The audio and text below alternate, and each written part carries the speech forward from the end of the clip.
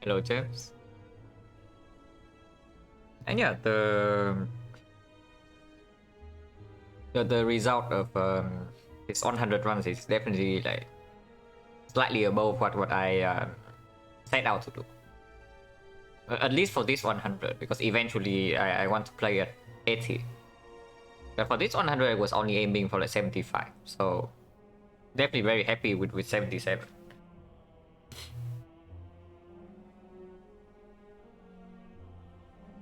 But yeah, before the pain of like boss swapping every single run starts, I kind of want to take a look at all the runs and maybe record like some of the stats, like maybe how many red forms I get, like what do I die to, and what are the mistakes in the first 50 that are not present with in the second 50. 80% boss score. With pyramid and then Pandora's box like cross out of the list, probably not happening. Yeah, thank you, Bishop says. But yeah, this was like the first run I ever done on stream. Yeah, relatively short because honestly before this before I started streaming, was not like playing slow at all. It only started the habit only started like slowly forming after I started streaming. Because you can see that the run right before this was when I play off stream, and it was like 59 minutes.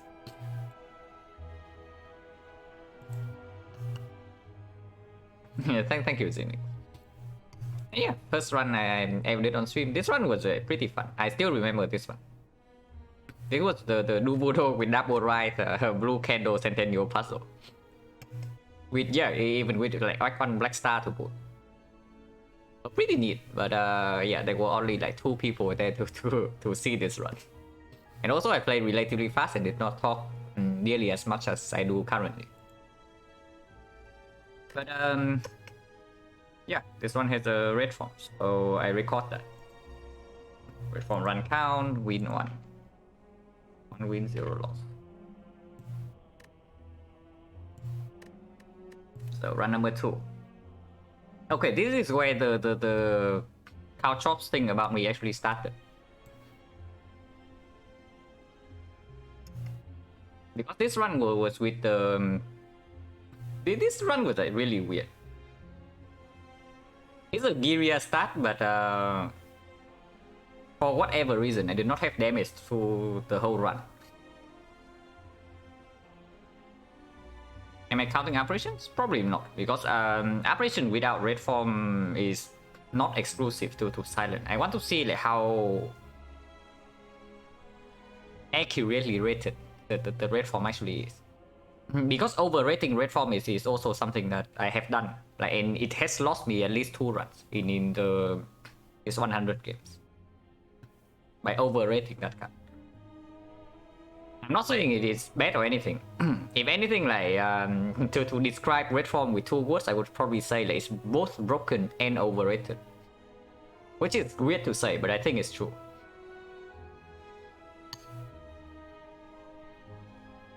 But yeah, this one was when the whole cow chop thing with me like started. Yeah, I picked cow chops first, the first floor of Act 3. Because for whatever reason, this deck is a Giria deck with no damage. And yeah, Giria starts with 3 strength and Phantasmal Killer, and it still has no damage. Because I did not find a single Blade Dance until like somewhere in middle of Act 3. And I was just relying on Bites Kunai, right? And Infinite Blades to scale up my dexterity and eventually just outscale everything up until the end of Act 3 with Bites. And then Kunai. But that would not work in Act 4, and I know that at the start of Act 3, so I picked the cow chops. And yeah, basically because of this pick, like, the whole thing with me and cow chops, it just started in other streams. But this one was pretty cool. Like the cow chops definitely got me very barely enough damage in the hard fight. This was like 1 turn away from dying, and also the first quote-unquote difficult run I did on stream. But yeah, no red form here and not a loss, so what am I recording? Okay, yeah, red form win rate and where my deaths are. Okay. Run number 3, okay. This is embarrassing, and we don't talk about this. Also, something bad happened here.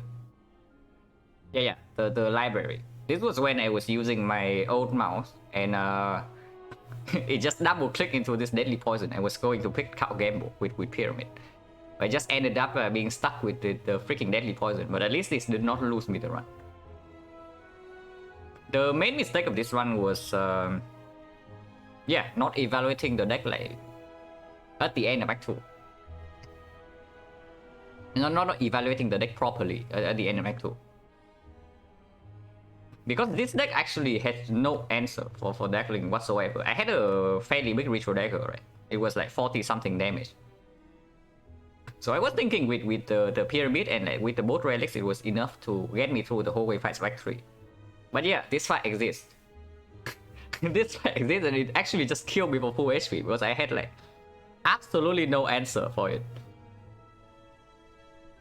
So after this run, I learned to actually take a bit more time before picking the boss reward in especially after Act 2. I mean, I still make these mistakes like sometimes. I still pick the wrong boss relic and it still loses me some runs. But it happens less often now. Also, misclicking here is like super bad, but at least it did not end up losing me the run. So yeah, one loss to Darklings already recorded, and no red form here. Also, what did I pick Nightmare over? Because the more I think about it, the more I think that this Nightmare pick is just straight up a mistake. And yeah, it probably is. But whatever. This was like some of the first runs on stream, so of course the plays are going to be sloppy. 4 win Toxic Egg, no red form. Yeah, just a bell into Toxic Egg and 9 Blade Dances, 4 Backflip Burst. This run meat on the bone, 3 red forms as win, so 2 runs with red form and 2 wins, 0 loss.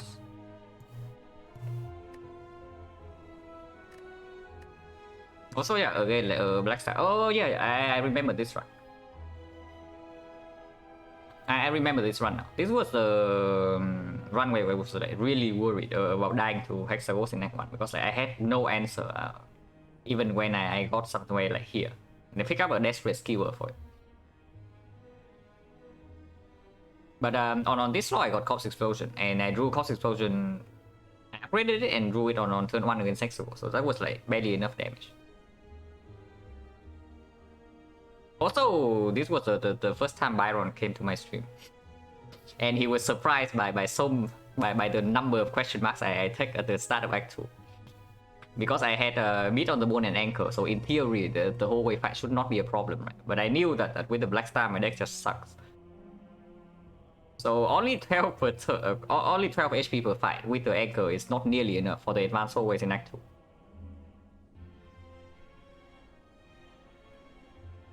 So yeah, already included red form and Black Star after Icon. It was up against some garbage and I have Corpse Explosion, so I just trade my HP against like the Slavers. And yeah, even with meat on the bone anchor, I was at like 20 HP on this floor. What's up, everyone, dude? So yeah, 3 red form runs with a Nightmare after a rough Act 2, like whatever, meat on the bone. This run I also remember. This one was basically lost by this fight. I wasted a duplication potion in this fight when I was like storing duplication potion and Ghost in the Jar specifically for Act 4. And also Time Eater was like being a super jerk. The attack pattern was extremely bad and I lost the Lizard Tail here when it should not happen. And so I lost the second potion and the Lizard Tail in this fight. And yeah, in Act 4 I just had no chance to win because this deck was all like 3 energy. But if I have kept this potion and pick up a couch shop like somewhere in this run, I remember I was offered a couch shop somewhere in Act 2. Or maybe in Act 3.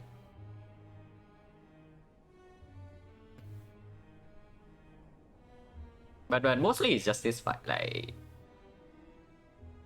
being scared of going down to 10 HP here costed me this one. So this one was just like potion use. But yeah, a red form and a loss. So 3 runs and 2-1.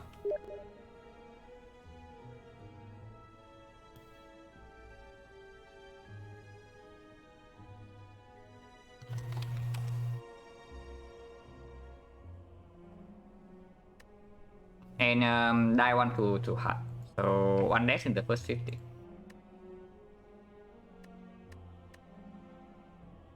Also, yeah, risk blade after that one. I mean, I had several bad dances and a red form. I remember this one. Like it was slime boss, and I had a red form in that one.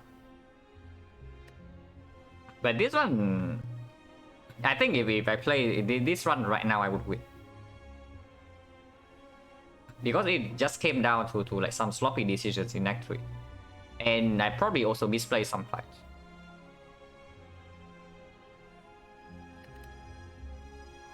Want to win, just Toxic Act 1 into Fusion Hammer into a bunch of like nutty relics. So not a lot to talk about here, like very fast one. This one red forms, wins, so 4 runs, 3-1.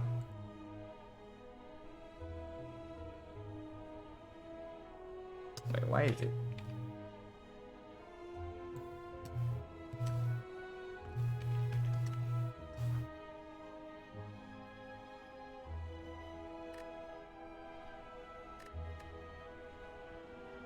But yeah, very strong start into like Pandora's box. So 4 elites like 1 into with these relics into Pandora's box probably was like very easy. This run I also remember. This one now this is a very interesting run. This was a 250 gold stat, but there was no shop. The other option was like, I think choose an uncommon colorless and then some garbage. And there were 2 paths to choose. One path was this. Only 1 elite into a shop. Which basically means that I go all in with the 250 gold. The only other path here in this seat I remember was like a path with 4 elites. But a force elite on floor 6 with only 2 fights before and another elite on floor 8 without a fire in between. So I took the quote-unquote safer path and the shop bricks. And the shop in Act 2 also bricks. And then I died. But right now I still do not know if this path is correct or not. Because the other path also has an extremely high chance to kill me. And picking an uncommon colorless, which doesn't even... The thing about uncommon colors in this seat is that if it doesn't give me like exactly dramatic entrance or maybe trip, taking a floor 6 elite with only 2 fights before is also not the thing.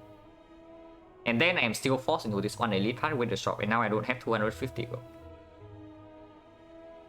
So it was just really weird. And then also in Act 2 like, it was like insanely below the curve, so I took some major risk and did not pay off. So I just died in the elite fight. So Savers kill 1 run. Okay, we don't talk about this one. At least I fixed this kind of garbage in the second 50. But yeah, this is just a classic underestimated Guardian and die with a 470 gold membership card, meat on the bone, Akabeko. Holy crap. So if I kill the Guardian here, this run is probably free, like afterwards. Like, I'm not been kidding. We have way too much gold. We already have front load for Act 2, and we have meat on the bone sustain, and also like some wing boot charges to even avoid some nonsense in Act 2 if needed. So yeah, a huge shock after Act 2, and suddenly this one is insanely over the curve. But we died to the freaking Guardian. So Guardian. Kill a run. I think in the second 50, we did not die even once to any of the icon bosses, so that is good. Definitely fix some major mistakes here. Onto the win with red form pellets.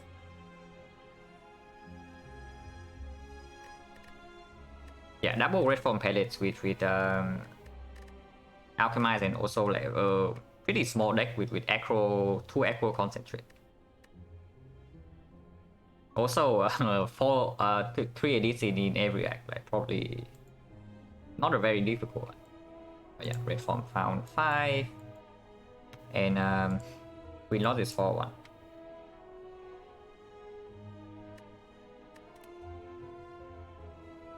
Frozen egg into fusion hammer, 3 red forms. Okay, 2 hours. Yeah, red form pellet again for fun load block for 9 turns, and then we just outscale everything with the kunai in those 9 turns. So nothing to talk about here, probably. So 6 and 5-1.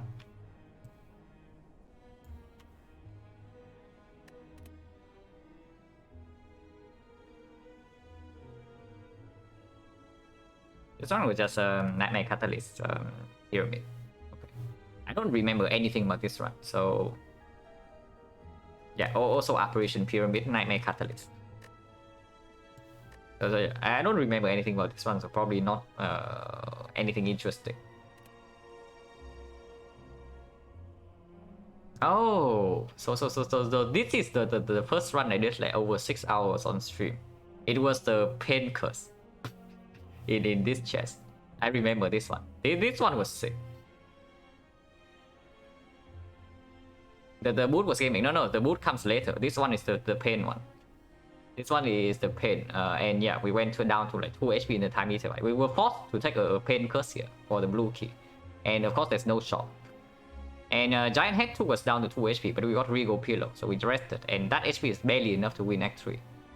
And yeah, again, in Act 4, we went down to like 3 HP against the Hut. Very nice hard fight, by the way. But should not have been a win. I mean, it was a win, and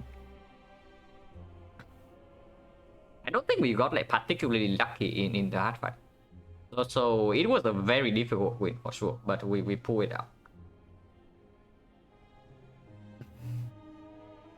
But this one was pretty sick.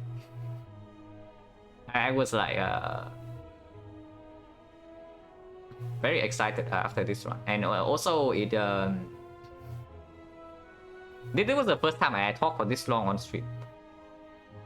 This was the first time I talked this long on stream, so the consequence of this is that I had a sore throat for the next 2 months. But yeah, totally worth would do it again. Zero margin, yeah, definitely, especially in the boss gauntlet. Like, holy crap, these fights are stressful. I think the moment we stepped here, the run timer was only like slightly over 4 hours, and then this 4 fights took 2 hours and a half.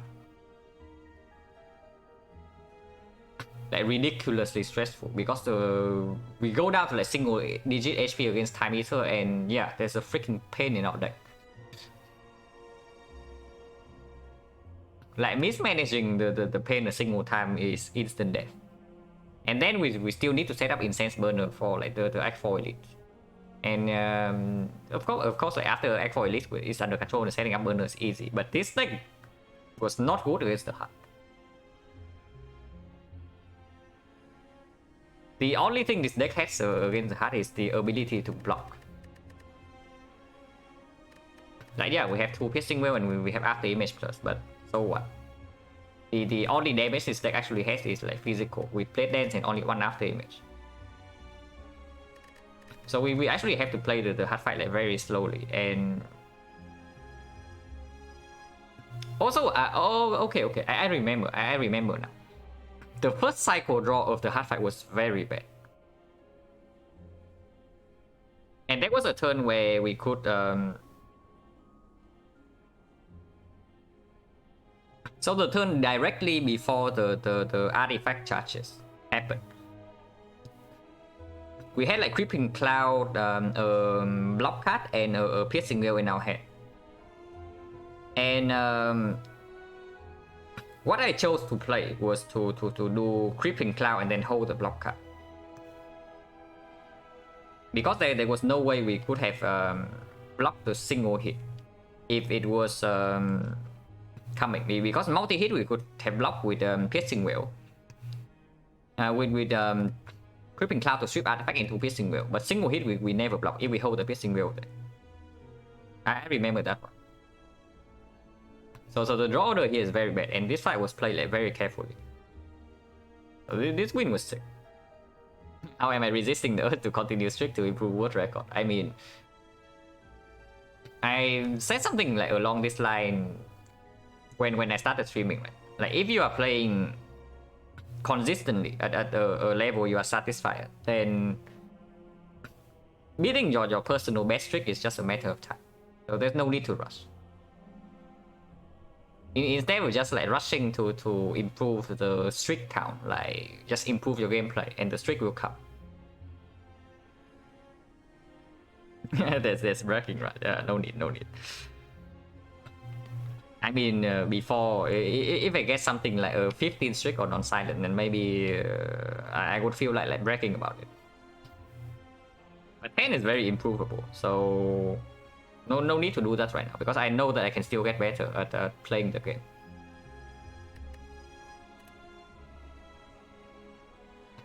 Oh yeah, no red form here. This one, red forms a win, Pyramid Act 1, Incense Burner, Sack Bandages, Mummify Head, yeah. Probably not much to talk about. So 7 runs with red form and 6-1.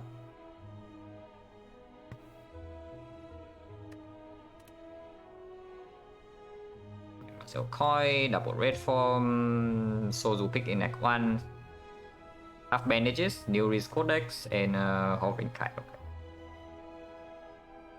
So a run that can pick Sozu after Act 1 is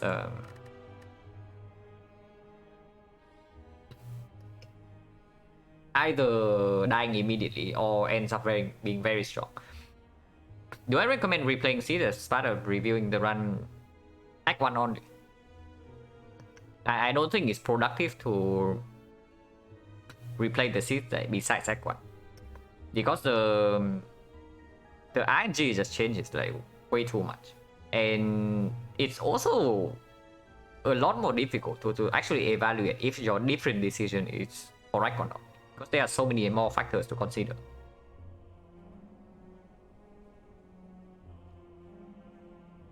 Yeah, this one red form, so 8 and 7-1.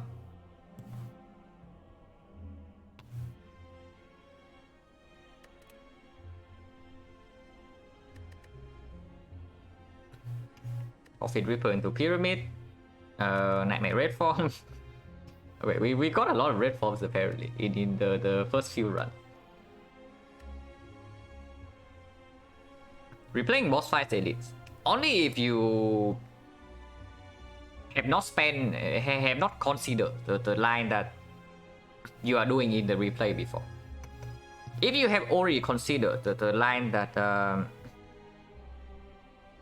can quote-unquote win the run, will win the fight before you do the fight, but then you conclude that that line is actually not good for a number of reasons, then there's no reason to. Because it all comes down to like percentage plays, right? Your decision, let's say you take a decision that has a 70% chance of working out, and you discard the other decision which has a 50% chance to work out. And then yeah, you just lose the 30%. And then you replay the fight and the 50% wins. Does it mean it's a better line? So not really, right? And you already know that. So it's not really productive. But if you have not like considered the line before, like for example, if you are unsure whether using a potion, like something like you save the cultist potion water heart, but then the time eater is being nasty in the first 2 turns, and you are unsure whether to use the cultist potion there or not, and then you don't use the cultist potion and then you lose the fight, then maybe you can replay to see if you get to Act 4 without the Cult Explosion, would you win or not? Something like that would be productive. But yeah, Triple Pyramid, Nightmare Red Form, probably not too difficult. So 9 and 8 1.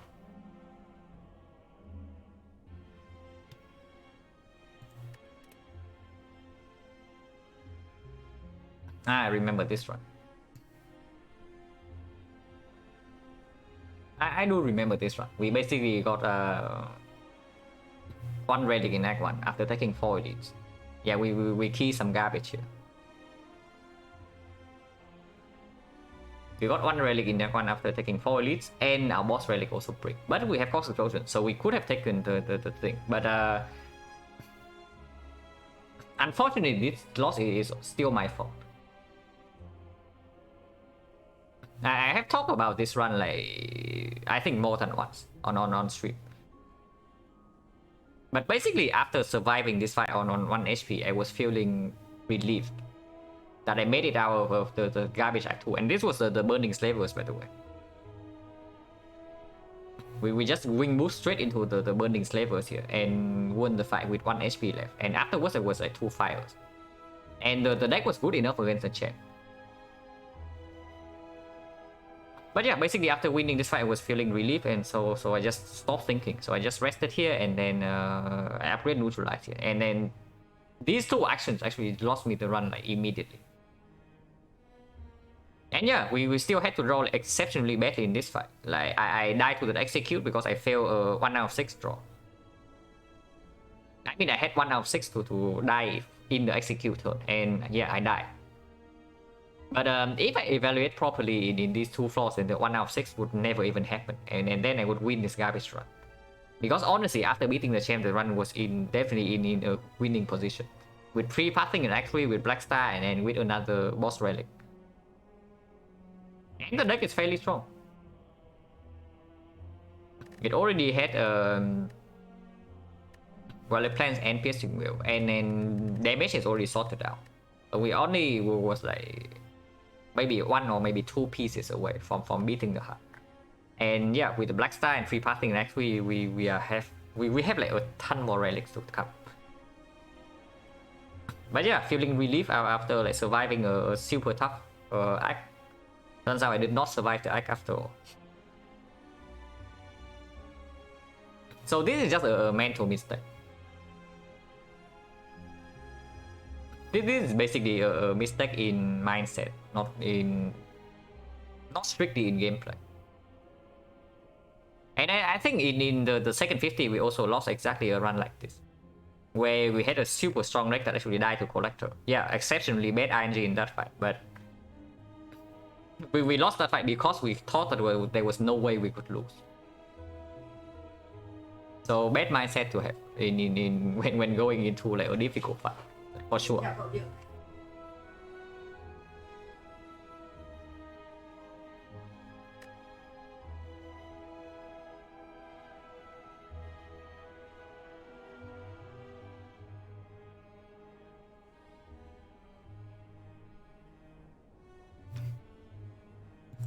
Yeah, sorry, I had a visitor. But yeah, this is just like mindset mistake. But we died once to the champ, and no red form here. Champ 1 death.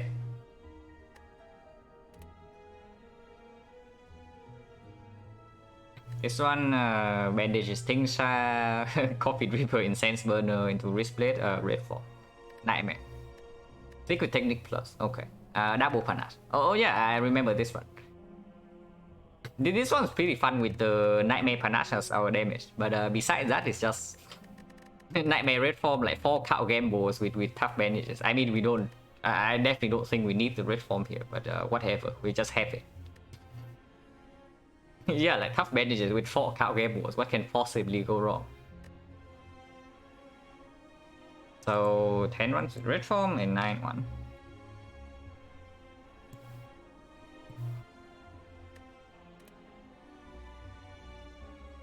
Okay, successful Black Star run. Frozen Eye, Lisa Tail.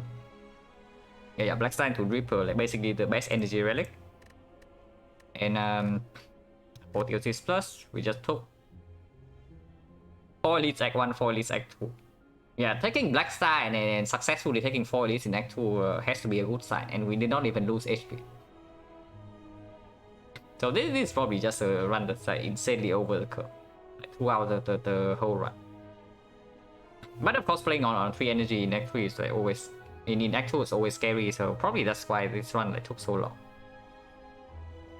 But yeah, no red form here and no death. Double red form, double catalyst, Funnel Snecko Skull catalyst with potion bell. So, and gambling chip. And yeah, bottle tornado.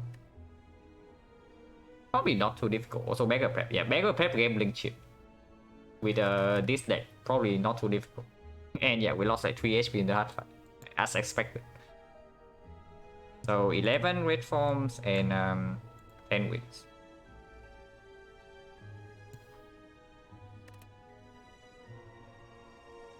Yeah, red form fusion hammer, no apotheosis though. We just have 2 red forms. But ice cream, incense burner, toxic egg. Toxic egg came very late.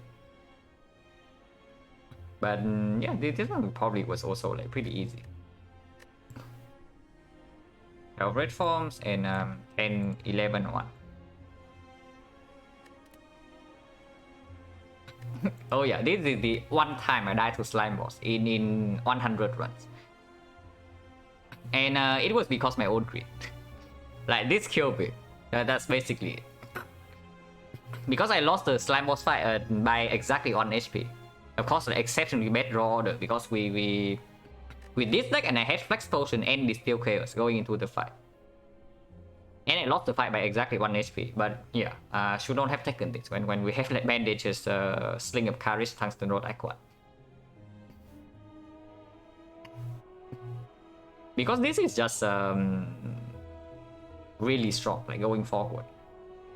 So greeding this gold, honestly no reason to, because we were not even losing like that much gold. We spent almost all our gold here already. It's only losing 37. I mean, of course I instantly clicked this because of Tungsten Rod, we only lose like 1 HP less, but it turns out like we just die here. So this is the one time the slime boss killed me, but actually my greed killed me. And not really the slime boss. So yeah, slime boss killed 1. And of course no red form. Because it's like before the Icon boss. Double red form plus. Astrolep, Pyramid, Frozen Eye with 2 Tactician. Fairly mediocre relics besides a few very good ones, but the good ones are really good. And the deck is strong, so probably not much to talk about here. 13 runs with red form and 12 1. Yeah, I can see why I would like overrate red form near the end of the first 50, because the initial runs are like super good. Like 12 wins and then 1 loss with the red form.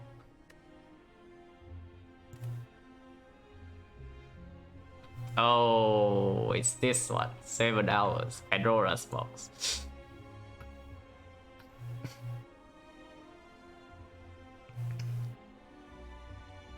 Yeah, if you are wondering why this one took so long, if you're wondering why this one took so long with like pretty good relics in Act 1, I have an answer for you. Wait, I have the screenshot like somewhere.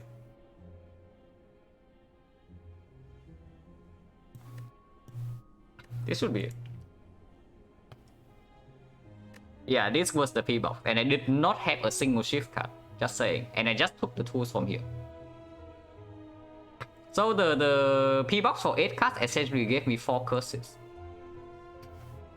4 curses, no block card, 3 extremely mediocre attacks, and a PK, so PK was good.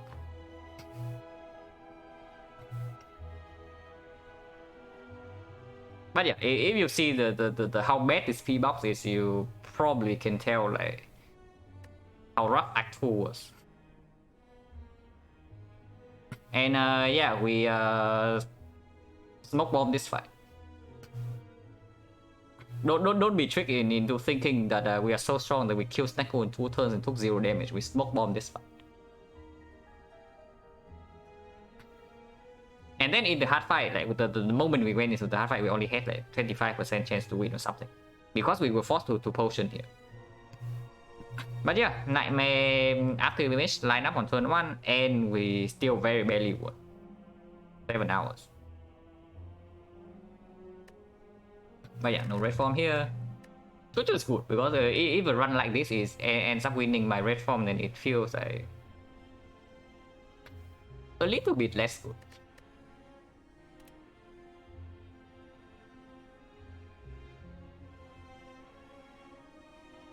Yeah, this is probably much better people. There's double red form, there's burst plus with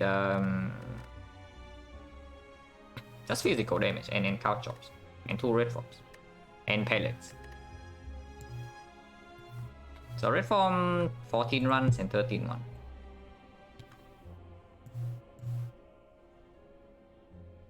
Oh yeah, the P box one was this one was part of the 10 streak, so I remember now. So yeah, from here on we are the next few runs are all going to be like wins.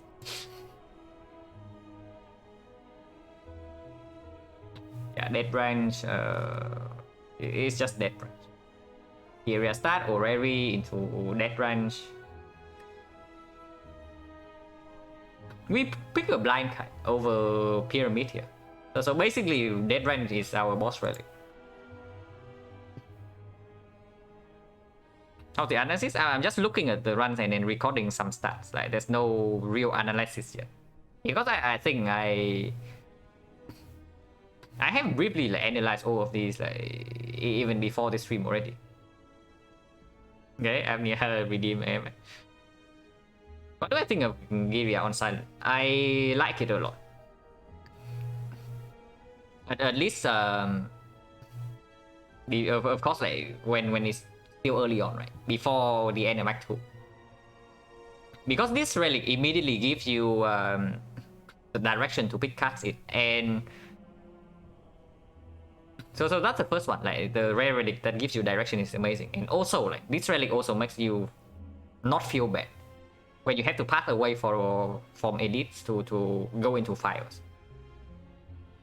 And it basically gives you a damage solution for the whole run, like immediately. And then that always feels good because you only need to figure out like how to block.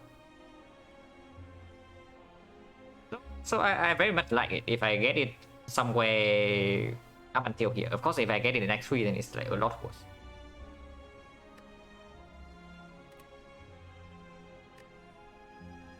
Yeah, red form pyramid. Yeah, Philo stone. I did not like. Wait. No. Hang on. This is not an easy run. This run was when the mood was out damage. I remember this one now. I just see like red from pyramid incense burn and I thought this run is easy. yeah, 6.5 hours. This was the mood run. We bought a Riddles with holes here, and then we bought another Riddles with holes here for full gold in 2 acts. Yeah, this is the mood run, buying 2 Riddles. And then red form we did not even get until like this point. So the first 2 acts we did not have anything. Yeah, this was the boot run, and then we went down to like 4 HP against Book of Stabbing. We had to duplicate a riddle with holes here on turn 1. Yeah, the boot. This run was like hard carry by the boot, and even in the champ fight. Without the boot, we would not have enough damage in this fight, like for sure, even with 3 operations. This win was pretty sick. And then yeah, also like another example of how the run summary actually doesn't say like everything about the run. Like you just see Pyramid Incense Burner, red form operation, and you think this run is easy. But yeah, surviving until this point is like freaking difficult. This one was sick. It was sick. But yeah, again, it's a red form pick and a red form win, so we record that. So 15 red forms and 14 one. So yeah, as expected at the first game, that it performed exceptionally well. Probably why I overrated like so much, which maybe lost me like 1 or 2 runs. But ours, this one is probably just an actual red form run. Hovering Kite, Penrose Box. Secret Technique Apotheosis. Okay, yeah, so almost a bottle of Apotheosis, kind of. Just Kunai, Lizard Tail, Alchemize. So probably this one was not too difficult, even though the time is fairly long. Also, something I have noticed is that in the second 50, I tend to actually play a lot faster on average compared to the first 50, but I also play better, which is pretty funny to think about. But maybe life coach is right. Maybe playing runs like longer than 5 hours just counterproductive, and we should just do like 2 hours and a half run.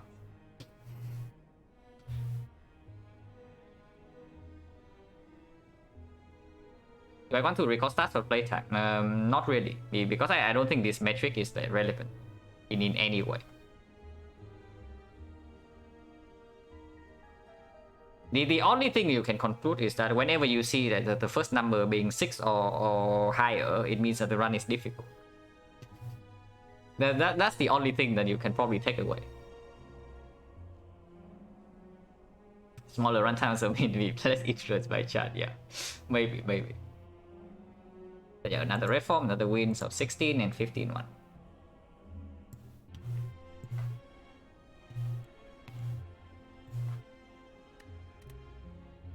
Yeah, another red form, another win, P box. Was it the infinite? No, there's no setup, so this is just a P box. So 17, 16 1.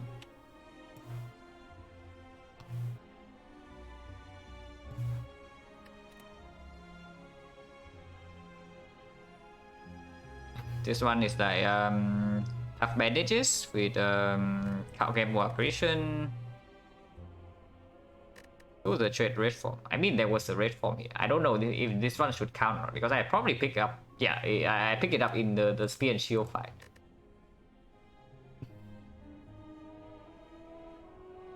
I guess I should make another column, because in this kind of run, like, the red form definitely does not matter. Oh yeah. This one was the 3 potion for 2 shot. Yeah, it's true. Now that you say that, I remember now. Yeah, 3 potions into floor 2 shot. So Icon was really cool. The passing decision won this run, like, for sure.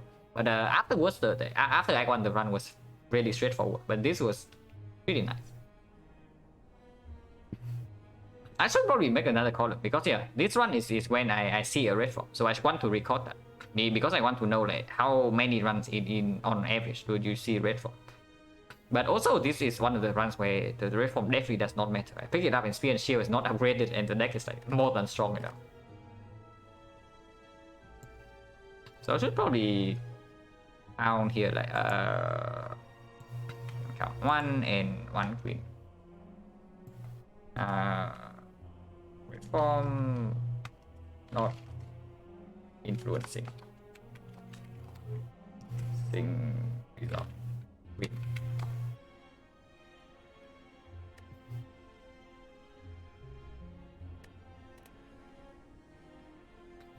Yeah, Nightmare red form. A lot of Nightmare red forms apparently in the 10 streak. Yeah, crazy long deal. I remember this one now that you say it. I think I spent like 35 minutes on floor 1, on floor 0. Because the pathing of this seed was extremely weird.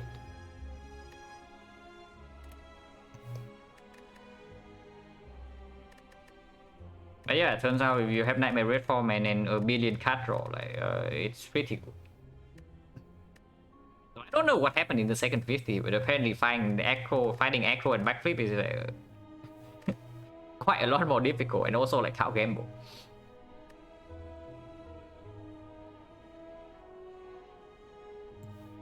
But yeah, 18 and win loss is 17 and 1. Yeah, this is just the last one in the 10 streak, and we got infinite from the P box. We just pick up Nightmare Reform as a precaution against like Time Eater. We did not even see freaking Time Eater. Streak, current streak is 9, but I'm not going to continue it for a while because I'm doing more squads right now. Okay, not right now, but after this. But yeah, this is just a like infinite from P box. Even with Nightmare Red from here, we are still infinite on turn 1, by the way, because of a setup plus. Yeah, you can count this because it does influence the win. It just guarantees that we always win against Time Eater. So 19 and 18 and 1.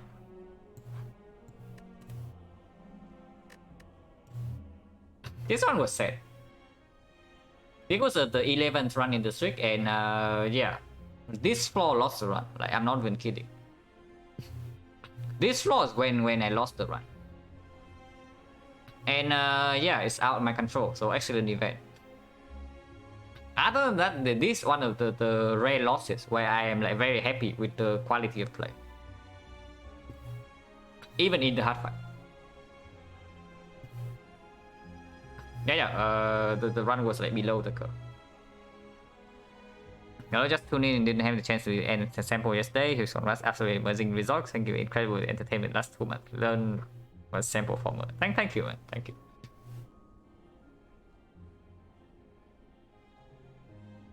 Yeah, this is one of the rare losses where I am not unhappy with the decisions I make in this run, like big or small, and even how I play in fights.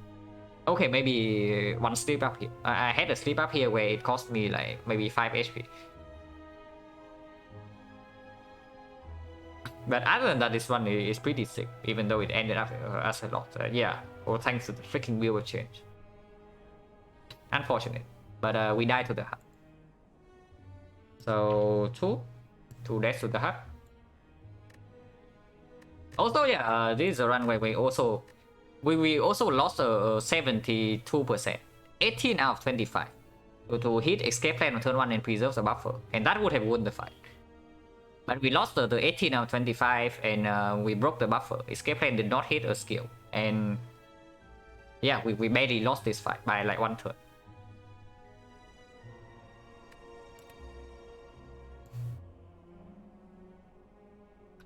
This one, paper crane, double leg sweep, and then red mask paper crane, make a prep kunai. Yeah, sure.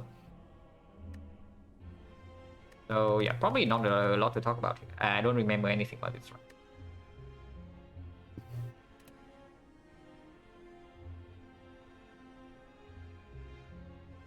This one was yeah, tragic. the hard fight.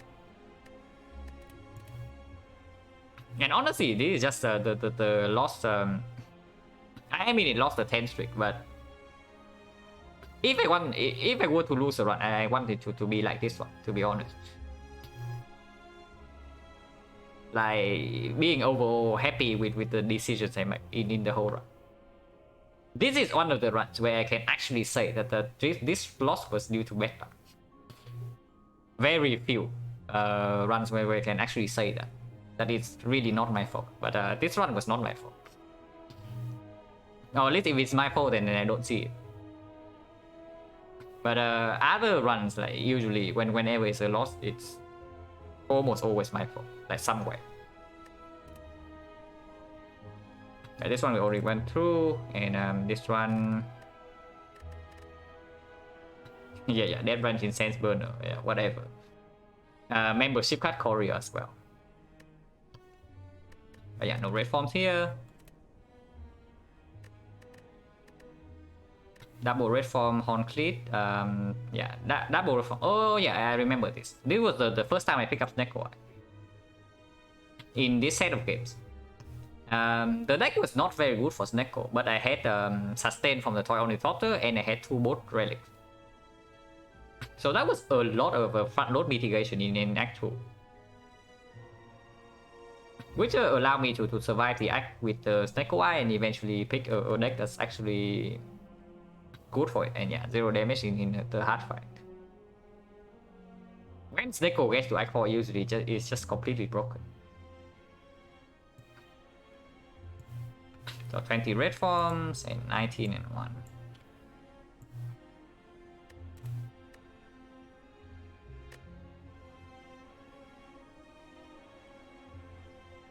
This die to the heart with the red form.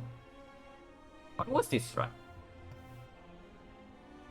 It's weird that I don't remember a lot, but I don't recall like...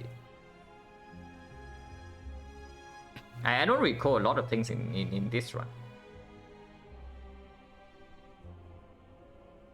Oh, okay. Now that I look at the Caltrops pick up from the elite, I remember. This was the run where we just drew every single block card in our deck on turn 1. I remember this hard fight now. Now that I saw the Caltrops pick in deck 4, after the edits. Yeah, we drew every single block card in our deck on turn 1. So we ended up being like super behind on damage and also cannot block for the first cycle at all. So yeah. Now that I see this, I actually remember this run. But yeah, red form and a lot. Die too hard. 21 and 19-2.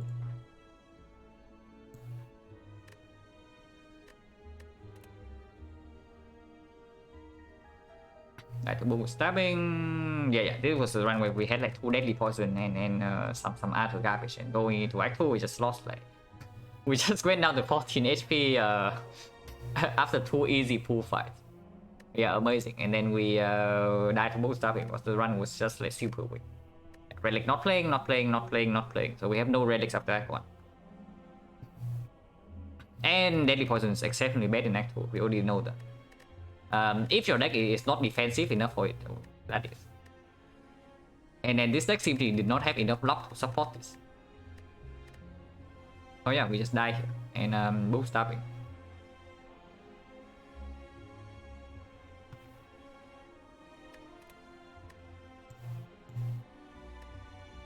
Yeah, Peace by first floor, Kunai second floor into Pyramid, but and Sundial, but we did not go infinite. Yeah, Pyramid red form with double Caltrops and Incense Burner Paper Crate.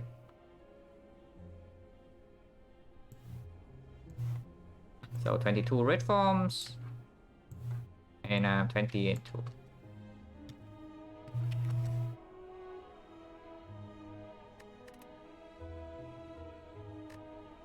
Already first shot.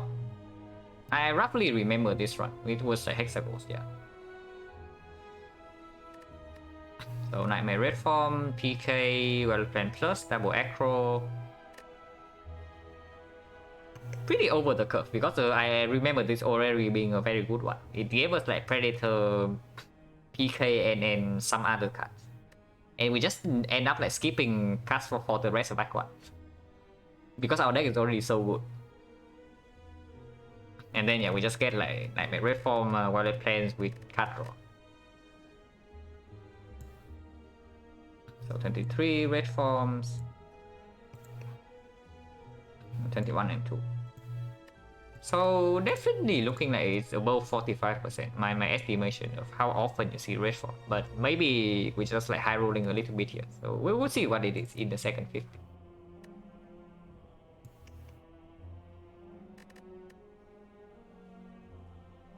But yeah, super sustain with Akabeko. Going to Act 2, Preserve Insect, and Kunai Shuriken. Yeah, this is just like double after image with Kunai Shuriken for the hard fight. Okay, what the hell happened here?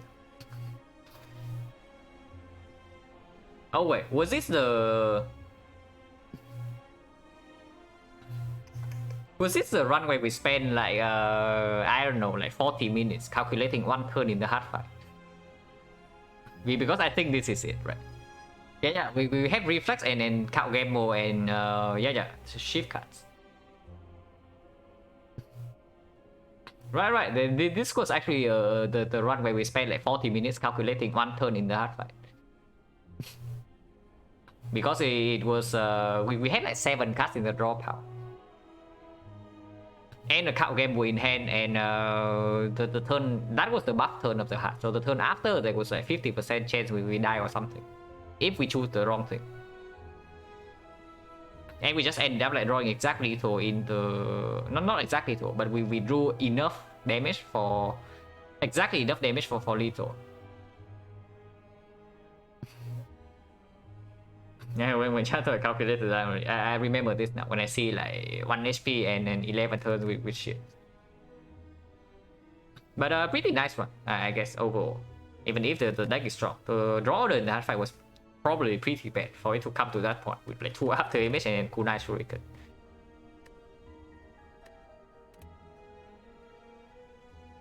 Yeah, first death to the north in the sample, and this was when we were passing for like 4 elites in Act 1. And our draw order in this fight was exceptionally bad.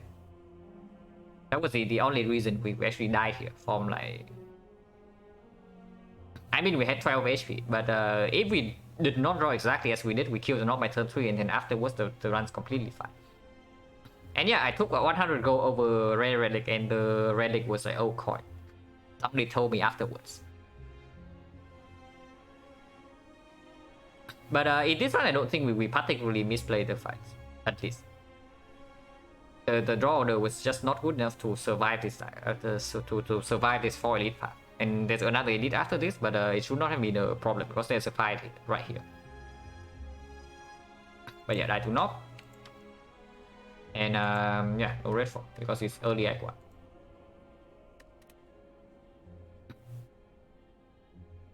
Okay, don't look at this.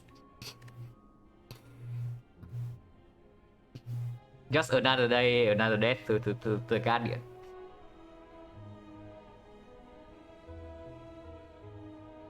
And yeah, the problem with this act is that of course we did not get real relics, but the problem with this act is that I just pick up like some dagger sprays and I say that they are decent upgrades. But this card doesn't play at all in this fight. So instead of dagger spray, I could have picked up something that is actually doing things against this boss. But instead we just die here from 37 HP because yeah, we did not have a single card that's actually good at dealing damage to the Guardian. Yeah, we had less swift to block in, but so what? If you don't have enough scaling damage in this fight, like eventually you just die. It's not as bad as XecnaR, but it slowly kills you. And yeah, another day, another death to the freaking Guardian. So Guardian kills twice, and no red form here.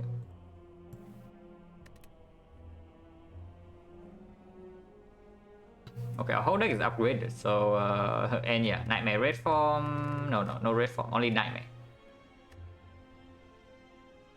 Yeah, Nightmare Incense Burner with 3 footworks, and then our whole deck is freaking upgraded.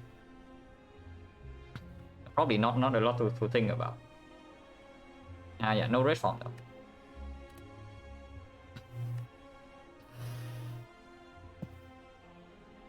Okay, this stops in the second 50, I promise. This thing stops in the second 50. But it's here again. Like these relics, and we die to the freaking Guardian because we pick Masterful Staff over Deadly Poison plus somewhere here. Where was it? Where was it?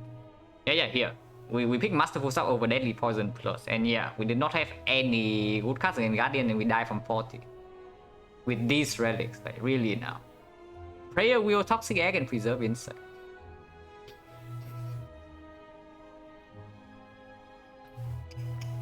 But yeah, good thing we fixed this in the second 50, because I would lose my mind if this continues to happen. Yeah, 3 deaths to the Guardian. So just fixing the Guardian instantly give us like potentially 3 more queens. We convert like 6% of the first 50 for the second, and I think we also won 1 run by not like instantly picking red from after Act 2.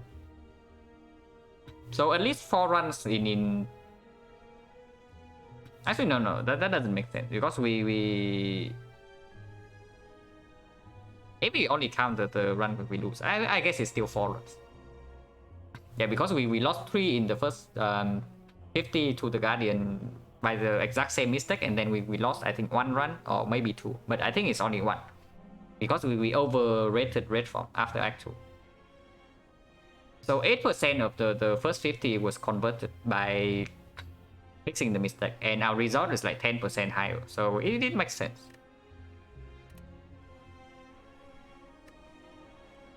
Yeah, Buster Crown Act 1, we picked Buster Crown because we have Nightmare Red form already in Act 1.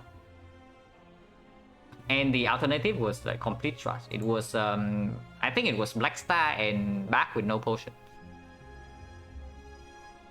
So we just picked the crown, and yeah, we got Nuri's first relic and easy run. So another red form, 24. 22 win, 2 losses.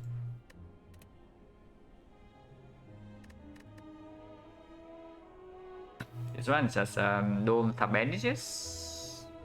We don't have anything to actually use tough bandages though. And the hard fight was fairly close, so I guess we were not that strong. But I don't remember super special things about this run. Whatever, we move on. Ah yes, this is when it starts. Was this the run? No, it was not. It was not. This is not the run where we overrated the red form. It was the run after this.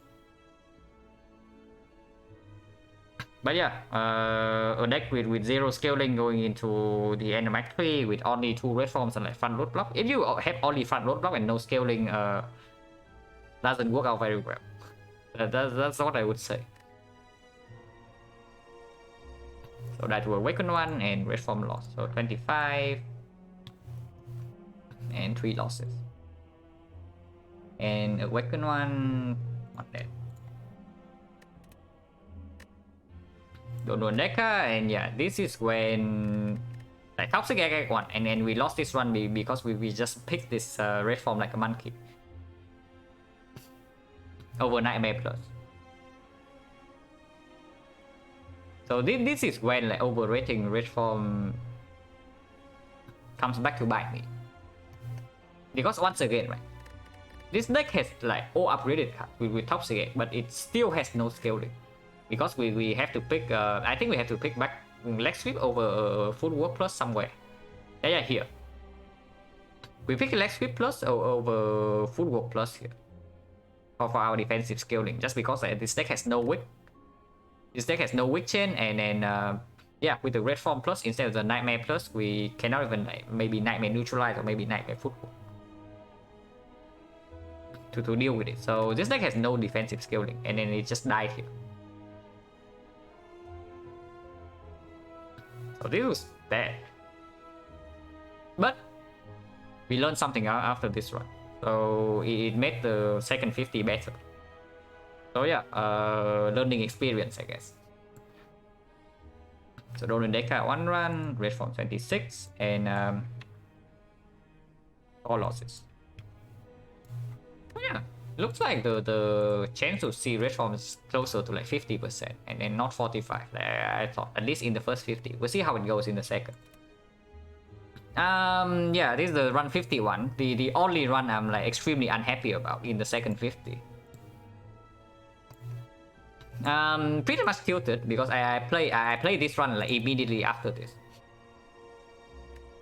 so I was upset, and then yeah, definitely show. It says that I die to Luther, but really it's to the north. Yeah, it's just upgraded terror and run straight into this fight with no consideration whatsoever, and yeah, too badly, almost die and die instantly here. So this one I'm not like. It's the only one I'm like super unhappy about in the second 50. Maybe one other run, but this run is exceptionally bad. It's just straight up a throw. Yeah, second 50, die 1 to no.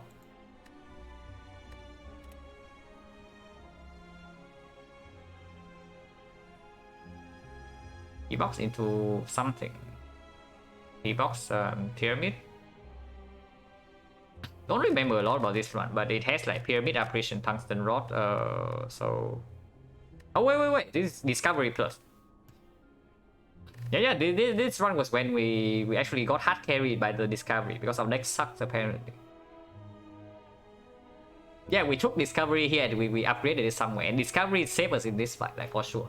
We lost Lizard Tail here, and discovery gave us a red form to actually not die in this fight.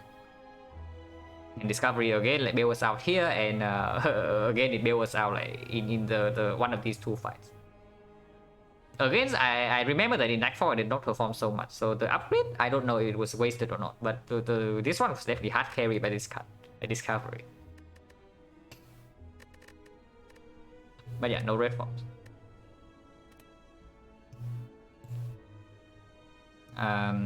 We bought a blind palace because the shop sucked. Oh yeah, it's just mummified hand death branch. And birthday zone. Okay, I remember this one. This one was when like somebody came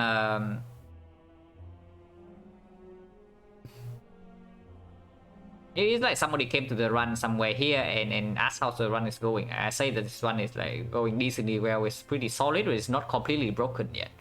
And yeah, what happens is that like 5 floors afterwards the run is completely broken.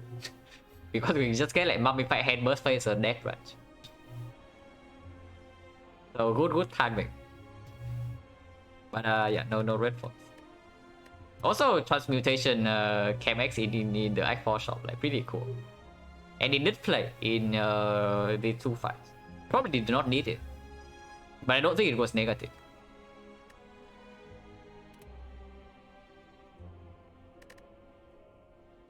Tingsha double nightmare for operations. Yeah, gambling chip. So not a lot to talk about probably. Nightmare red from pyramid. Kite outmaneuver head speed. Also below 4, so probably not too difficult. Also 2 cup gambles. So 27 red forms and 23 wins.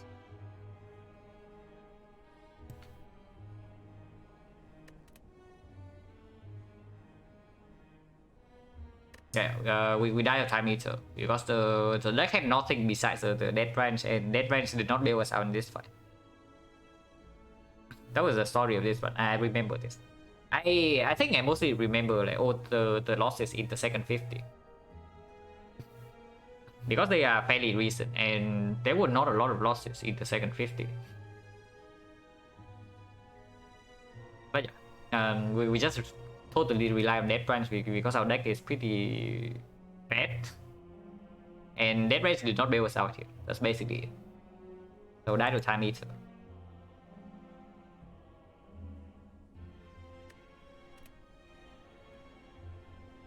Yeah, Tory paper crate and 1 HP mass bandit game. We took this fight because we got a smoke bomb. So for one, smoke bomb actually won us this run. Because without smoke bomb, we would not have taken this. Also, yeah, we pick a card in the library at 3 HP. Because resting would have been losing. So really difficult act 2 just because of the Astrolabe bricking.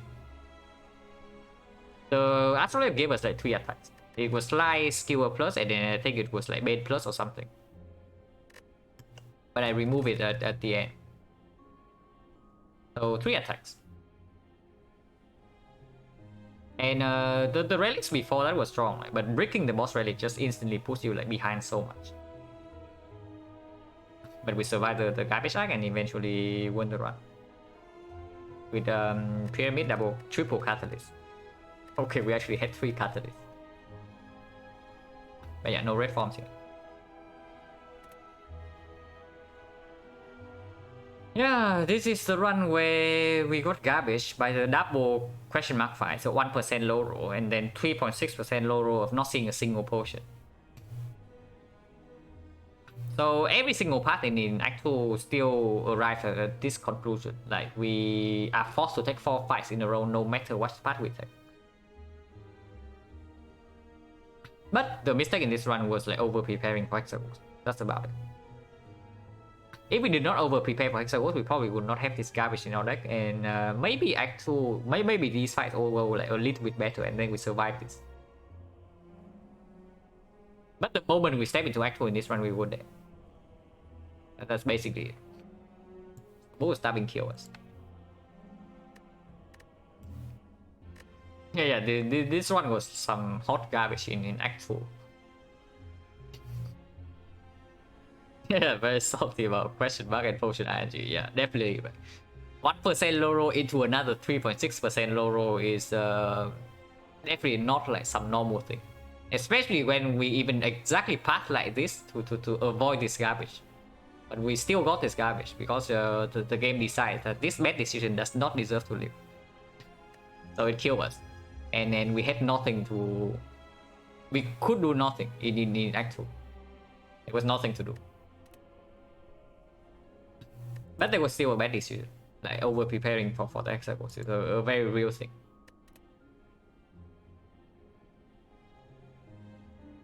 Let's run Tungsten Rod, Gambling Chip, Frozen Eye, fairly short run. And Alchemize double Catalyst, okay. So we probably just bursted the heart down in 4 turns. Yeah, as expected. When I see double Catalyst and then Alchemize and like Gambling Chip, it probably just means that we get 200 poison down turn 1. Or something close. And yeah, we even have the apparitions. So this one, probably very easy. Okay, maybe not very easy, but probably not difficult. Yeah, Reform Plus. Reserve Insect first Relic, like usually a sign of a very good run, and then like that. So no energy. So it's a run with 3 energy, but the deck looks super strong. And again, like triple Catalyst and a red form. So yeah, 5 turns hard fight. Like whenever we can save potions for the hard and we have more than 2 Catalysts, the hard fight probably just goes. The hard fight is probably just over instantly. But yeah, 28 red forms and 24 queens.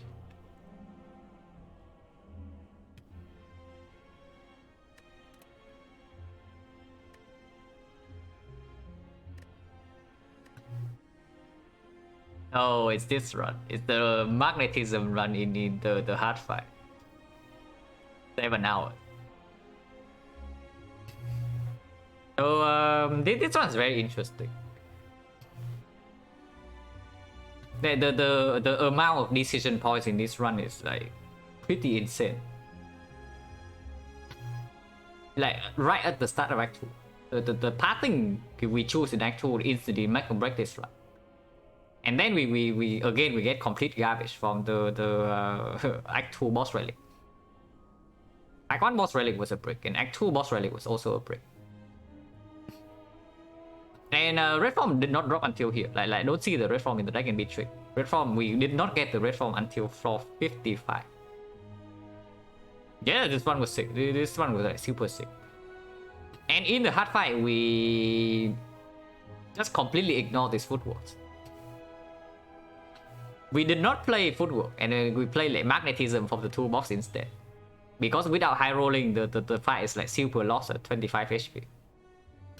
And yeah, first card Apotheosis. And we also had a power potion going into this fight, which was another red form. So with Apotheosis first card, we actually had 2 red forms in this fight, and even then we was like very close to dying. But we would. And then this one's like super sick. But yeah, it's true. Without this card, we would not win the hard fight. So we can definitely count this as a run where red form influenced the outcome. 29 and 25 and 4.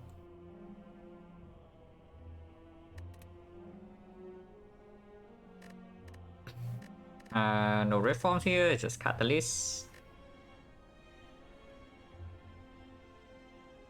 Wait, was this the... No, we do not have a pyramid, so this was not the run where we hash picked the Catalyst plus. So why do we have a freaking Catalyst?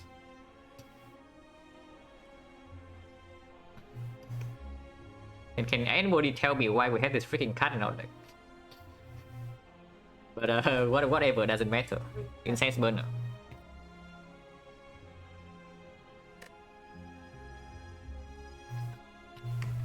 Wait, bear back a little bit. Like 3 minutes.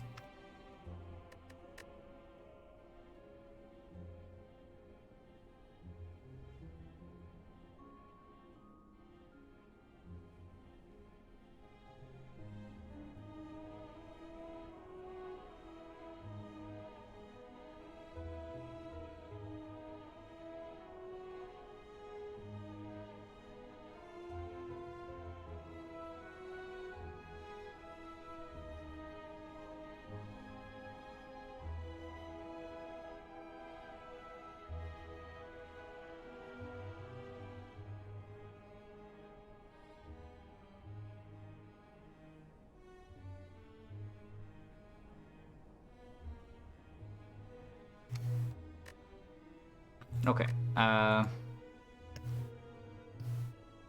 Thought Poison might come out, never did. Yeah, I also thought it was this run, but it was not. I distinctively remember that the run where Hash pick Catalyst was with Pyramid and Burst. And it was not this run. So I don't know why this card is here. Like maybe, where did I pick it up? It had to be somewhere in Act 3, right?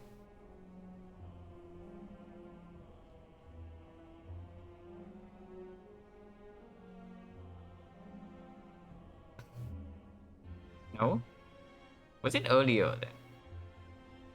Did we transform into it or what?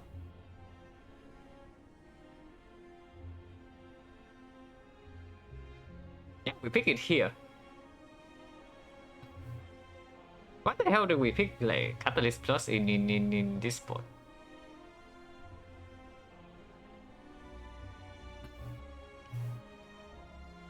And we also skip a bunch of deadly poisons.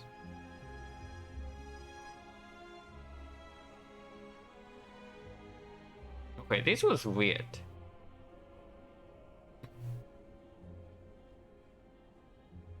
Yeah, this was very weird, but whatever, I don't remember.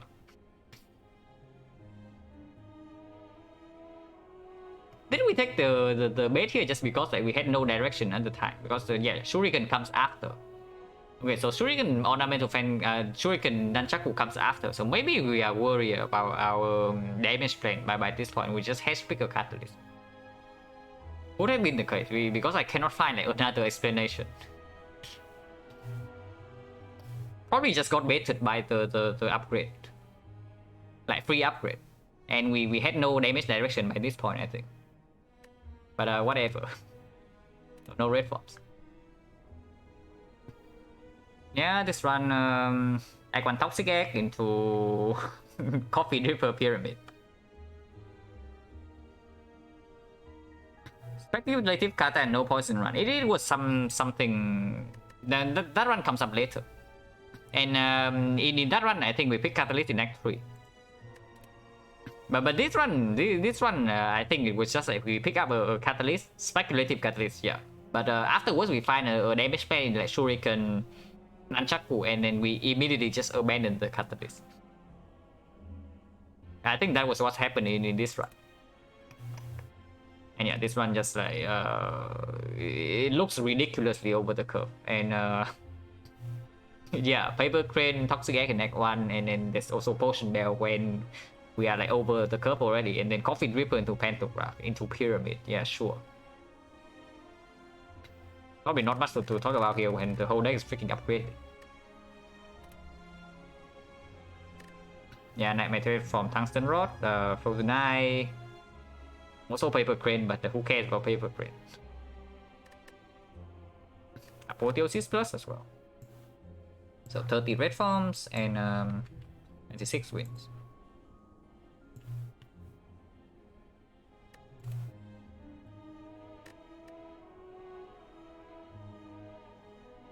Toxic Egg, was this a potion run? Yeah, this was the potion run. We had 3 Alchemize, a Potion Belt, and no deck.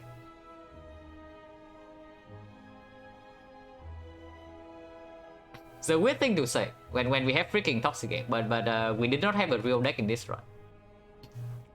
We just threw potions at every enemy until they die. Yeah, our relics were good. But we did not end up like playing into them. We just threw potions in every single fight, like up until like, even here. Yeah, time meter 26, awaken run 52. Like taking this much damage in the boss scout always tells you something about the state of the run. But in Act 4 we could actually use our wood potion, so of course it went better. But yeah, it's just the back potion bear with 3 alchemize. And then not a real deck. But yeah. Still a red form, so 31 and 27. Also, red form win rate is going to be inflated a little bit here because we don't lose a lot in the second 50.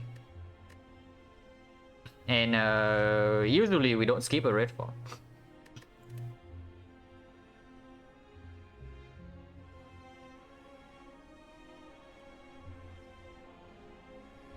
This run, yeah, Fusion Hammer Apotheosis.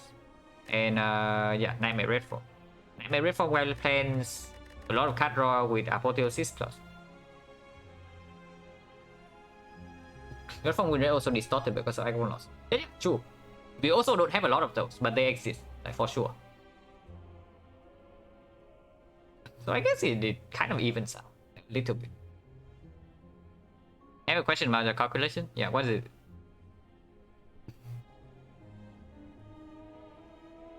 How often do I calculate hard probabilities for draws heads? Only if I feel like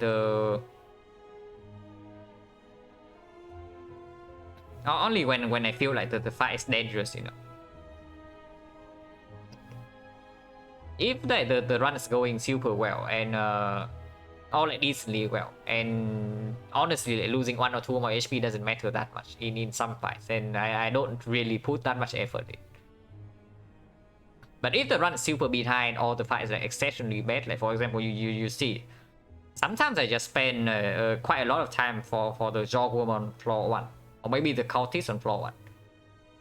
It's because when we draw like super badly, I do that. But otherwise I don't care too much about like losing 2 HP instead of 1, like whatever. 1 is not. But if the difference in result is like super impactful, for example, you just lose 10 more if you miscalculate, and then definitely I do that. But yeah, another red form, so 32, 28 and 4.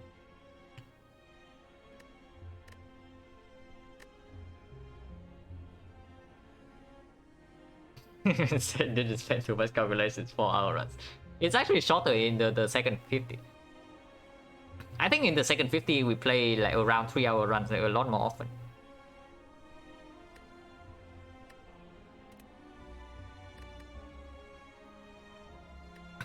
Ah yes, this is the Busted Crown over Fusion Hammer into Toxic Egg Prayer Wheel.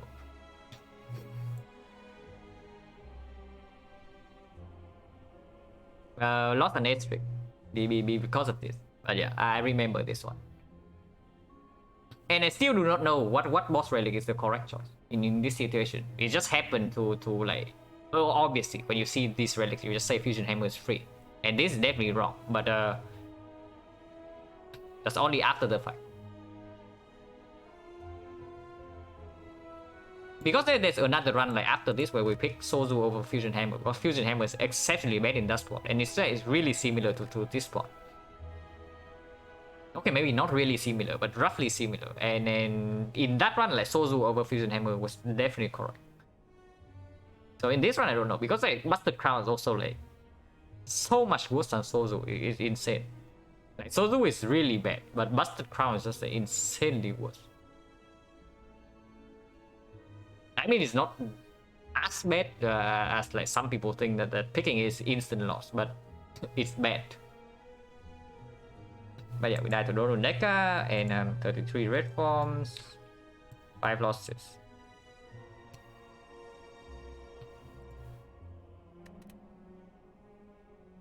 Yeah, mid on the bone first relic, double blur, pyramid, mark of the blue. But yeah, we pick mark of the blue, and after that I don't think we lose single HP. Yeah, definitely. We did not lose a single HP after picking Mother Blue. So yeah, and also with Pyramid, the consistency of this deck is really high, and also Tungsten Rod Red Form. So even for like fast front load blocks, the moment we draw into Red Form, we are safe. In the short fights, and in the longer fights, the consistency of Pyramid and the deck being like all upgraded is definitely going to edge out. Yeah, 34 and 29 wins.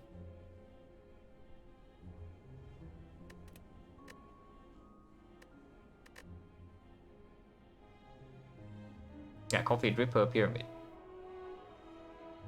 Anytime you see Coffee Dripper Pyramid or like the other way around, like Pyramid Coffee Dripper, the run's probably going pretty good. And then this is the run where we pick like it is a run where we pick Speculative Catalyst. Yeah, no, wait. Did we? No, it was not, it was not. We just have a 9.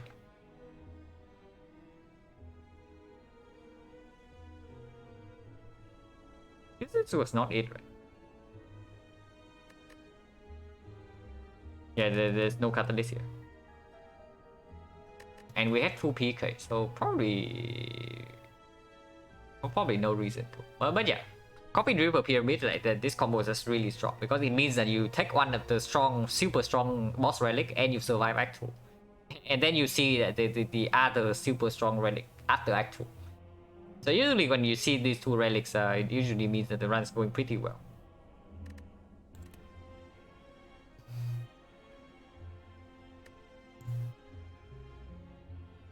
Do I ever not take Reaper? Yeah, plenty of time.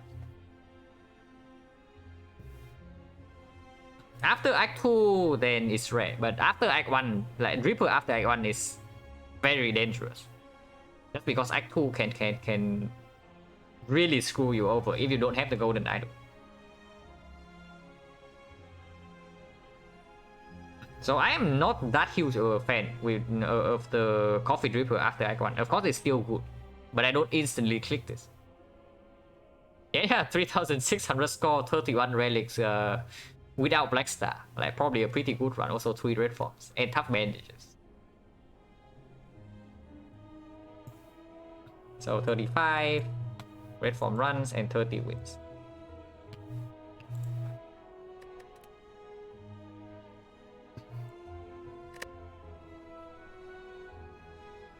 Coffee Dripper Catalyst. Assumes.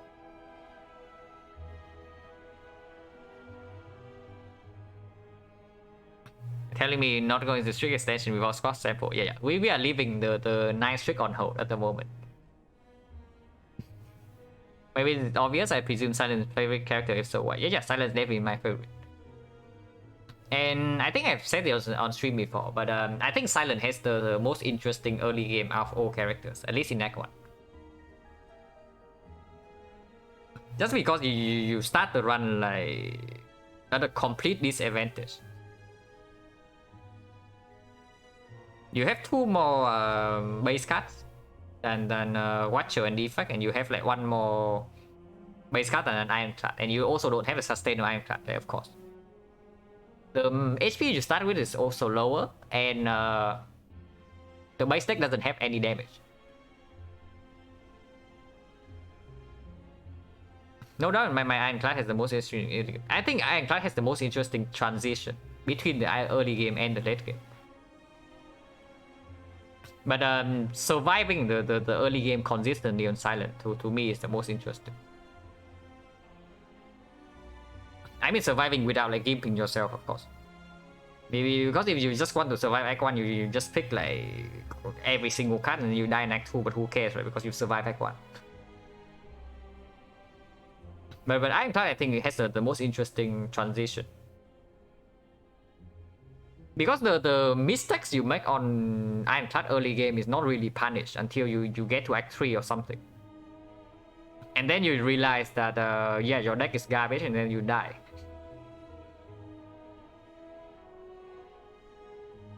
But in Act 1, like Ironclad definitely starts off on floor 0. Ironclad starts off like way over Silent in power level. Like that's for sure. And the game changes a little bit, right? For Silent, the game is like how much do you have to give up in order to actually have a strong enough foundation going into Act 2. Like you have to give up some death floors and a bunch of other stuff, and you have to pick up more garbage. Ironclad is like the reverse, I think, where you ask yourself, how do you utilize this massive pool of HP, and how greedy can you play in Act 1? It's like the basically the opposite direction of Silent. But Ironclad is not like as overwhelmingly strong as Watcher, so you cannot even be too greedy. And I think that's where the interesting part of Ironclad comes in, for sure.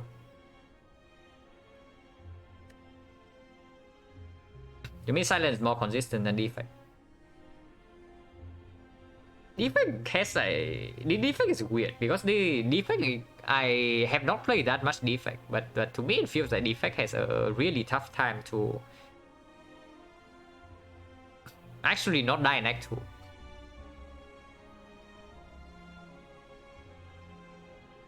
Like Act 1, honestly, Defect only has one trouble, and that's the knob. And then even the knob is also not a problem, if, of course, if you see good cut, because bow landing is completely insane. I guess against sentries, you also need a potion, because if you rely on like lightning damage against sentries, then you always you also suffer. But one potion and maybe one frost off, then suddenly sentries is free.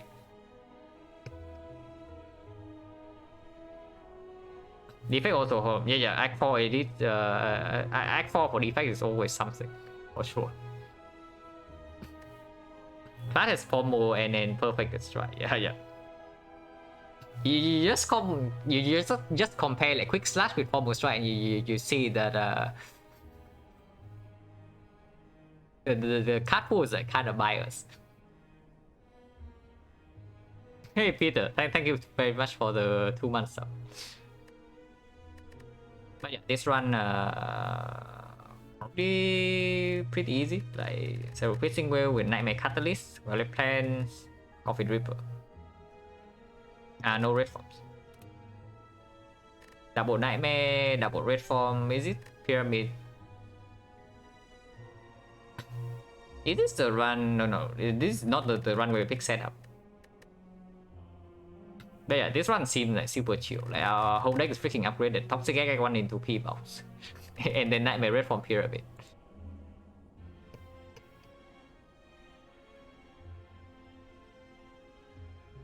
So 36 and 31 and 5.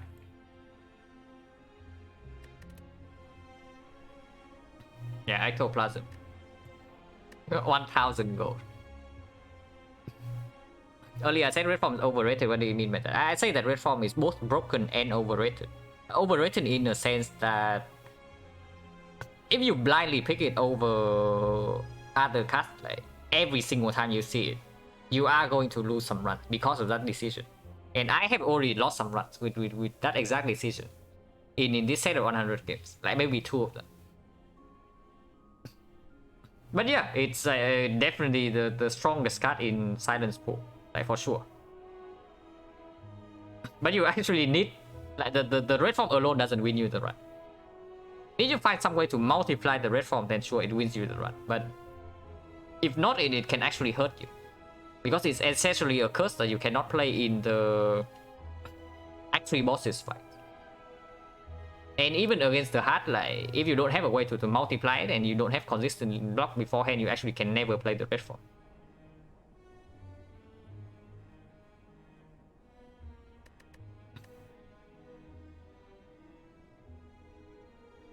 Yeah, this was Burst Alchemized Pyramid. Yeah, Ectoplasm lost 1000 gold. Yeah, sure. The only Ectoplasm pick in the 100 games, I think. Of course, we won the run, but yeah, Ectoplasm immediately into like old coin and some other stuff. Yeah, okay, 1000 gold. But this relic is probably underrated. I would say that ectoplasm is probably underrated. Like people just overestimate the downside of this thing. Because honestly, the moment you pick ectoplasm, Act 2 you don't suffer. This is actually just free energy in Act 2. Yeah, we also have like Lantern Hefty Flower ice cream with pyramid. This relic doesn't punish you in Act 2. It's when you get to Act 3 that the downside of this relic comes in. And yeah, sometimes you just need the freaking free energy to survive Act 2. And this is definitely not an instant loss by any means.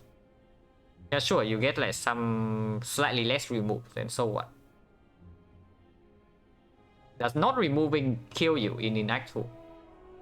Not really, right? But does playing Act 2 with 3 energy and then garbage things like kill you in Act 2? But yeah, most definitely. So if you really need the energy to survive, you probably should just pick ectoplasm over garbage options. But yeah, no reform here. Act 2 on the lower grouping with councils who makes no sense. Yeah. They're definitely true. just trace for mine, yeah, sure. Don't have remove, trace for mine. Easy, every time. Also, yeah, bites or like astrolabe or some other stuff is also a consideration, right? Ah, this run. We die to this fight. And I just play it out with hindsight knowledge to win this and to see like what we see afterwards. And yeah, we just see Nightmare Pyramid after the boss. So unfortunate. This one we got like complete garbage. And we're still probably like one floor away from winning, but we died here. But before that we also got a red fort, like somewhere here. So 37 and 6 losses.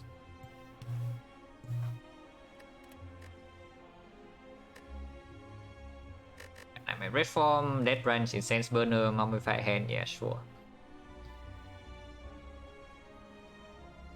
So 38 and 32 win. Wait. We died to this one died to the Colosseum. Okay, so Colosseum.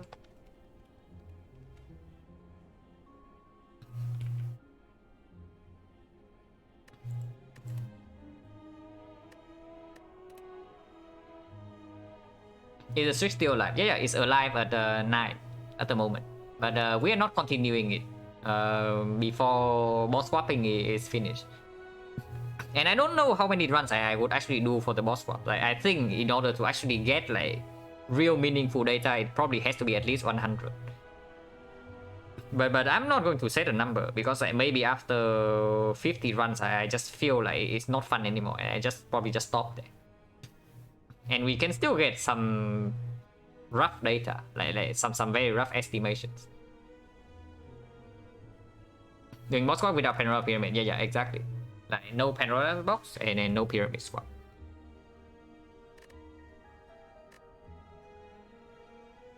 Nine after image, choke that burst. The alpha was probably not too easy. Yeah. 36 damage. Boss gauntlet was fairly simple though, but no red form.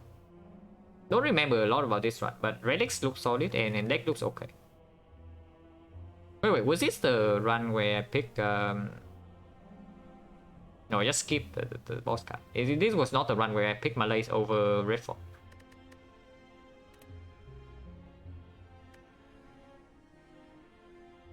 Ah yes, this is a run where I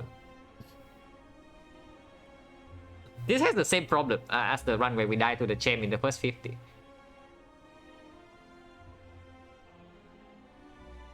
We just did not think that we would ever die in this fight, and yeah, we died because Collector was being a super jerk.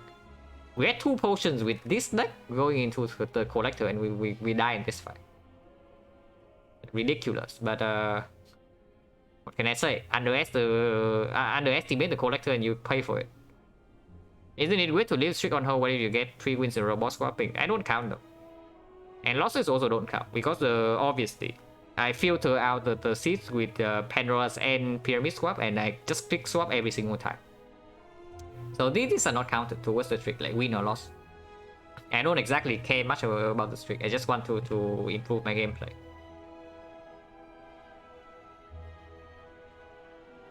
But yeah, we died to collector in this run.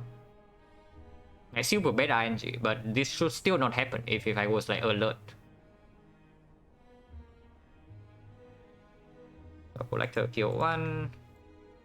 And no reform here.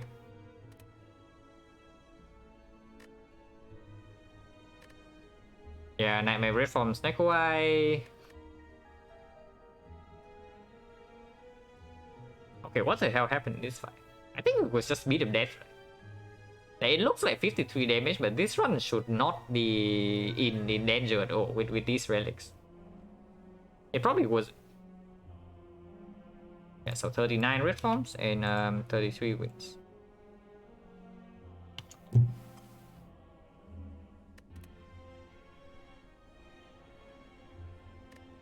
Ah, this was the speculative catalyst, I think. Yeah, we pick up catalyst here with burst plus and pyramid, and then by this time we actually had no damage plan against the heart, so we pick up a speculative catalyst on floor 37, and yeah, poison never show up. What a surprise! We would pick even a deadly poison because even just a deadly poison with burst catalyst is with burst plus and catalyst plus is like more than enough damage for the hard fight. But yeah, never punish. We just saw like kunai shuriken in Act 4. And barely won this fight.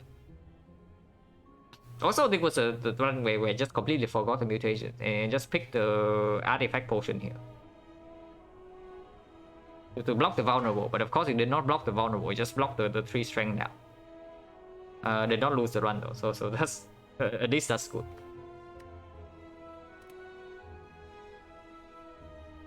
Yeah, die to the heart. Nightmare reform. Okay, what the hell happened here? Oh, yeah. This one was the... It was a run that was like really...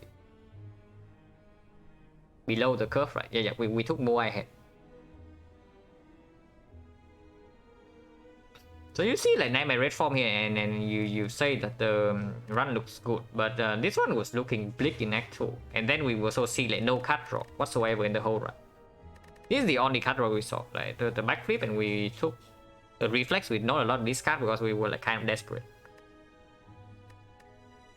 And yeah, we just completely brick in this fight and then die on turn 3. And the mistake was here. Like very subtle mistake.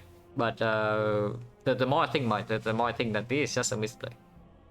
But even if we have made the correct play here, we are not guaranteed to win this fight with that draw order, because the draw order in this fight was exceptionally bad. It was super bad. We would have lived on 3 HP if we did not take the Moai head here. But afterwards, I don't know if we live or not. Because we have no after image, so we still take the full chip damage from the medium death, and we are already losing dexterity with the red form. But yeah, we die to the heart. 40 red form runs and 33 and 7.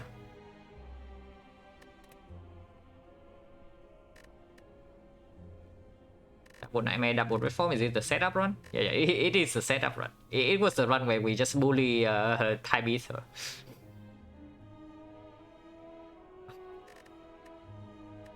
Yeah, this was the run where we just set up on one Nightmare, and then we did like Nightmare, and then we Nightmare red form, and then we Nightmare another card like after image.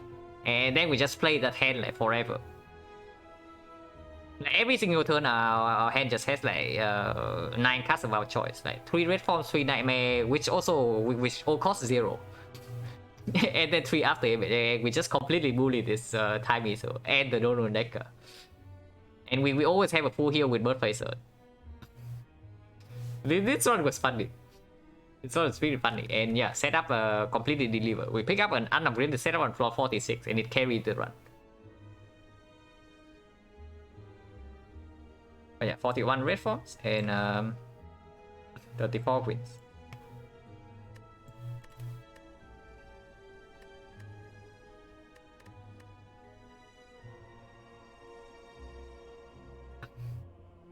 Miss Dawn, right? Yeah, it was Dawn, but honestly, intentions do not matter. If you saw what happened in these fights. But yeah, we just basically play a setup on a nightmare. So the nightmare that got set up cost 0. And then we just nightmare that nightmare the turn after. So now we have 3 nightmares that cost 0 in our hand. And then we draw into the red form. So we just nightmare on the nightmare. And then we use a second nightmare on the red form. So the turn afterwards, we have 3 nightmares that cost 0. And then 3 red forms in our hand. And we just do that every single turn. And then we never take damage. Because the Bird Phaser heals 2 whenever we play a red form. And we even have after image. And we just basically did that in this fight. So yeah, who cares about intense? We could have gone basically forever in the hard fight if that combo lines up. Because we never take damage from the beat of that. And we also never take damage from the 1x15, and we are permanently intangible. But yeah, did not end up doing that.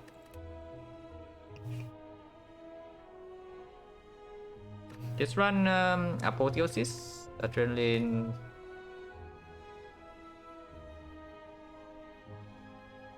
This deck apparently is stronger than it looks. If it only lose like 9 HP against the heart, we probably just save up like a Ghost in the Jar or something. Because this deck doesn't seem like it blocks the first cycle very well. But after it gets set up, it's very good. So yeah, HP like... I don't recall much about this one. Go 3 red forms, double catalyst, Sozu pick. This was the run we picked Sozu over Fusion Hammer, right? Do we have PK? No, this is not that. This is just straight up a Sozu pick. Probably just because we have like super expensive card. And then other options are pretty garbage. And yeah, red form before Act 1. So 42 red forms and 35 wins.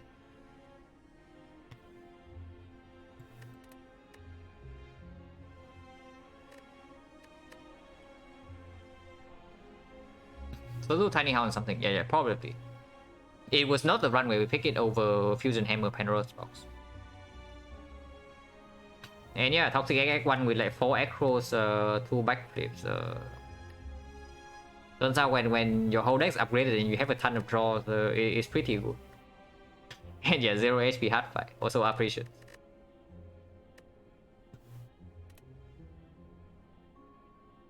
Nightmare Red from Catalyst. 0 HP hard fight, apparition as well. Incense Burner, Sacred Back.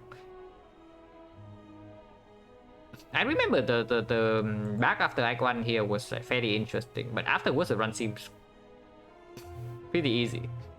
Looking at the relics in and out deck here. So 43 and 36 wins.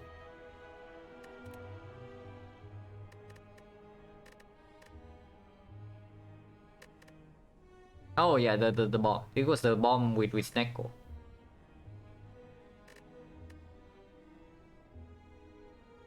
Act 1 has nothing. Oh yeah, that's why we pick up the back, right. Right. We have Alchemize and then we have nothing else. So... Oh, wait. I remember this now. Now that you say that Act 1 has nothing and I see the freaking Dreamcatcher. This was the run where we just rest like... we just do rest after rest after rest. And then fill our deck with Dreamcatcher and we saw the Alchemize near the end of this Act 1. I remember now. It was Slime Boss.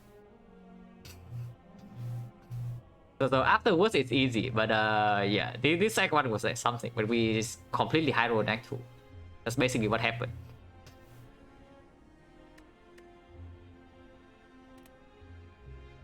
But yeah, this one was like XecnaR with the bomb from Niao, and the bomb ended up being like our damage for the whole run. And we just double bomb the Slime Boss here with Liquid Memories. Kill in 3 turns.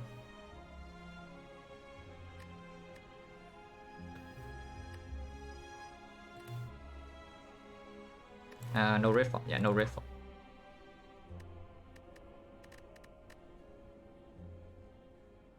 Pop Tong School 9 meet the bone.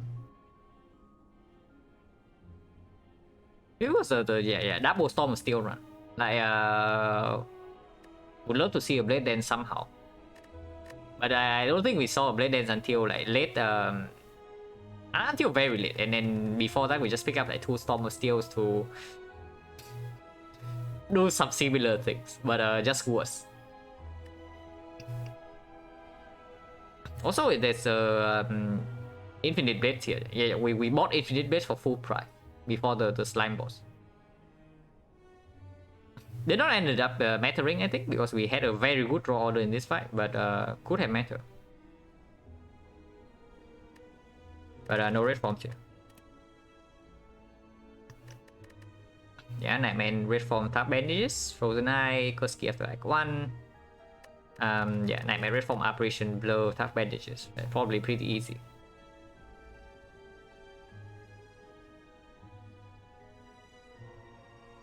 So 44 runs with red form. And 37.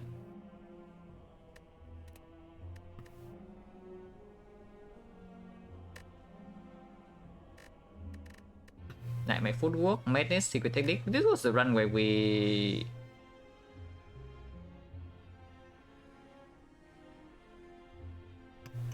did not go infinite in this run, but it was like very close. Yeah, we had double concentrate. So it was really close to infinite, but we were not like real infinite. No, that's another run. This run was when we got Unceasing Top from the Act 4 Elite and we just saw concentrate. And then Unceasing Top like completely pop up in this fight. Right, I remember this run now. Yeah, the first time Unceasing Top feels good in Act 4, like almost ever for me. But he definitely played here. With 2 concentrates.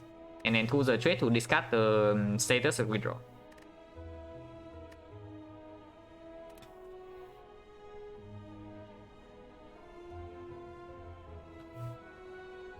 This one we die to the heart. Oh yeah, this is the 100 HP run. We barely lost to the heart. With bottom deck to the trade and then well plan plus. Now, this one was sad.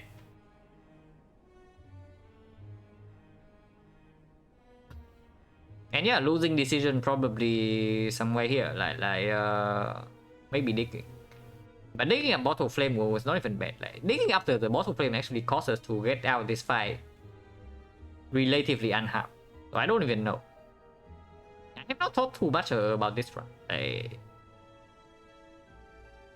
Because it felt like we had everything to win here, but our draw order was like super bad in this fight. But yeah, whatever. Like 110 silent with more than 100 HP is still not a guarantee win against the heart, unfortunately. Oh, yeah, we also brick on energy, right. That was the key point in this one. Like we had ice cream, but we brick on energy relics. So only 3 energy per turn for the whole run, which was not enough output in this fight. Like ultimately, we died to the heart. Ah yes, this is the super Gremlin leader. Complete garbage act 2. And by garbage I mean that we just drew like garbage. It's not like our deck is bad in act 2. We just drew like complete garbage. Also yeah, 666. And yeah, Forgotten Altar here, and we are forced to take the decay because we don't have enough HP to take the curse. To take the HP loss. And Gremlin Leader just killed us from 40 HP. Holy crap, was it bad. Oh, yeah, Gremlin Leader killed us and then no red forms here. But after this, I think is the 9 win streak that we currently have. If I'm not wrong.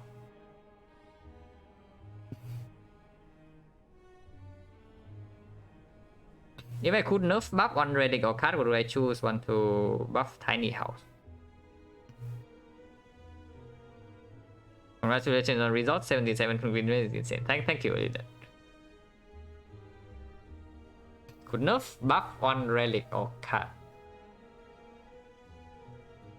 If only one change, then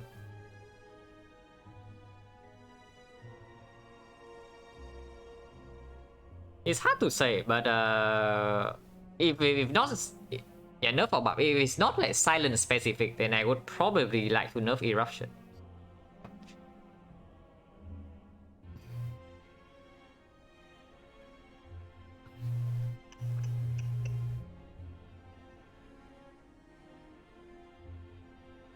Relic wise, I think all the relics have the eruption is the Watcher basic. Yeah, it's in the base deck and it's ridiculous.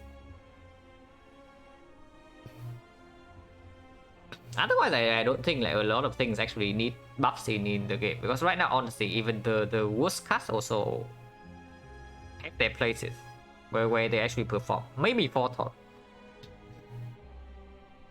Forethought is just a very weird card. Maybe you can make the base version, the upgraded version right now, and maybe make the upgrade do something else.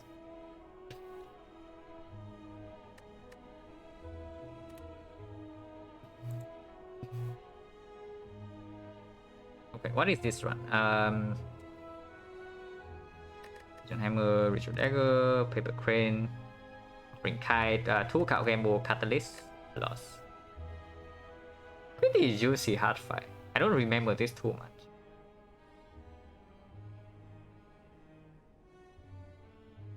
But this one seems pretty strong. This one seems like a strong run that actually just drew badly in the hard fight. If this happens. But don't remember too much about this one. Which is weird because I played this one like somewhat recently. But yeah, whatever. No red forms. Yeah, no red forms. This one has a red form. 4 of them in fact. And we have like tough benches, first relic, yeah, sure. Oh yeah, this was when we pick Sozu over P-Box and Fusion Hammer. Because we have bottled PK unupgraded. And red forms. Definitely a bunch of colorless cards. Have never seen the deck, which is kind of weird. Yeah, something like Jack of All Trades is also like very rarely used, right? But then I had picked the card and upgraded it like before on A20, and it actually played like quite well. So I don't even know if that card is like underrated or not. Because the circumstances is really weird for Jack of All Trades. Like when you are really strong, right, then you don't really want a random card. Like anything like Distraction or Jack of All Trades is not preferable when you are strong. But you are never going to spend gold on Jack of All Trades in the shop. Like almost never. So the only circumstances where you would actually pick up Jack of All Trades is that you run into Sensory Stone in Act 3. Your deck is complete garbage. So you need to high roll to win. And then something good is not on the same screen as Jack of All Trades. And then that's the circumstances for it. So it very rarely happens. Or of course you can also try to meme with Jack of All Trades and you just like click it in a shop. Like disregarding everything else. That can also happen. But yeah, this one we pick Sozu over P-Box Fusion Hammer. With bottle unupgraded PK and upgraded red form. I mean, we ended up with like 4 red form and tungsten raw, so it probably did not matter. But this was cool. So 45 and 38 wins. Yeah, Nightmare Reform Blur. This was a run where we did not need the red form, I think. Yeah, we pick up the red form here reluctantly. We did not even play in the hard fight. We just Nightmare the Blur instead, and then we did not play the red form a single time in the... We did not even play it here.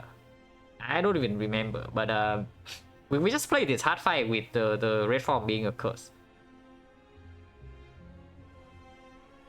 Century Stone wasn't that late. Of course, other colors very strong can do that. Maybe Act 2. It's weird, right? Maybe like second half Act 2, like Colosseum, can make sense. But early Act 2, that event is just way too strong, to be honest. If it appears early Act 2. But Act 2 events are already good enough.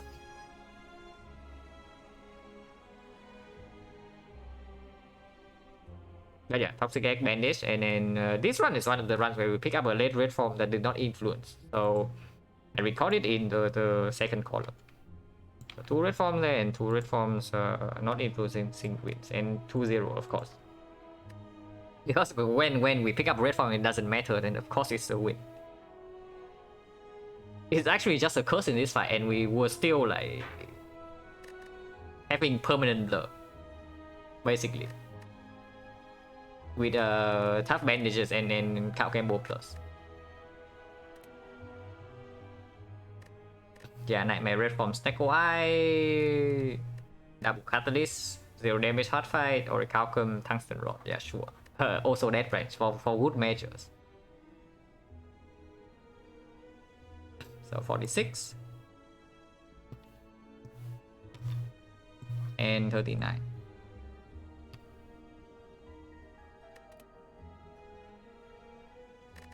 Red form, Necronomicon, we P-box into red form, and then eventually have pellets. 47 and 40.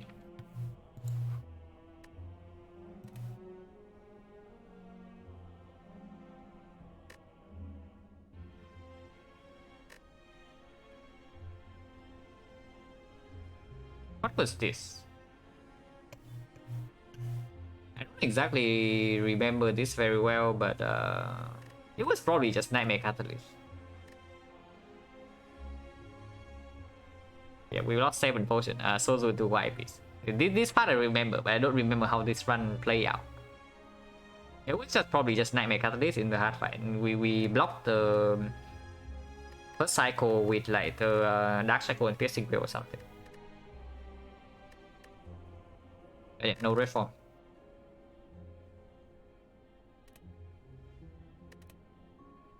Oh yeah, wait. This was a run with like 2 apotheosis. Okay. So I remember a little bit with the panic button, but yeah, not too difficult. This one is just P-box into infinite. And yeah, we just P-box like straight up into almost an infinite with a grand finale. And Mark of the Bloom, there was still a misplay in this run. Like, not picking up the setup here is like strictly a misplay, but never punished because we just saw a transition later. And we blocked the first cycle of the hard fight by malaising it for 58. Yeah, who is intangible when the hard deals 0 damage. So we just malaised the hard for like 58 in this fight, and first cycle deals at 0 damage.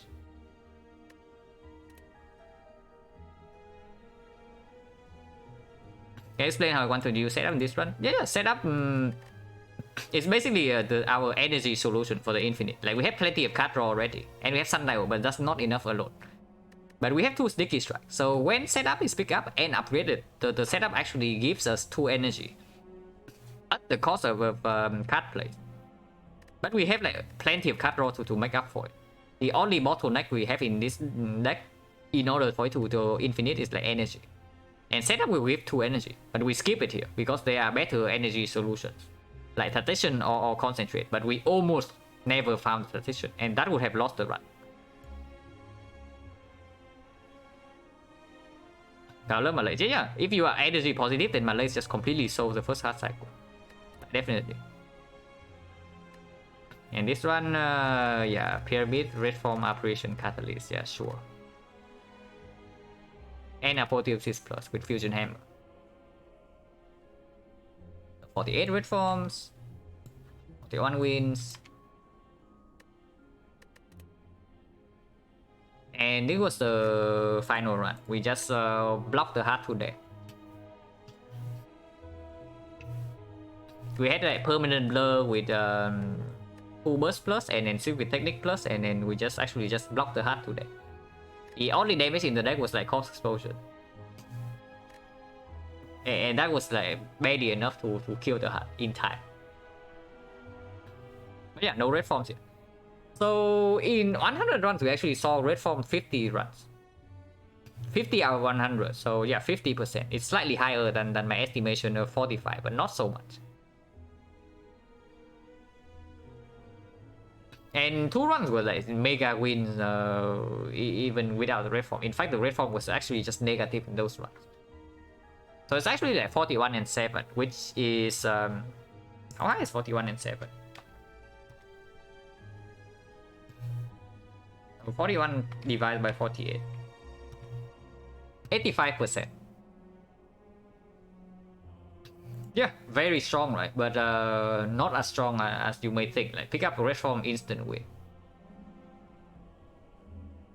It is definitely not like that. But it is very strong. So I think it's roughly about right. Like 85% seems about right. Probably should be higher because some of the runs I definitely misplayed. In the runs where I lost with red form. But definitely not an instant win by any means.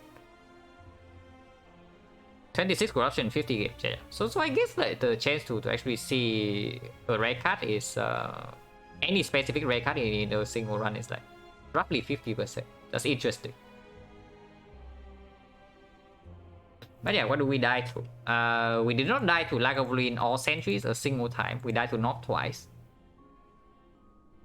We died to Guardian 3 times in the first 50, but 0 times in the second 50. So yeah, fix that. That's a good thing. We never died to Exarchos. We died to Slime Boss 1 in the first 50 and 0 times in the second 50. So in the second 50, we only died in Act 1 once. And that was a tilt run. So that was very good. Because look like if I play properly, I do not die in Act 1 anymore. And that's good. That's actually very good because I don't even sacrifice that much in order to survive Act 1. I still try to set up a decent deck into going into Act 2, but turns out that if you play properly in Act 1, you actually like barely ever die, if ever, even against Slime Boss. So that's good to know. Boo stabbing killed once in the first 50 and the second 50. Those one was just like super below the curve.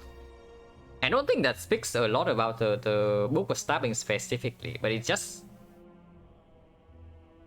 both of those deaths I think is the result of like the Act 1 deck being bad and the first boss relic breaking.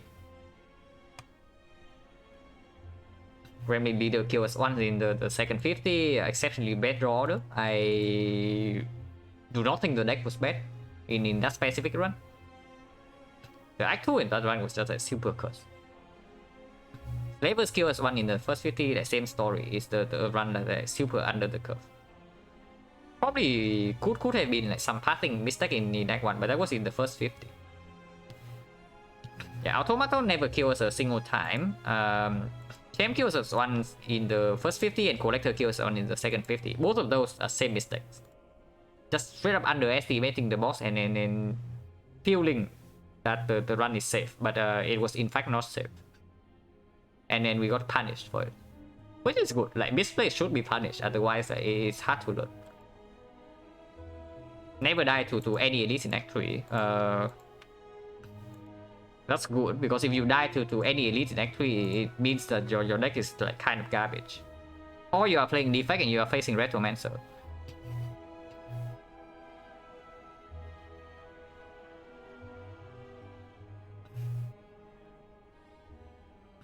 Ironclad only has 15 rares, so it costs a bit higher to get the rare, but probably skip one or two. Yeah, maybe. Because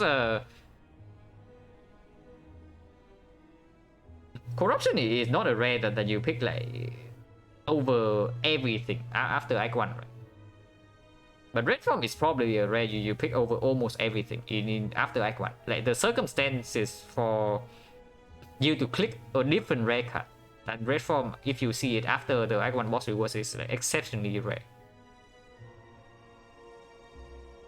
Awaken 1 kills once in the first 50, probably was the run being weak.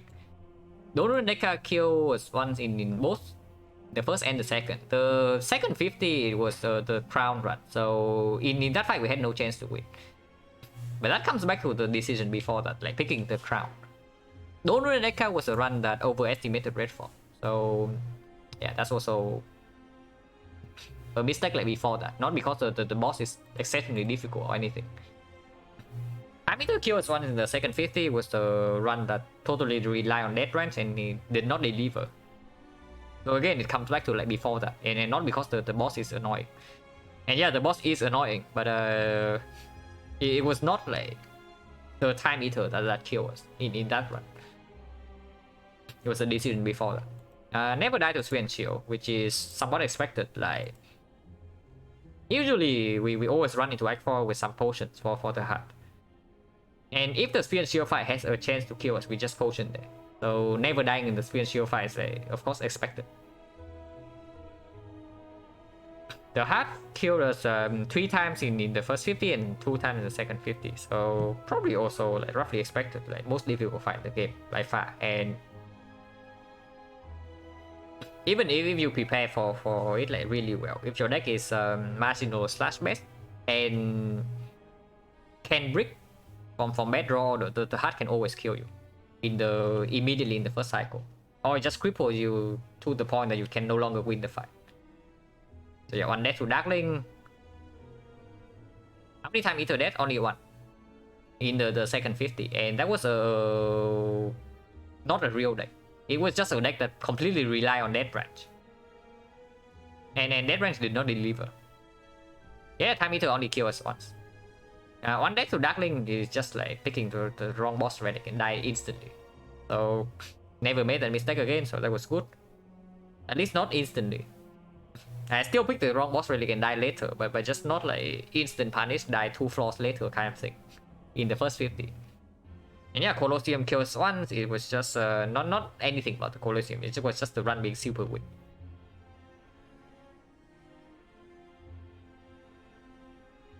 So doesn't to me it feels like the second 50 doesn't have any like glaring mistakes like the first 50. You just see the first 50 we died to Guardian 3 times, and that's completely unacceptable.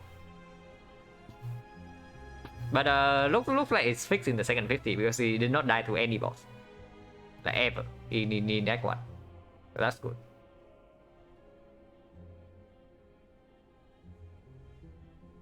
And yeah, other than that, also nothing stands out as like being exceptionally difficult besides the heart. Because the deaths are somewhat like distributed as expected. Nothing stands out like the 3 deaths to Guardian in the first 50 at least. And yeah, 40 runs with exactly 50 runs out of 100 where we see a red form, and we won 41 out of the 48 that actually matters. So yeah, that's about it. And I think it's time to do some boss squads. Let's do some boss squads. Hopefully we get something decent at the start and not like immediately busted crown, because I would lose my mind.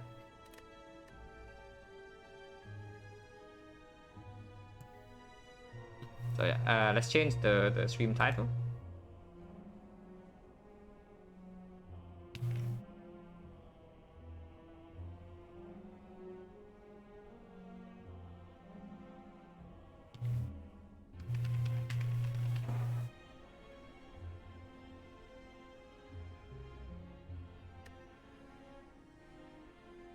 What is the boss swap? We just click the 4th option from Neo, like every time, like swapping your starting relic with the boss relic. Hello, Novanix. I think the way I want to do this is to look at the map normally and then think of the normal option I would pick first. So I do the usual like Neo analysis on floor 0. And then afterwards I click the boss relic option, because if I just instantly click it every time, I don't think it's productive. Because what I want to gather from Wait, did I have filter the spy on?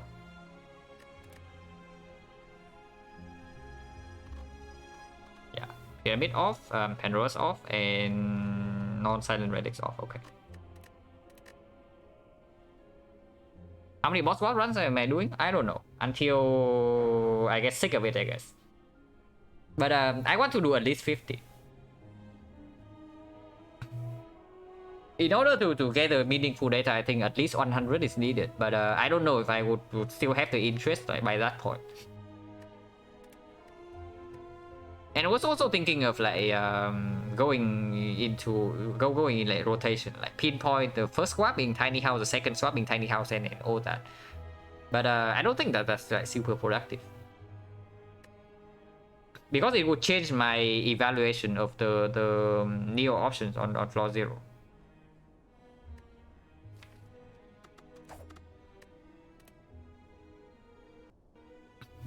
Oh, 13 seats.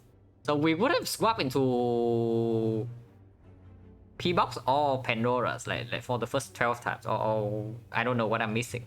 Actually, no. Because we also filter out all the non-specific relics from Silent. So we don't get that lucky. Right, choose a card, random collection, curse for red card. Okay, this is a rare situation, right? Where you see a screen like this, then you usually consider boss swap. But let's look at the map first. So Hexagons and if it's curse for red card and you want to remove the curse, you have to go here and then there's only one edit. So that's not even good. Which means either random potion or choose a card if you are not boss swapping. And 3 random potions just sucks, right? Because it's basically a Neo Slam and that's slightly worse, and we face a lot of fights here, so we're just throwing away potions. This serious run, just warm up. I play serious runs.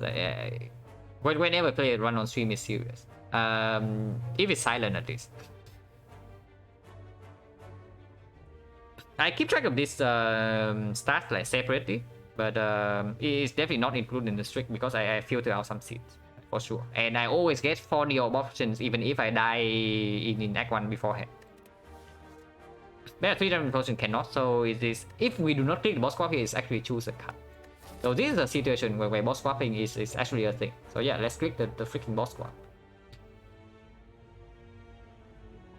Sorry, why do I exclude P-Box Pyramid because they're too strong? Yeah, they are.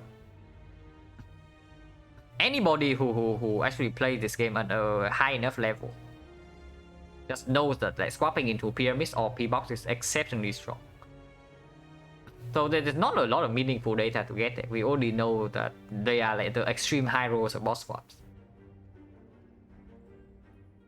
So I just take the assumption that they are like 95% win rate, then exclude them from the pool. Because playing those runs are not like exactly productive to get the information I want to get. How feasible is clicking red and hoping for card remove event in the question mark? It's not that bad, because the curse can also be nothing. And choose a card is just exceptionally bad. So if we are like not boss swapping at all, then maybe yeah, we can do something like this. We take 3 fights and an upgrade. Definitely not a 4-6 edit if this is not a remove. Because upgrade also makes the red card stronger. And then 3 question marks. In the 3 question mark, the chance to get a remove event is actually like above 60% in Act 1. Which is very high. And even if we don't see a remove event here, we have another upgrade into a chest and then a very late elite. So yeah, we have a curse in our deck, but we are like super prepared for this because we have 2 upgrades, at least 3 combats, potentially a remove event for the curse already, and a relic before this first edit. And the boss is Hexagons, so life loss also doesn't matter. The only problem with this is that after this, right, if we want to go to a shop, we only take 1 elite in this side. But we also have a rare card and we have 3 upgrades. So our progress after Act 1 would not be like that bad. Of course it's not ideal, but it's not that bad. So it's possible because I don't like this option too much. So if I'm playing a normal run and do not boss swap here, I probably consider between one of these 2. And I don't know which one I will click, but here we click the boss swap.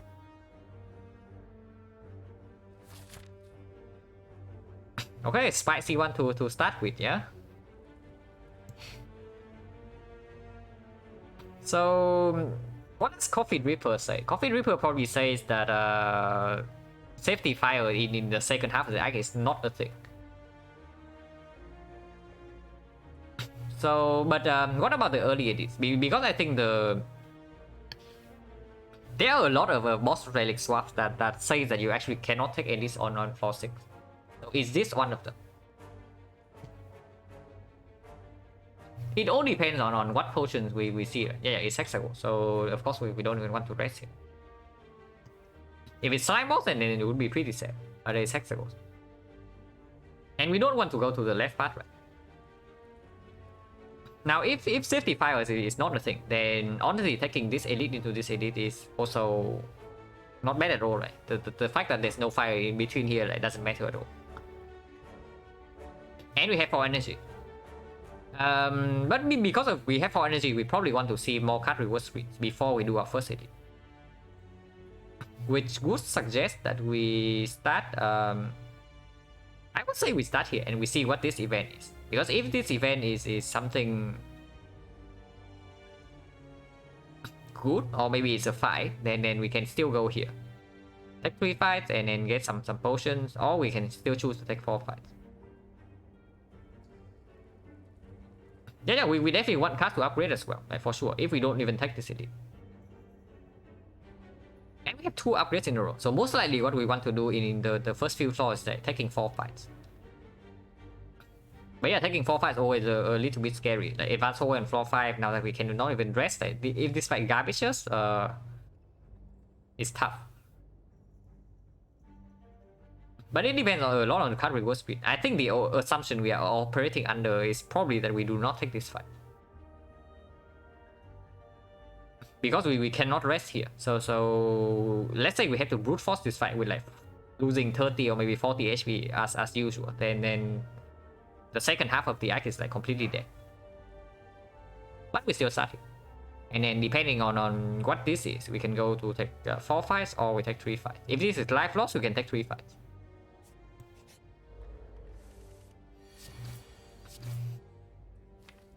Yeah, 4 energy silent. What a surprise.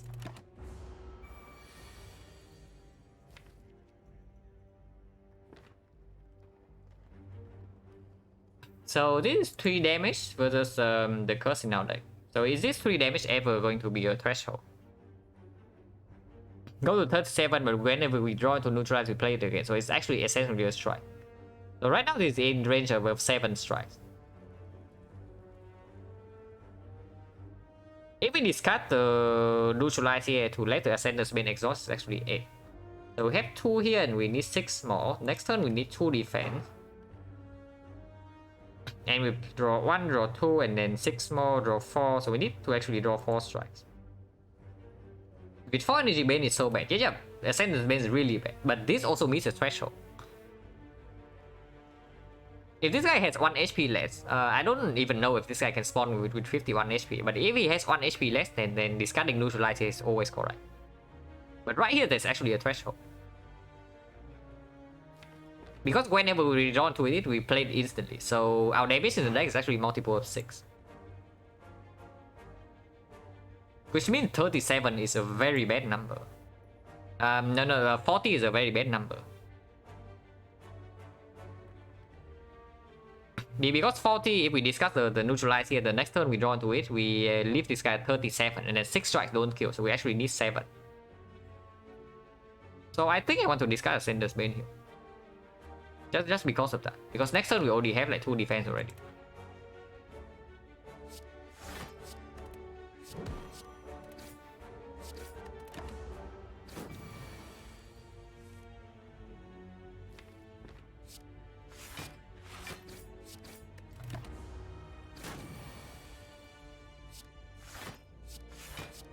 Yeah, we will not have a kill by the way, even if we don't draw the Ascender's Bane. Maybe we lose 1 HP left.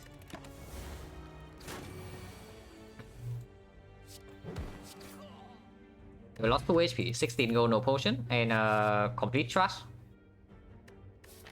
Now, these certainly do not cost more than 1 energy, and they also don't draw cards, so they don't work well with the front load energy from Coffee Dripper. Deadly Poison versus Hexagons is something. And Deadly Poison is probably better than Skip on floor 1 if it's against Hexagons. And these cards cannot be picked.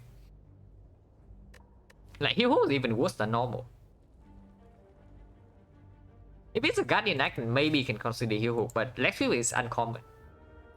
This card only works well with the Leg Sweep, basically. Icon Reaper is scary. Yeah, sure. Like, swapping into this thing is either a fairly smooth run or an exceptionally bad run. Usually not in between.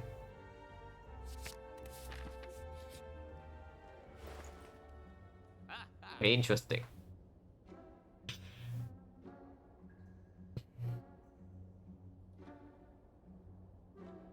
Now, yeah, of course, in its shop, the first thing you see is probably the dash.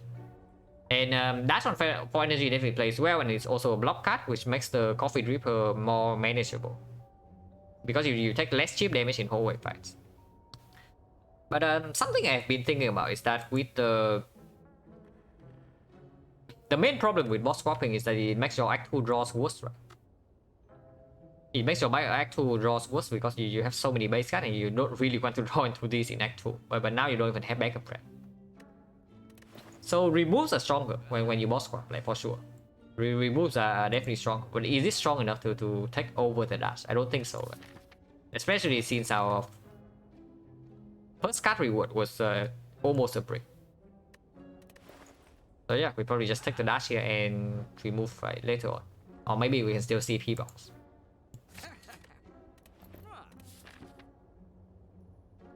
With the dash, probably taking 4 fights is okay. Because dash upgrade is okay, but it's not exceptional against Hexagons. Deadly Poison wants to be upgraded, but we still want one more card to be upgraded, and we have no potion right now. And maybe sometime we can still take this fight.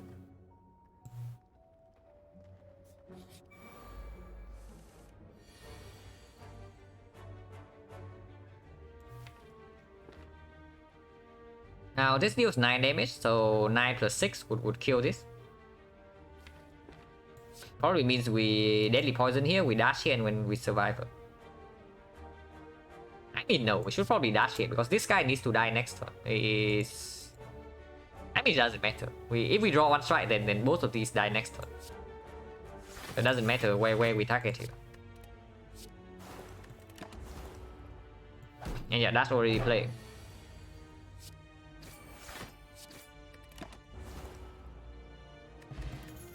Count this potion. Now that's a solution for the Hexagons. Or I can also build this out against the Lager Bullion here.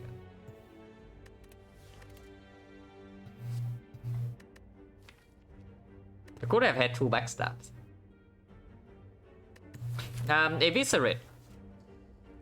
Now, with 4 energy, we can pick up any aggro immediately in Act 1. Eviscerate costs 3, so it's an energy dump in case we draw nothing good. It works well with the Cultist Potion. It's a decent upgrade, which we also have. And yeah, we basically synergize with what we want to do later on. Or we can pick up a second Deadly Poison for Hexagons, but I don't think so. Probably can pick up Eviscerate here and be happy. Because yeah, with Coffee Dripper Squad, we are also happy to pick up a Snacko in after Act 1. So loading ourselves up with expensive cards right now is also like not bad at all. Especially since this can play no matter what. With what we want to do at least.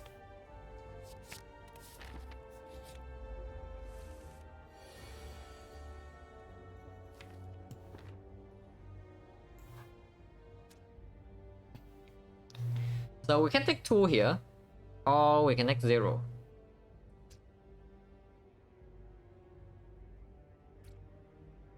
This guy attacks every single turn. This guy can still attack again for 12 next turn, so I probably still want to kill this even though it wastes a little bit of damage.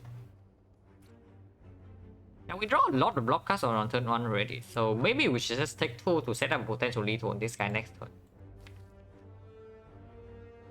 Because if this guy attacks us for 12 against next turn, we probably take at least 2, potentially more. And we never have lethal if we don't put the damage here right now. So let's take 2. We can also do something else. We can strike here, we can dash here, and then we survive her. So one strike would be lethal on this, and this has 23. But 23 is not enough with only the eviscerate. I'll probably just take 2 here. And yeah, I would play dash over double block.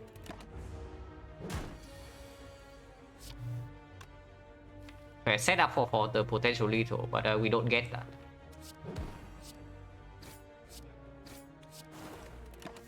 So -6. Block potion, so 3 fights, 2 potion, 30%. With the block potion, I'm definitely down to actually take this elite over like taking the upgrade, because deadly poison upgrade is no longer needed with the cultist potion against Lagavulin, and against the sentries we're already like doing somewhat fine with both dash and eviscerate, and maybe this block potion as well. Against the knock we can use cultist potion. Definitely not any of these though. Usually the slides would be a decent pick here because our cards are expensive. And yeah, we draw 7 cards on turn 1, but not here, right? Not in this spot. I would gladly pick up something like a dagger throw or necro, but not this.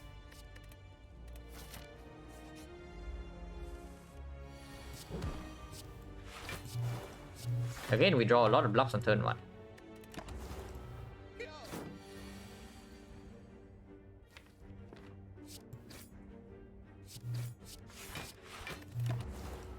If we draw eviscerate, we have lethal, otherwise we have full block.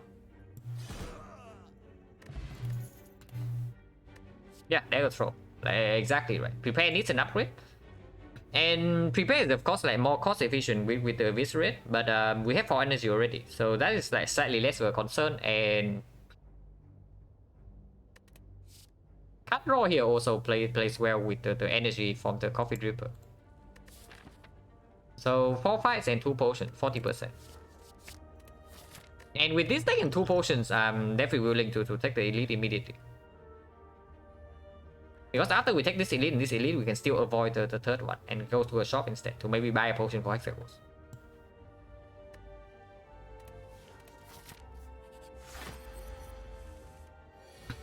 Yeah, Lagavulin and Deadly Poison is unupgraded, so I pop out this potion immediately.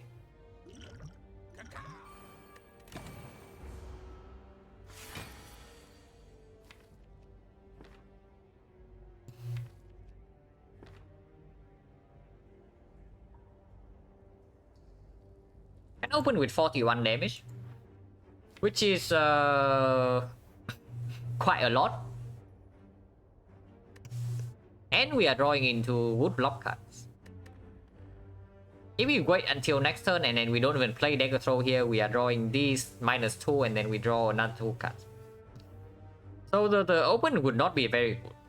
And potentially we also shuffle out like either Deadly Poison or the Survivor, and then our damage is also be high. It's probably just the open right now.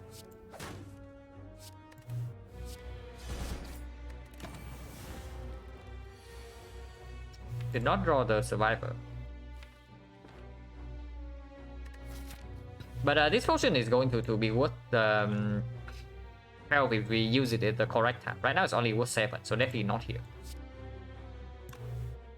Yeah, Deadly Poison is still more damage than a strike.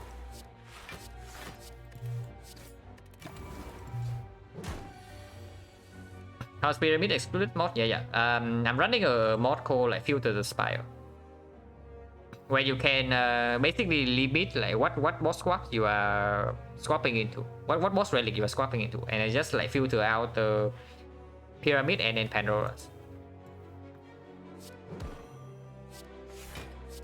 And yeah, here block potion only was 5, so definitely not here. And we should easily kill like in 2 turns with the cultist potion.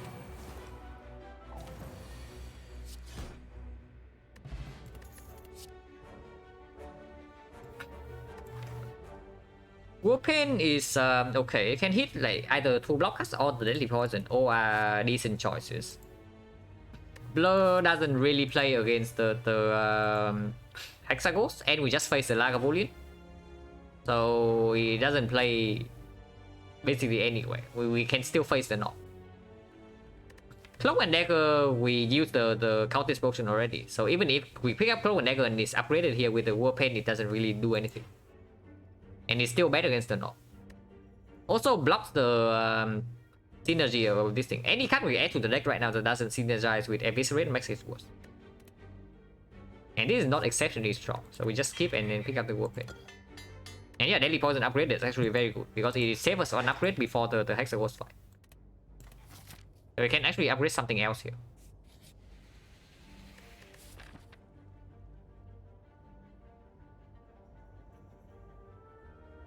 Now this is certainly tempting.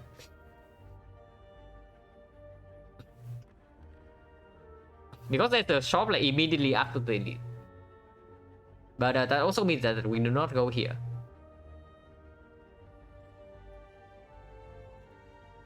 But I already say that with the boss squad and without the initial the starting relic, like the ring of the snake, removes are worth more in Act 2. So I definitely do not want to put myself like even further behind on removes with this garbage.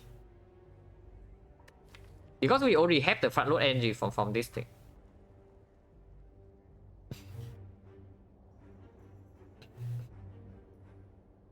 Then it excludes Neko? I think Neko can easily kill you next one.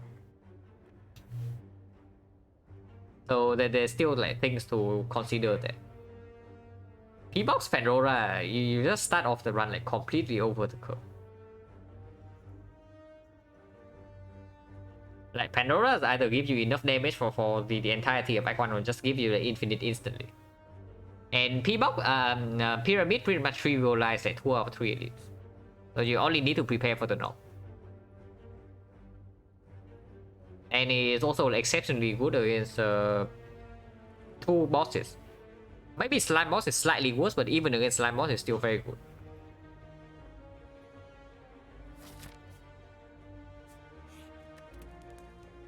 But yeah, we just faced Lagavulin, so this upgrade is probably better than Dash because the block bonus of the Dash doesn't play in the Sentries fight. It will play in the North fight, but the 6 damage from this probably plays in more than in the North fight, and it also doesn't. It's also much better in the Sentries fight. And then the P-Box meta for mana 2 hilariously narrow, yeah. Yeah, just infinite on floor by floor 5, like about what I expect.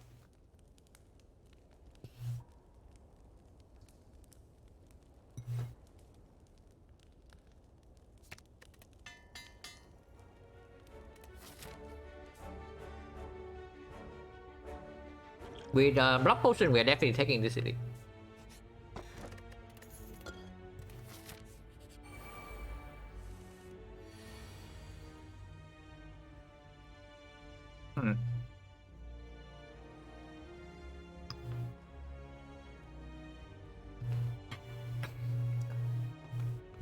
I mean, definitely down to take 5 here, so actually play the freaking Eviscerate.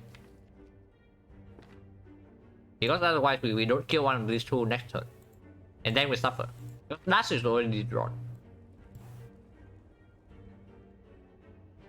So 27... This is 18 and this is 16. And these are both bad numbers. Because Dagger Throw plus Strike doesn't kill.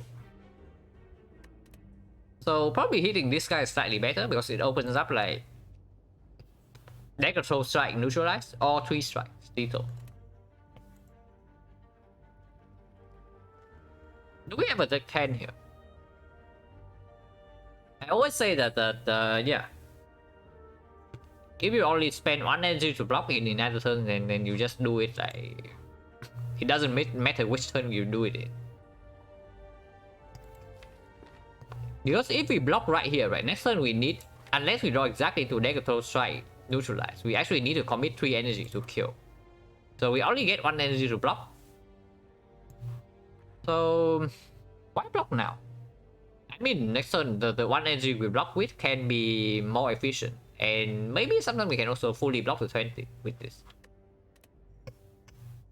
So I guess defending here is still like completely okay.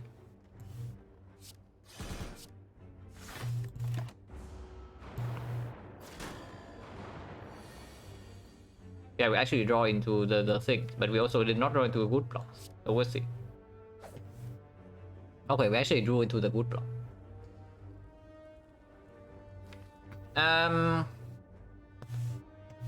Taking 2 here to deal 6. Now next turn we always have full block, but we are also like floating energy. Yeah, for sure, because we only have 2 energy worth of attacks and 2 energy on block is full block. So 12 damage on one of these. Next turn this guy attacks, so 12 damage here, 31. The turn after we never have lethal on this. So we probably hit this guy with 12 damage. It's 30, whenever we draw a Viscera it's 27. I think I take another 2 here. I think I should take another 2.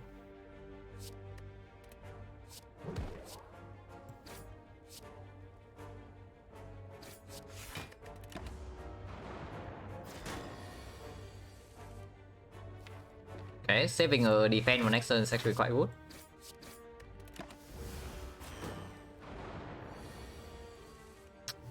Okay, I was afraid that that would happen. Because the only reason we hit this guy over this guy is that we do not believe that we redraw Eviscerate exactly on the first hand. Because otherwise we would kill this guy. I guess we take 5 and we kill this then.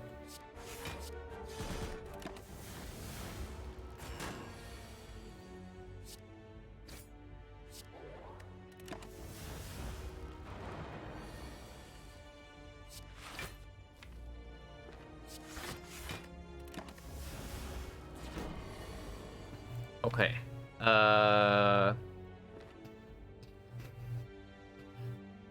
Maybe block potion next turn, but we'll see.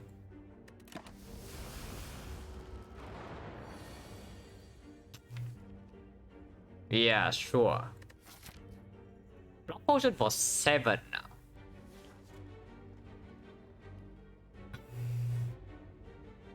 Block potion is always worth 12 if you use it like at a good time. Right now it's only worth 7.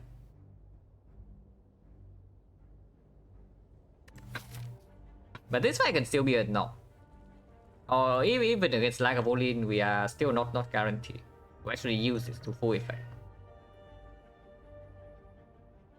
And unless this fight also high roll go, we are probably also not going here.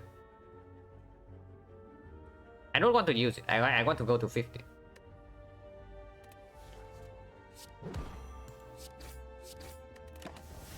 Pretty bad draws in this fight overall. And Flower is also on 0. But I don't like wait for the next turn because there's no guarantee that I actually draw to block or lethal.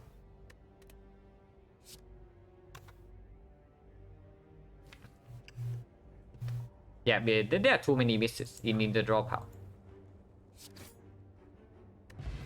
This stone is actually good. Yeah. I mean, we picked the card. It's not that good against Hexaghost though, and we still need a Hexaghost solution, like somehow. GG, do you think this beats Hexaghost? At the moment we are dying to Hexaghost if we draw badly. I think we still pick it up over Sticky Strike though. But it's not instantly winning. Does this change anything? Does this actually mean that I go left from here? But now I have 2 potions, so I don't even want to buy potion in this shop anymore. Because at the moment there's still only 1 upgrade, like the red form. Maybe I upgrade the neutralize before Hexaghost if I'm going into it like at low HP. But I also have an upgrade potion for this fight, for the red form. Probably acceptable to take the edit fight. How are we against the knock? In 3 turns, we draw a whole deck.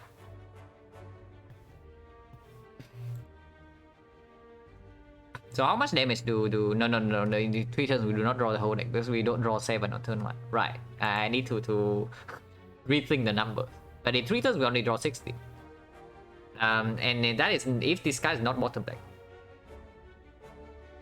So -2 cards. Let's say let's be slightly optimistic and say that we don't bottom deck this thing. Maybe we bottom deck the dash.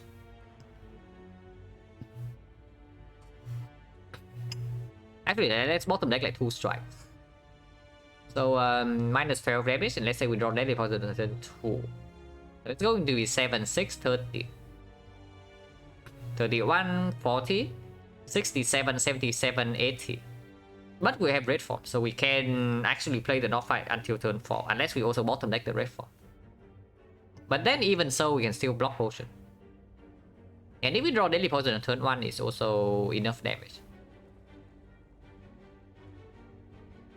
1, 2, 3, 4, 5, 6, 9, 11, 12. So even if Eviscerate doesn't line up, we still have energy to play everything. Yeah, let's check the edit. There's no need to be so scared.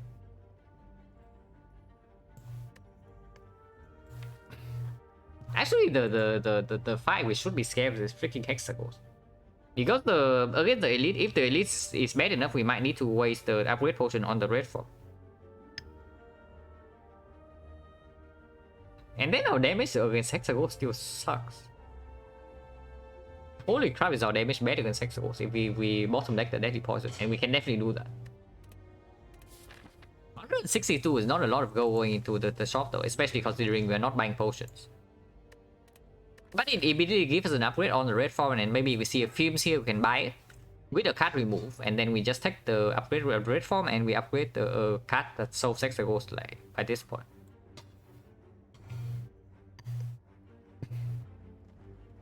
If not, we still have if not, we still preserve all our potions going into Hexagons. Because honestly, right now, I'm not scared of dying to this. But I'm scared of dying to this fight after wasting a potion here. I mean, not wasting, but after spending a potion here, we die to this fight. It's my current concern. Yeah, I guess shop is not too bad. And 162, maybe sometime we can still buy a shop relic if it's cheap enough. Any uncommon poison card we can buy. Yeah, we can buy this, but it doesn't help against Hexagons. The only thing here that actually helps against Hexagons is like the cow chops or maybe the strength potion. But buying a potion with... buying a potion with 2 potions in our belt is really weird, right? And we did say that card remove is stronger with the boss squad. And it also makes both the deadly poison and the eviscerate stronger. Now we have all these boost stones though defense remove probably not that good. Strikes are still complete garbage. And these strikes do not even improve our damage output in Hexagons fight by that much, because we just want to redraw into this thing. Go ahead, prevent upgrade completely stupid. No, definitely not. It's also one of the things that we should consider, like for sure. This prepare. Because it does work well with the eviscerate, and we do have an upgrade for it. We have an upgrade on red form here, and we have an upgrade on prepare. For sure. Because otherwise, like, what are we spending any money on? Like are we buying cow chops? Are we buying expertise? Yeah, we can buy expertise, but our deck is actually like very expensive right now. That's eviscerate and red form already. So expertise is also weird. Even though expertise plus probably means that deadly poison is a real damage sold for the Hexagons. But prepare also do the same thing. And prepare also works better with the eviscerate plus. Also instantly enables any kind of discuss synergy that reflects statistician. I'd probably take card remove and prepare.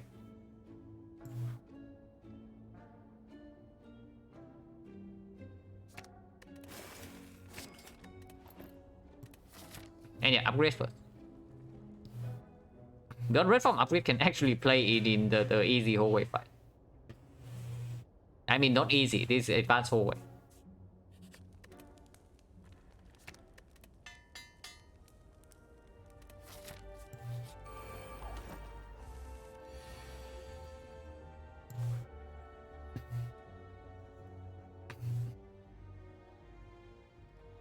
What do I think about the 3 other characters in short? That's a very tough question to answer, but and I don't know how short I can make it, but yeah, Ironclad has the interesting transition between early game and late game. The effect is weird. I don't understand the effect, and Watcher is too strong. That's basically it. And also, she's strong in a way that's not like particularly interesting.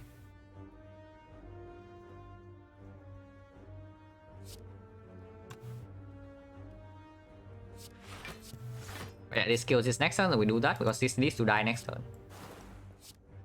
And 11, not really a real threshold, but 9 definitely is.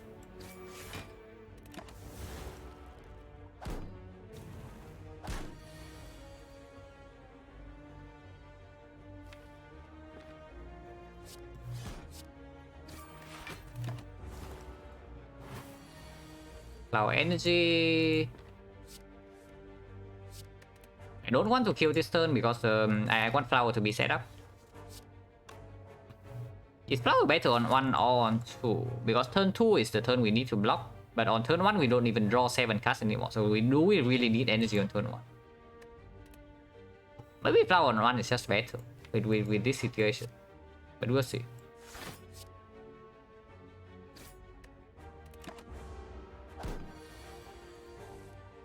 I'll probably take flower on 1. Kill potion. Predator, yeah. Another expensive card to sink our energy. It is technically card draw, and if we are worried about damage in the Hexaghost fight, then it also helps a lot. And it doesn't even make this worse because it draws back into this faster. And it also lines up the combo with Eviscerate prepared. Also very strong with the Blessing Potion, but I don't even know if we are keeping this Blessing and Force over the Skill Potion. Because Skill Potion can be any poison card. It can be Terror, it can be Poison card, it can be like card draw or discard for the Eviscerate. Can also be Nightmare for the red form, but that doesn't even win the Hexaghost fight. And Block Potion I want to keep because I don't know, do I want to keep the Block Potion? If we take the Predator here, we are upgrading, still upgrading prepared.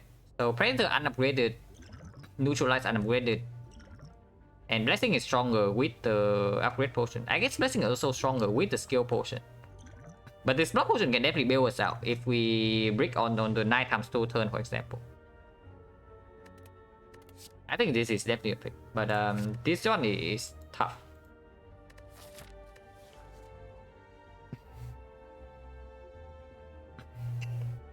Because with the block potion, we will never die to the 9×2. So the only turn where we die in the Hexaghost fight, if we even die, is the 6×6 turn. So how's our damage at the moment? You can probably review our damage. If let's say we upgrade the people. So every 3 turns we are drawing +2, another +2, another +1. So 3 turns we are drawing 19, exactly this deck. Because the boss keep Blessing for Hexa. Yeah, it's Hexaghost. And then Blessing of the Force is definitely stronger with both the Predator and the the potential skill potion. I'm just thinking about the block potion. So how is our damage? We draw this whole thing in 3 turns. And energy output on 2, 3, 4, 5, 6. Can probably count this as like 2 energy. So 8. And 12. So do we actually have anything? Maybe we -1 strike. Now we don't have any exhaust though, so our damage is actually going to be slower after the first cycle, but we can see. So 18, 45, 45, let's say this is not upgraded, so it's 60, 70, 79, 82. 82 times 3. So 246 plus whatever damage from poison. So it sounds like it would be enough. Unless we exactly bottom deck the deadly poison and they just shuffle out somehow. Also, we get energy from Happy Flower, so I can even do like better things.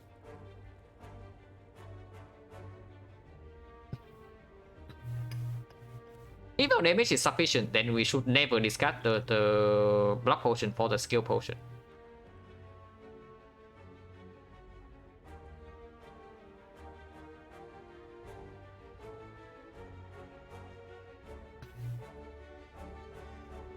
And that's probably what we are doing.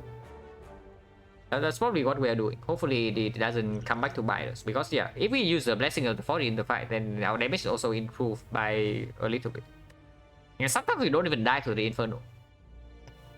Because if it is weakened, then if the Hexaghost is weakened, then it's only 24, and then our blocks are also upgraded with the Blessing of the Forge and the only Smooth Stone. So sometimes we can just block the Inferno, and after that we also have Red Fort.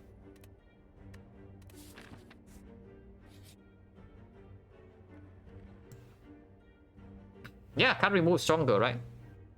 And this doesn't even lose 7 HP, because it also means that turn 2 of the Hexaghost fight we only need to block for 6. Instead of 12. And yeah, we don't have a skill potion right now. We have a block potion, which is actual safety. So we can take the card remove here. But this also means that on turn 2 we actually don't need to block that much. So removing a defense might be a thing. Because otherwise we are most likely just floating a lot of energy on turn 2 unless we withdraw into like a million attacks. Because one block is already sufficient for turn 2. But strikes are just complete garbage in Act 2 and defense are better with this, so I don't even know. If just for the Hexaghost fight, then I think defense remove right here is slightly better. But in general, removing strike here makes us a fair bit better in Act 2. And it's not like removing strike like decrease our damage output. We will just draw into this card faster. Like we already say that.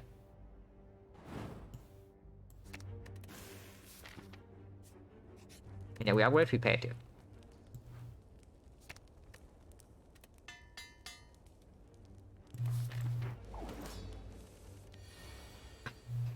Okay, lovely head. At least we don't set up flower on 2.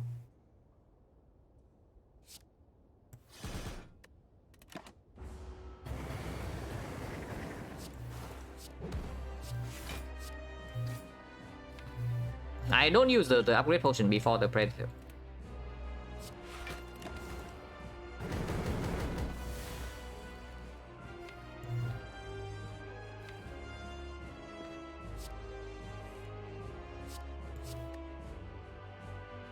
Yeah, we only need one defense. We can play Dagger Throw here, play the defense to fully block, and then play the Predator, and then Blessing next turn.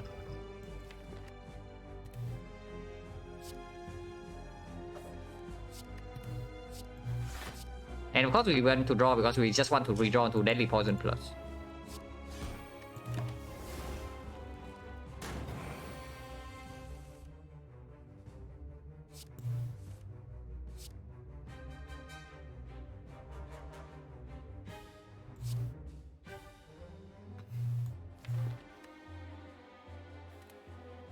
So upgrade pot here upgrades 4 cards. But the weakness doesn't play next turn, and this hand also doesn't need the upgrade. So maybe we can even hold. So yeah, we just wait until the next time we draw into Predator. Because the upgrade in this hand also doesn't give us any output right now. It gives us 3 damage and 1 damage here, so 4 damage, and then that's it. The weakness doesn't play. The extra block also doesn't play. So we should probably wait.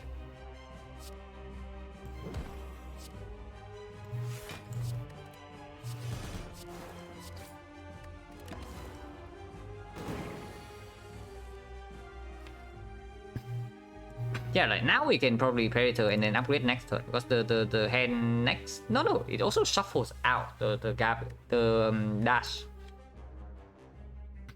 Maybe we just don't use this upgrade potion at all. Apparently, we can upgrade here for 11 damage, and then this upgraded cards also shuffle it.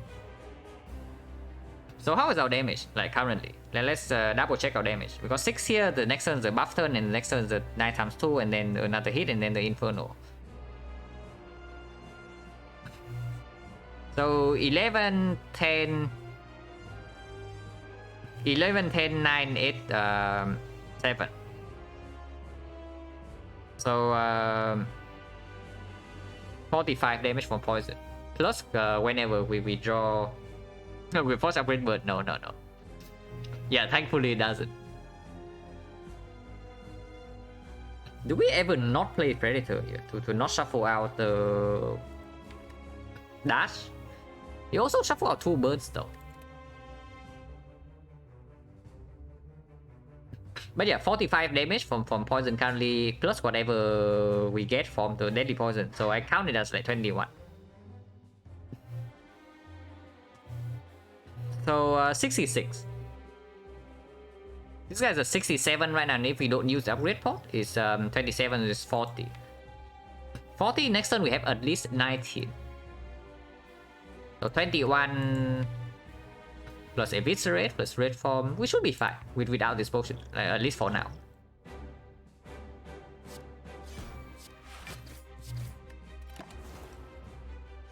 And we always have this block potion to build us out of next turn. Drawing 2 blocks here is like really bad. Oh yeah, we draw 2 Predator at least. So if we want to upgrade, like right now is possibly the time. Again, this upgrade gave us 9 damage at the moment. Most likely we draw Deadly Poison next turn, but if not, then Deadly Poison only deals 40. But we also draw to Red Form.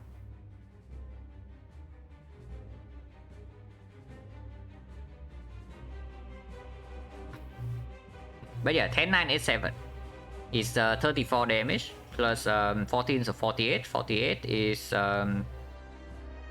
38.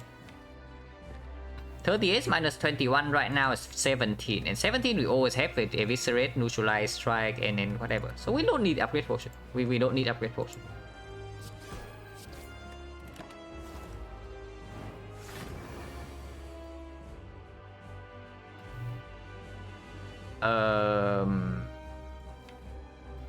Do we still need upgrade potion? I mean, this is just looking like Red Form Neutralize defense. And then Inferno deals 1 times 6, so we can always block with this potion. And next turn it goes to 46. 46, it goes to 15 poison. So 46, 15 poisons, 15, 14.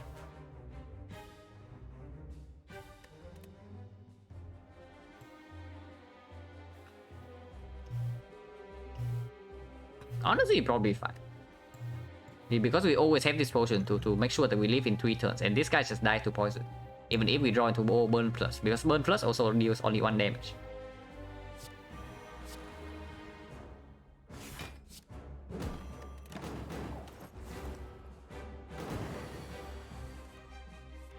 Actually, no. Burn Plus doesn't deal 1 damage. It deals more than that. But we should be fine here. Because we have 16 here already, and 16 plus 29 is we are exactly 1 off, but we never die next turn.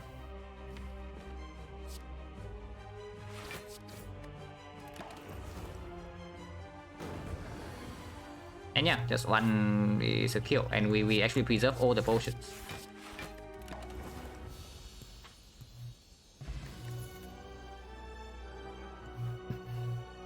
Alchemize costs PK. Now, PK works super well with all the high physical damage we have in here.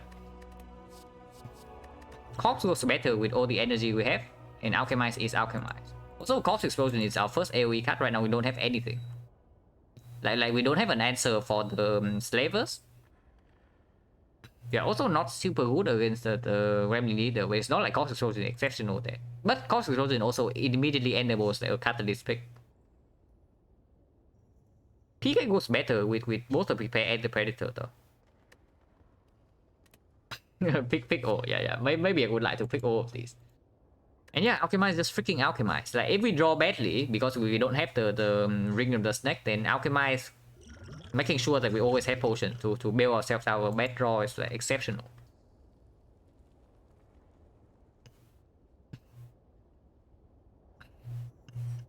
And honestly, PK and the PK and the Corpse Explosion probably serve the same role as the Slavers. Maybe Corpse Explosion is still like slightly stronger. And yeah, we have a lot of energy. We have 4 energy here with the Happy Flower. So Corpse Explosion also, it's fixed more for Corpse Explosion than the PK. Alchemize free ghost, yeah, sure. Alchemize is super strong by the way, because like we already have the energy to play it whenever we draw into it. And it's just exceptional to reach for bad draws. But we already have 2 removes, and our defense is also stronger with the smooth stone. So maybe we don't need the alchemize that much because we also have red form.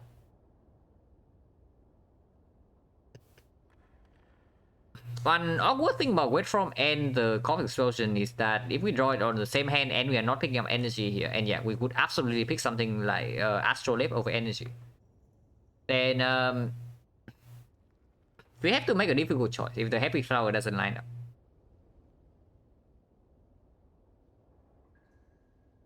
What fights do Cosmic Explosion help in Act 2? Against the Bullet Stabbing, the PK is definitely better. Against the Gremlin Leader, PK is probably also better because we also pick up like any acro to enable this Eviscerate. Against the boss like Collector, yeah, sure. Against Collector, then definitely Cosmic Explosion is better.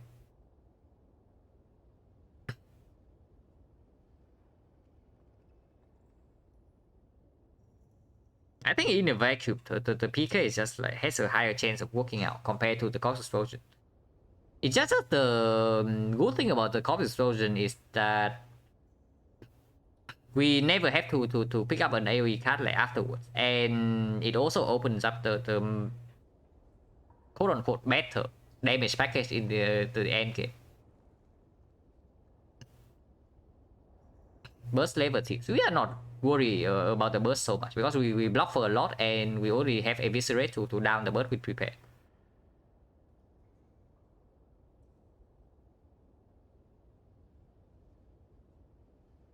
The only thing I'm thinking is that picking the PK here kind of either commit us to the physical damage engine, or it becomes a curse later on if we end up picking up a catalyst. But Cosmic Explosion will never be a curse. It's what I'm thinking, and we can only play it with the abundant energy. I think I would like Cox over the PK, and I also think I would like Cox over the Alchemize. Just because right now we have 2 potions already, so immediately in the first fight of Act 2 that this Alchemize is already awkward. But yeah, maybe Dripper speaks more for the Alchemize. Because we cannot rest to breach for the bad draws.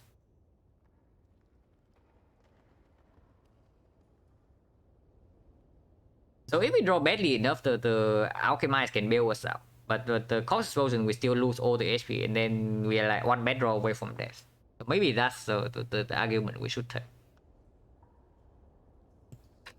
And honestly, it's probably true, because this relic is actually freaking Coffee Dripper and not another energy relic. If we are boss swapping, we should play according to the boss swap. Totally click back. Yeah. If we pick up the Alchemize here, like definitely.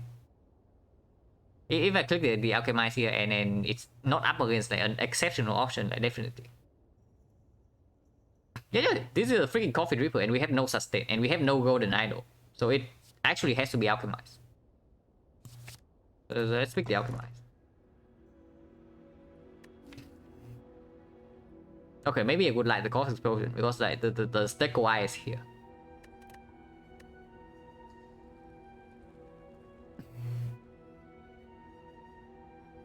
Yeah, Stecco Eye is here. We already removed 2 strikes. Our deck is like freaking expensive.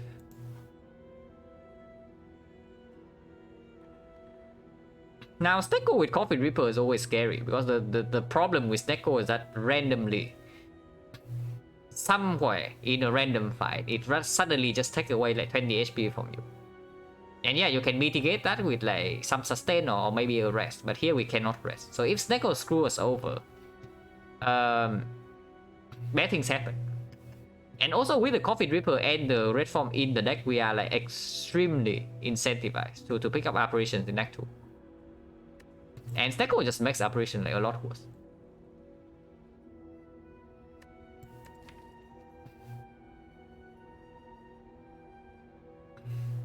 But Stecco is quite strong. I have to say, Stecco is quite strong. Like the style of the belt. Black Star... potentially pickable, but always scary. We do have Alchemize and Red Form for the elites. But the Eviscerate Energy, it's just an UI bug. Because it was it cost 2 the last time I played in the Hexaghost fight. So now it's just displayed as being 2. I would probably pick Black Star over Nordic, but probably not over Snecko in this portrait. It's probably not over Snecko in this portrait.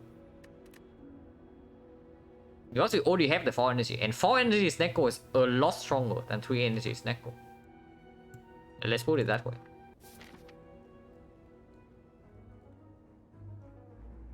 Now, we don't have a lot of gold. So the shops are not super good, but we also don't have the golden idol, so events are weird. And with the Snecko now, the operations also get a bit worse. The buys are complete garbage. We already removed like a lot of strikes. First time I see Snecko pick. I rarely pick Snecko, but I do. I think I picked Snecko a total of like 3 times in the 100 runs. So it's actually like more rare than Sozu pick. Because I think I pick up Sozu like 5 times. So 5 times Sozu, 3 times Snecko, 1 time Ectoplasm, and 0 times the starter trait. Is probably the...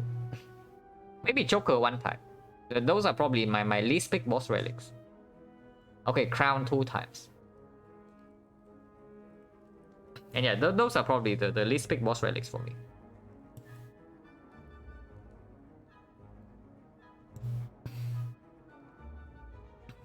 But I mean, with Reform in the deck, and now that we have the Snecko, we definitely want to see more rare cards, right? So elites are what we want. And it's not like advanced always are much easier than elite, so we should probably just fast for elite. Threat size don't matter, and but the upgrade, we can upgrade either Predator or the Dash. Tiny House, I pick Tiny House. Okay, Tiny House also not very often because usually it's not. Usually the boss relic screen is not set enough for me to click Tiny House like most of the time.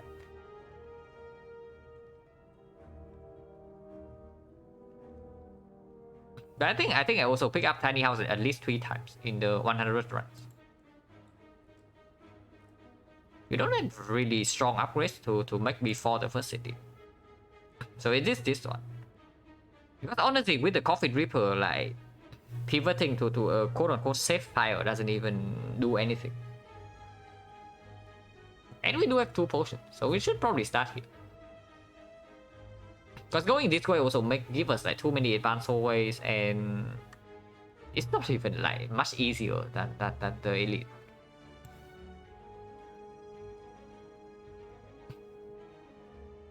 You understand? You mean the starter trait?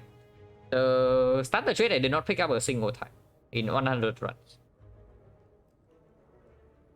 I think there are places for it, but not in the runs that I play.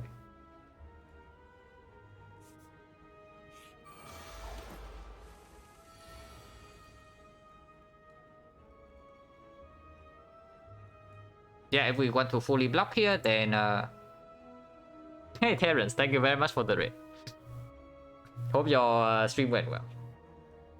And then we just like we have just started our boss swap quote unquote sample. I don't know how many runs I would be doing yet, but for those ones we would only be boss swapping at the start. But yeah, if we want to take 0 here, we also need to not attack. But we are still taking 0. And our damage can come very quickly from the Eviscerate. So we probably should just block. Okay, we don't take 0, we take 1. On the other hand, we can also use this block potion. But block potion is valuable, right? The block potion is like very valuable. When we have freaking Coffin Reaper and then no Forgotten Outer protection in Act 2. Good about Upgrade Potion here. Honestly, Upgrade Potion is not even that bad because it blocks for 3 more here and 3 more here, so it's essentially playing defense. It gains us like 3 energy this turn. And it also makes these 2 stronger. And Potion Chain is at 40% right now, so I'm not even super sad about like using a potion here. And yeah, playing Predator also makes next turn like super strong because we have 5 energy. And we just draw 9 cards. So let's do that. Let's do that.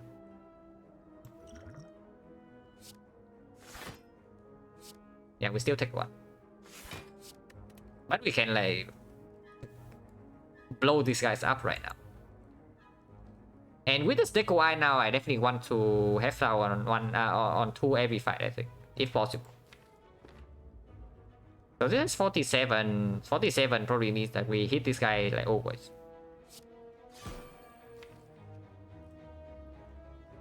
Maybe you could have hit this guy for 38 instead, and then leave him at like dash lethal range. Could have. But it's not like this is bad by any means.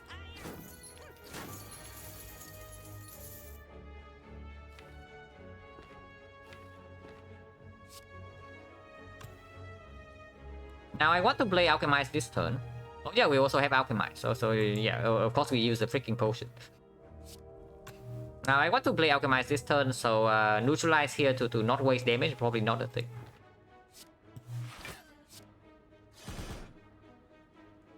Do I play Prepare or not? Probably should, because these cards are also like not super exciting. I guess Defense Plus is fine, because next turn this guy either attacks for 14 or he tries to escape. And okay, maybe I guess then Deposit next turn is also fine if he tries to escape, because then Happy Flower is like easier to line up. So probably end turn 2.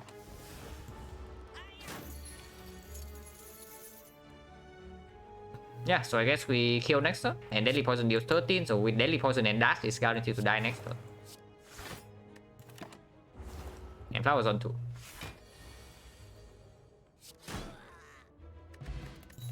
Attack Potion. And yeah, this is what I'm talking about the freaking Corpse Explosion, right?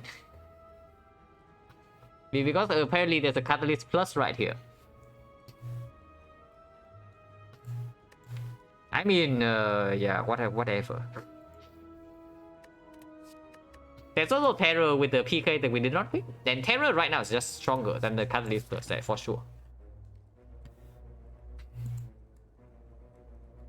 Right now, Terror is definitely stronger than Catalyst Plus. But not by much. Because even though our whole deck is physical damage right now, except for 1 Deadly Poison.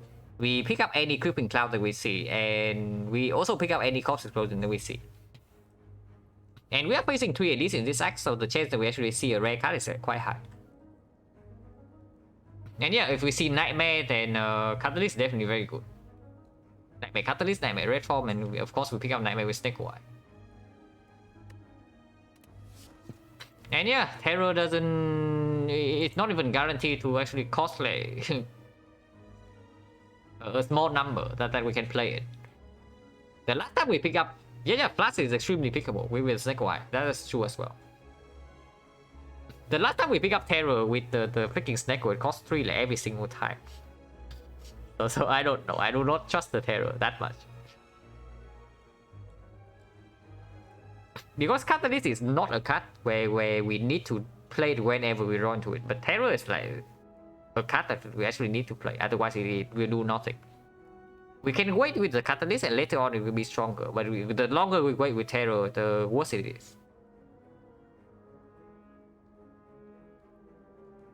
What happened to the streak? We're done with that. We are on a nice streak at the moment, but it is still there. But we are not continuing that until after the boss swap thing finishes. So yeah, just leaving an active nice streak there, like no big deal.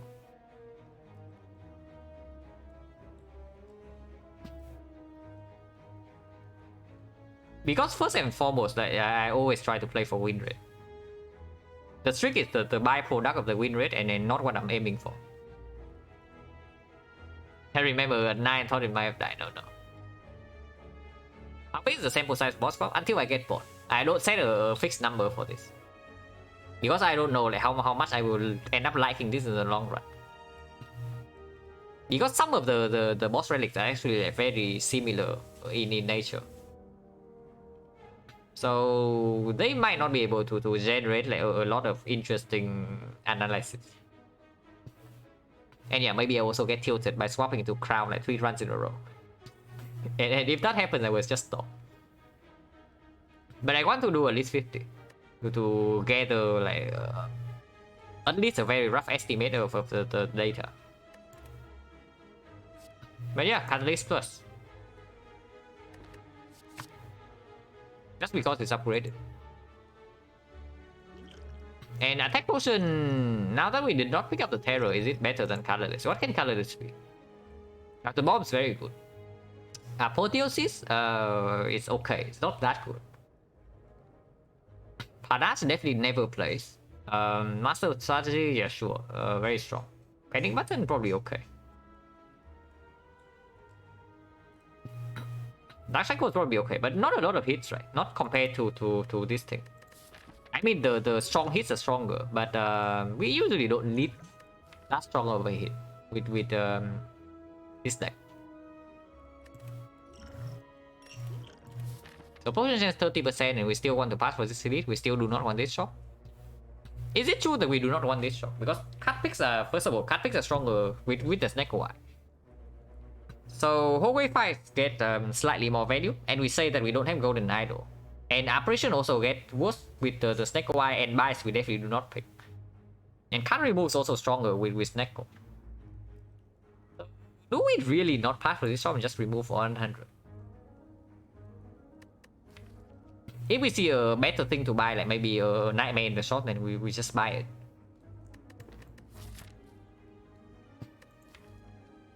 Because what events are even good for us in Act 2 right now? Yeah, Red Mask Bandit, sure. Upgrade Obey, sure. Transform 2 from the mutation, sure. Library, sure.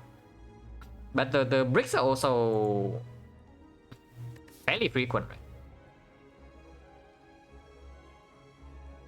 And the one thing I do not want to see right now is Forgotten Outer. Like definitely, I do not want to see Forgotten Outer in anywhere in this side. And if so, like going to less events probably good, because we don't need the high roll from the events, but we absolutely want to avoid the low roll. And yeah, remove also very strong with XecnaR. So this was not even bad, even if we cannot buy anything else. The only downside is that this is going to be an advanced forward. And I do not like that very much. Because that would also mean that yeah, this is again an advanced hallway. And again the advanced hallway. So instead of taking only 2, we are taking 3 and 1 very early.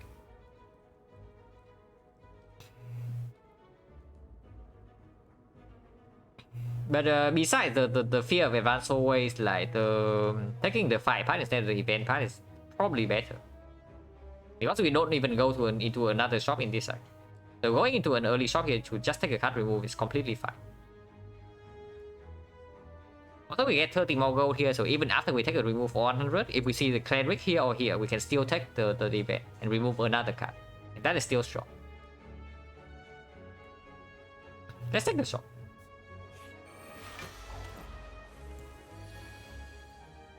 Okay, epic hand. Good thing this is not an elite fight.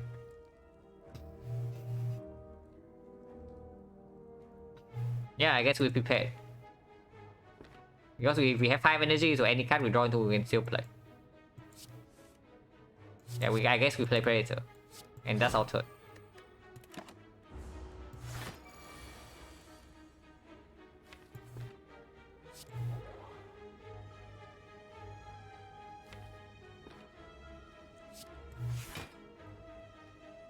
Now, definitely willing to use the block potion next turn if needed.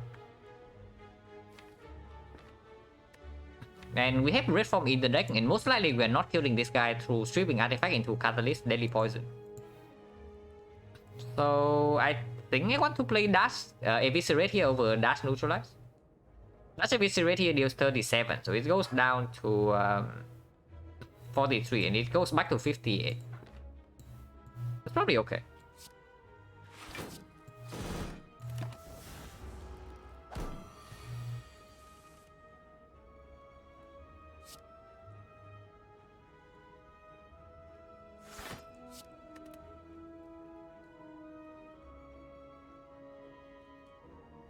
Yeah, we only need 1 defense here, so we can do Dagger Throw costing 2. So we can play Dagger Throw, this goes to 0. And then we can play 1 defense, 1 alchemize with the block potion, and that is full block. So probably do that. Yeah, Catalyst Plus, whatever.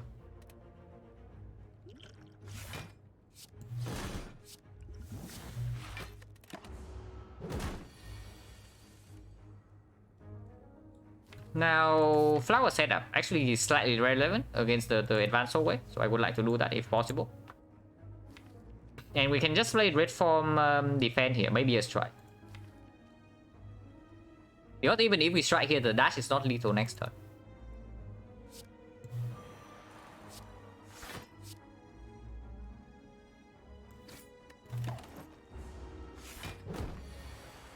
And yeah, we just kill next turn. And 1 strike will do. Not 1 strike will kill this no matter what. So there's no draw that can break us.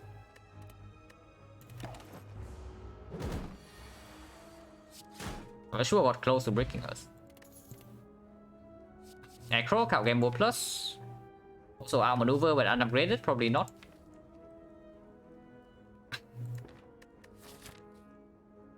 Now cut draw is still very good with Snake White. Like don't be tricked into thinking that cut draw, like even cheap cut draw, is suddenly not good. Because yeah, it just gives you more chance to see 0 cost. And you get through the garbage of your deck like faster. So definitely picking one of these two. I don't know which one yet. Because Cow Gamble also works very well with the Eviscerate and he gets a free upgrade immediately. And yeah, anytime we can line up like Predator with the Cow Gamble, it almost always drawn to Eviscerate if it's not on the same hand. And it just cycles back into this thing like very quickly.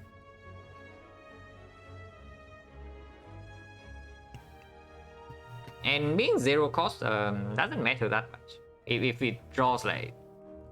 I mean, the initial cost being 0 doesn't matter that much. Because honestly, I would even play this for 2. Only when it's 3, then it gets weird. But for 2, I will still play it if my hand is complete garbage.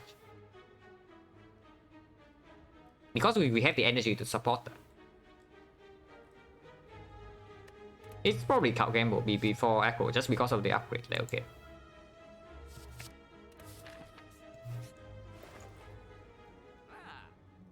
Well, we say goodbye to the card, but we get Nightmare on sale, so we buy that. There's no card, there's no tough bandages. Also, we cannot take a remove here because it's freaking on sale. So yeah, we take this. And yeah, I accept this is our flaw because it is just good enough. So very strong relics are gone, but who cares, right? We have like Nightmare Stecco, Nightmare Red Form, and Nightmare Catalyst. Even Nightmare Alchemize if we are really willing or able to do so. Do not trade any potions, and then these cards are not worth buying, so we leave. So wait, this guy doesn't know. This guy is standing right here like wasting 1 turn, but he doesn't know. He really doesn't. He's clueless.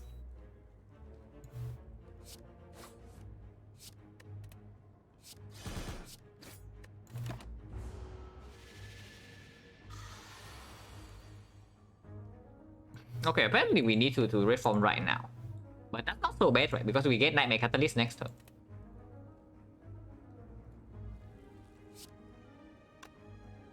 Do we want to exchange any of these potions?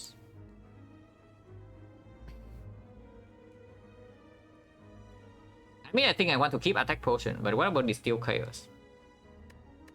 Because now that we have Nightmare in hand, I mean, if we are playing the Steel Chaos, then we probably don't have like some good cards in our hand. So accidentally playing Nightmare would be bad. Accidentally playing Nightmare with playing Red Form, potentially also bad. Accidentally playing Catalyst can lose the fight. Could be fun to see Deco skip first player has eye. That would be pretty brutal. Because usually when you have Snake White going into Act 2, you have like 3 energy. So blocking whatever hit this guy is dealing to you on turn 1 is not super easy. And this guy can deal heavy damage if you stay here long enough. Like, it just debuff you into hitting you for 27. Blocking that with 3 enemies Neko is exceptionally difficult.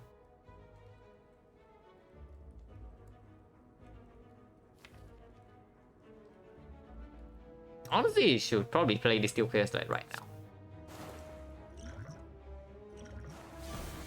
Yeah, any cut, any hit would be good. No hit is bad here.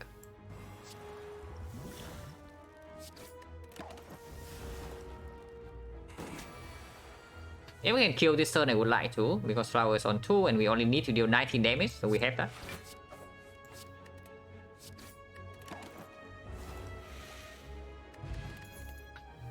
Yeah, the fumes with Nightmare Catalyst, but we only have Deadly Poison Plus and it only costs 1. Probably not the Poison Catalyst we would like to pick up. And we have Nightmare Red from Merge Collector already, so we are not in like a super rush to make Catalyst the killing blow. Right now potion chance 50%. So I mean, it doesn't mean anything. I just want to keep track of the potion chance.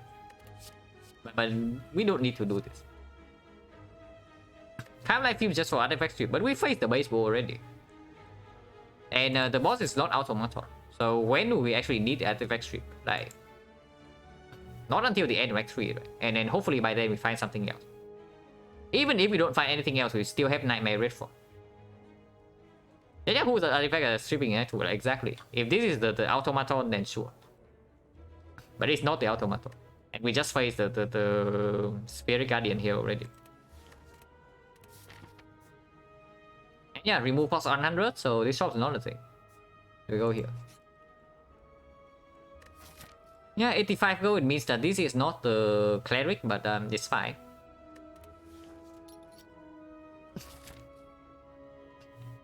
Okay, good trade. 100% more 77.20. Yeah, 77.23. What's up, Odin?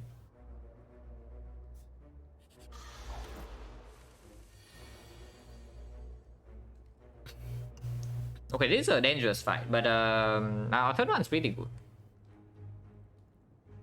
At least Pendant will not come the elite. Only if this fight rolls the uncommon relic.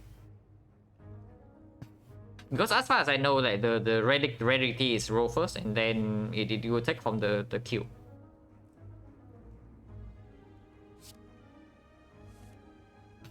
Holy crap! What the hell is Neko doing? No, really, what the hell is this Neko doing? Because it's pretty nice to us. But I mean, I guess I don't want to draw these cards this turn. Both Vagrant and Relic roll for rarity first. Yeah, everything roll for rarity first. But what I'm saying is that this elite might not roll the uncommon relic.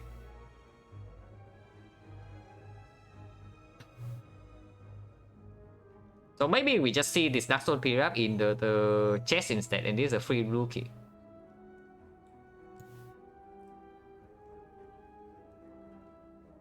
But this is slightly troublesome, to be honest. Like, we have a lot of damage in hand and we can play Red Form immediately for full block, but the problem is that we don't have Corpse Explosion, so we actually need to kill all of them soon. And these are our best damage cards, so I probably want to gamble regardless, even if I barely have anything here.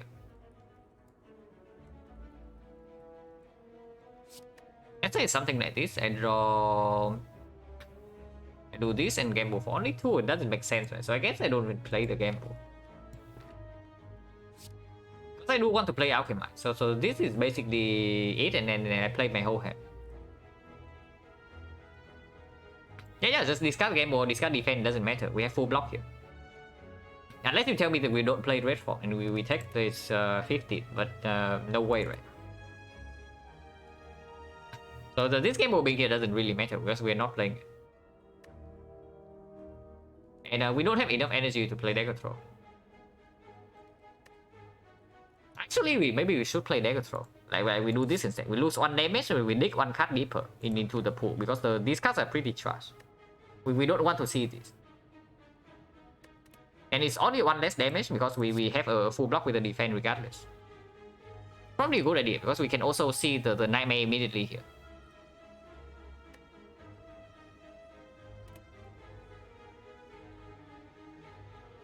$27,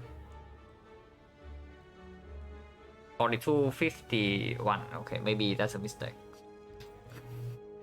Maybe a slight misplay. I should have counted damage first because we are one off from killing this guy now.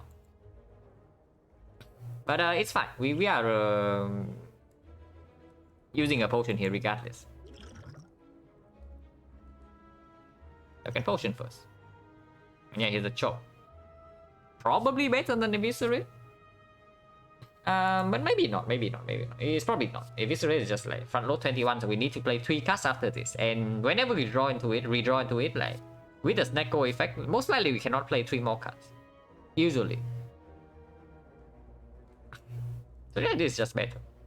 But in this turn we can play more than 3 cards, but we don't need this damage this turn. Also, Eviscerate works well with the prepare, with the Count Gamble, with the dagger throw.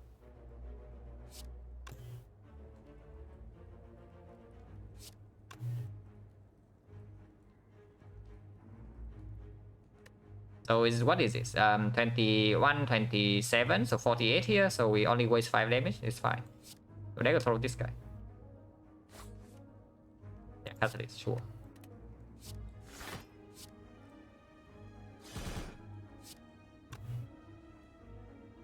What the hell am I doing? Somebody please tell me what the hell I am doing, because apparently I just assume something that's just not true. But whatever. Whatever, because we are not being weakened or anything, so we can just kill this guy next turn. Or we can use this right away because potion chance is 50%, but probably not. Not now. We see the next hand first and then we decide. And one strike still kills this. Say only waste 5 damage, they go throw red saber, correct? They go throw the other one. Yeah. That was probably what happened.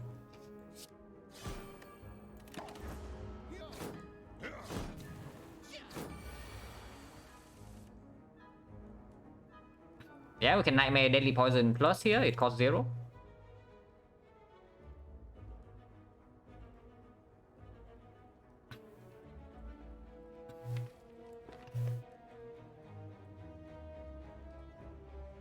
And otherwise, like, the hand is pretty bad.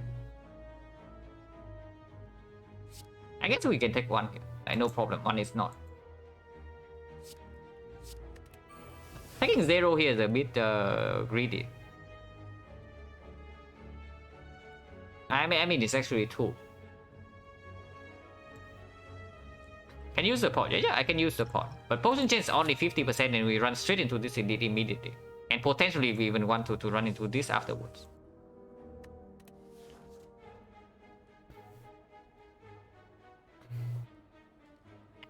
Now next time we have 21 poison here, so 21, 20, 43, but we are weakened.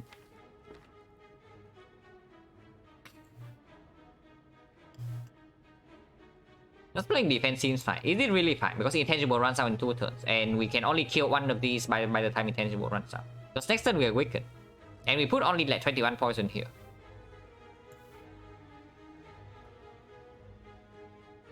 I mean, this potion is also not that strong, so I guess we can use it.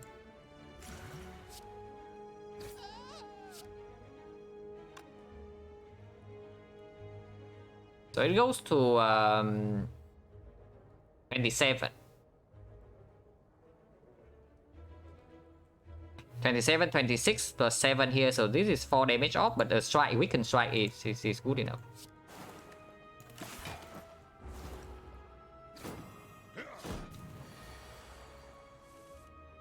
Also, we draw a Catalyst.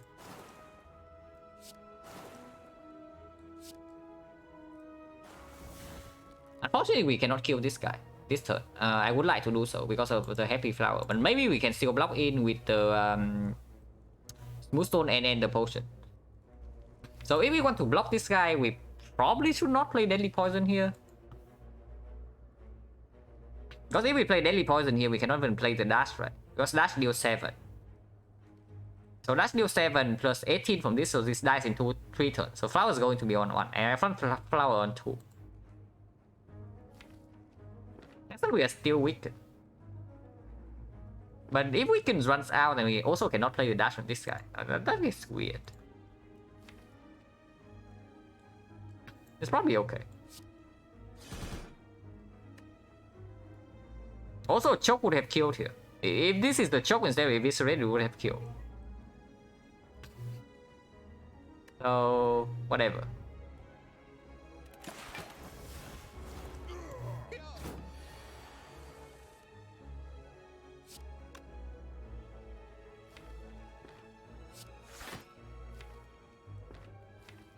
Do we bet on defense costing 2 or less, or do we just play the neutralize here and take the full block?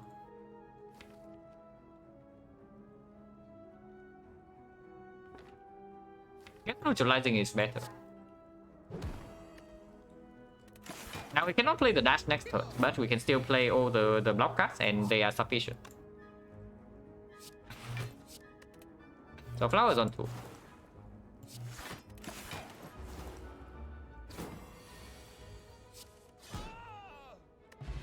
And yeah, 50% we get back the potion. So potion is 40%. Now, here's a piercing will. Is that still relevant? Normally, piercing will is a card that you want to have like at least once to maybe reset strength of awaken one, maybe reset strength time meter, maybe block against the heart. But first of all, we have Snake Y, and secondly, we already have Nightmare Redfall. So is this ever relevant? Not yet, right? Not yet. Because we don't even care about resetting strength in late act 3. And we can still see a malaise for just for blocking in against the heart. And we have Nightmare Catalyst Deadly Poison already, so let's not care about this. And we just face the slavers. Yeah, probably not.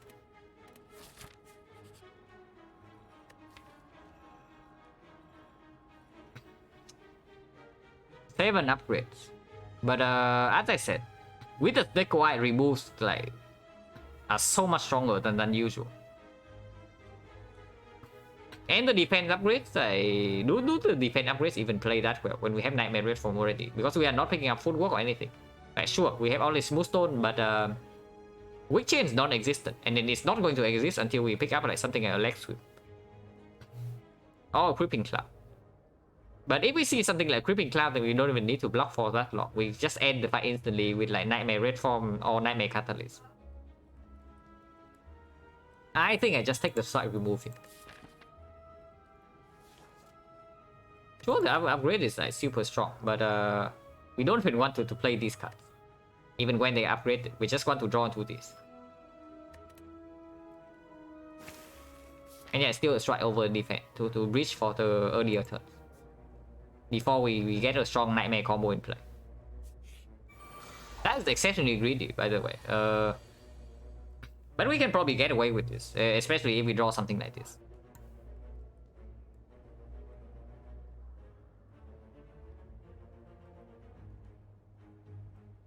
That's 5 point.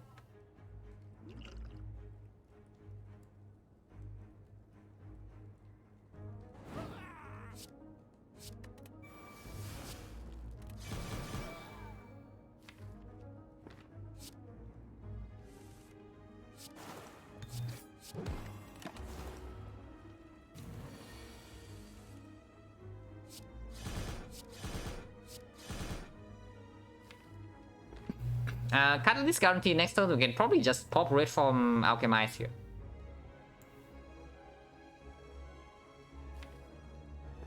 Or we can also do... No, we cannot Predator Alchemize. I want to kill next turn if possible.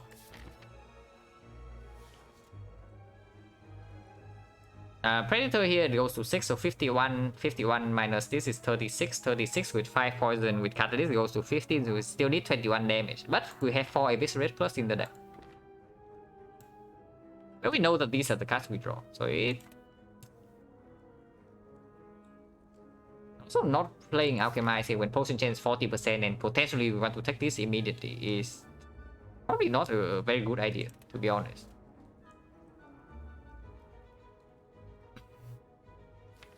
I mean, we can still kill next turn if we draw well enough, and if not, we can kill 4 turns from now.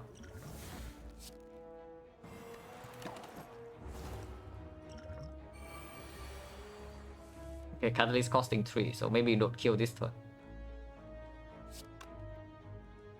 But I want her to attack next turn. Because next turn we are still having intangible.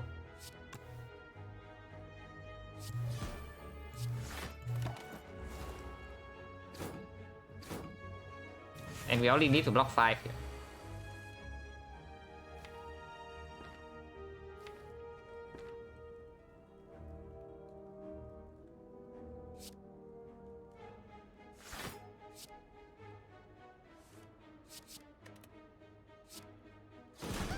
Now we want to kill the Gremlin because we... Next turn she never attacks, but we also need to not kill her next turn to set flower on 2. So it's time to actually just kill the Gremlin. And we cannot play Deadly Poison on her as well. Because Deadly Poison right now would kill her next turn. And that's not what we want.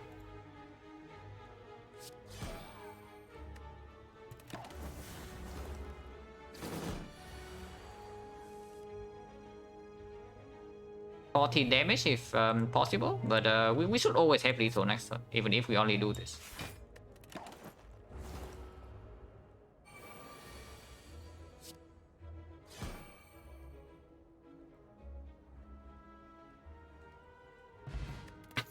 Yeah, potion chance 30%, Mega Marbles is okay, and yeah, here's the freaking Malaise. So I guess we do have a Witch Chain. This is still strong, this is still very strong. Even if we eventually probably want to lean into Nightmare Red Form, it's still very strong, just to deal with the fight where we cannot line them up, because Nightmare Malaise is also acceptable, and then it saves cheap damage against the heart as well. Also, it's an energy sink that we can always use when our Snecko draw is bad.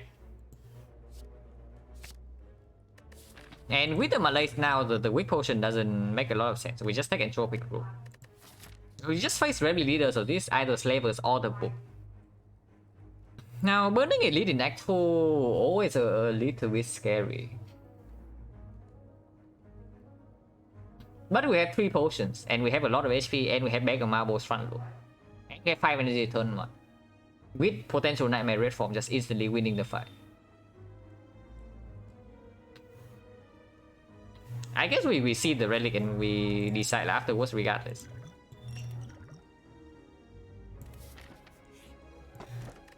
Yes, mine must be, we take that. We say that removes are strong, and our removes are already costing... Actually, no, we did not remove yet, so our remove only costs 100. So let's say we remove in the Act 3 shop, and then we remove again in Act 4. So that is 100. It saves 50 and then saves 75, so it's only 125 gold.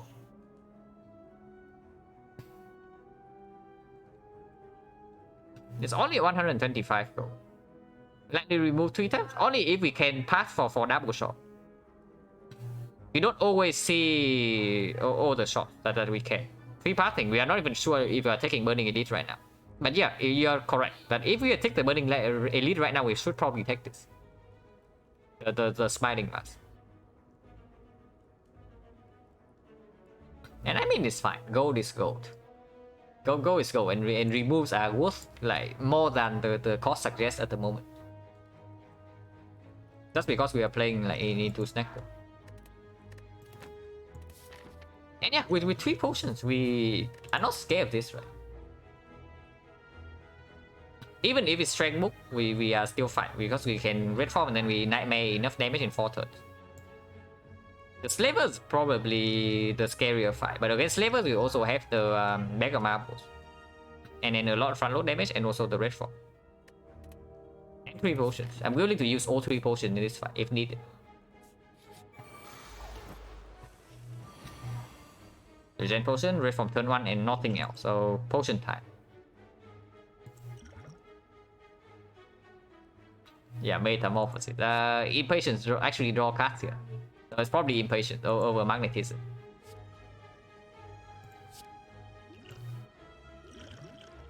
Attack potion is completely fine. I use the attack potion, but after I draw the card.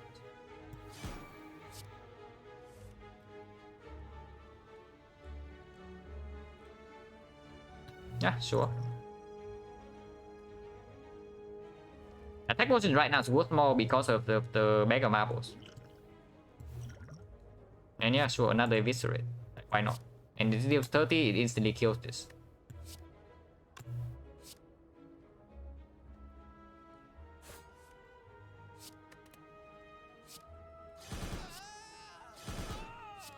Yeah, bag of marbles, right? No problem. And with red form in play already, we don't need to malaise it, so we just save this 1 HP.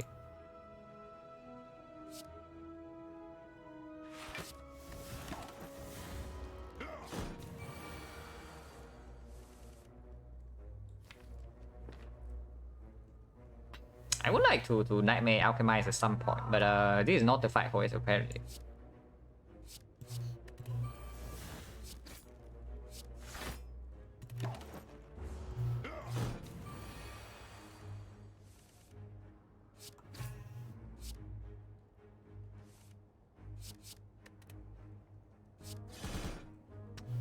Cannot get the Alchemize and then kill this turn though, with the Flower on 2, but I guess Flower on 2 is not that important. The only problem with not killing right now is that we actually need to draw 14 damage next turn. Most of the time we do, but sometimes we don't.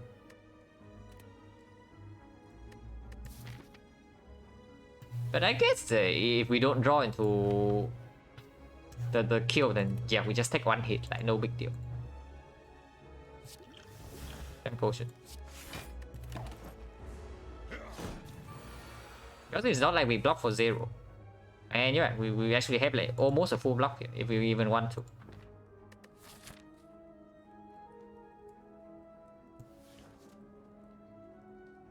Oh, we can just take the kill and then get out of here.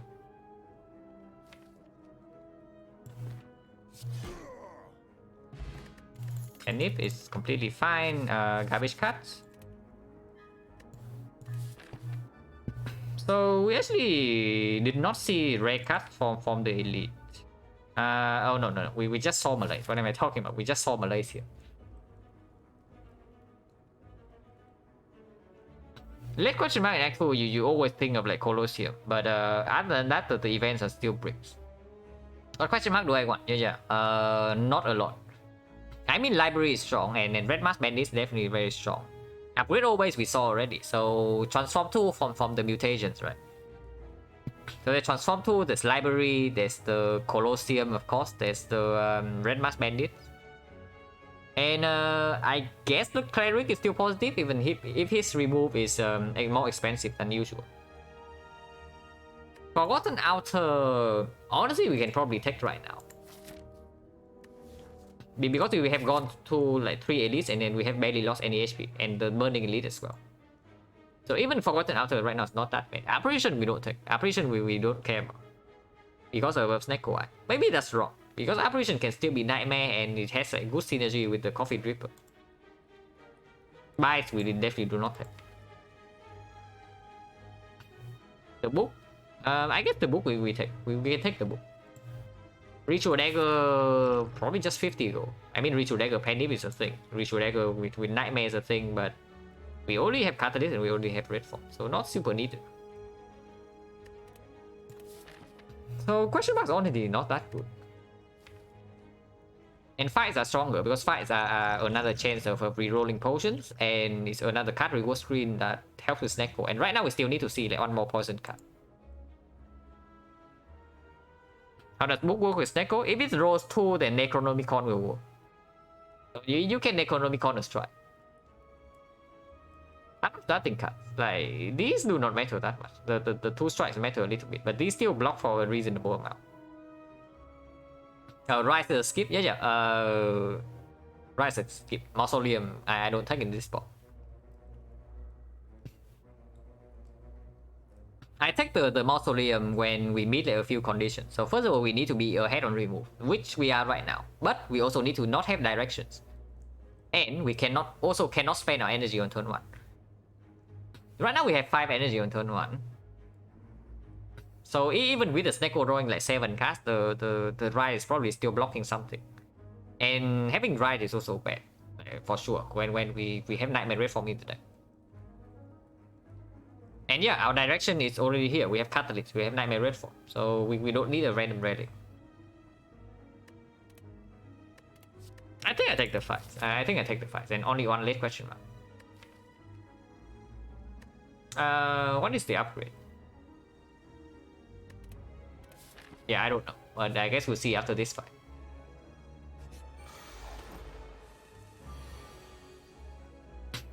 Yeah, Nightmare Red Form. We can also Nightmare Malaise, which we probably should do. Because this guy never attacks for more than 8 times 3, so we just play Red Form immediately, and we Nightmare this Malaise, we play the defense, and eventually this guy deals 0 damage. It would be eventually.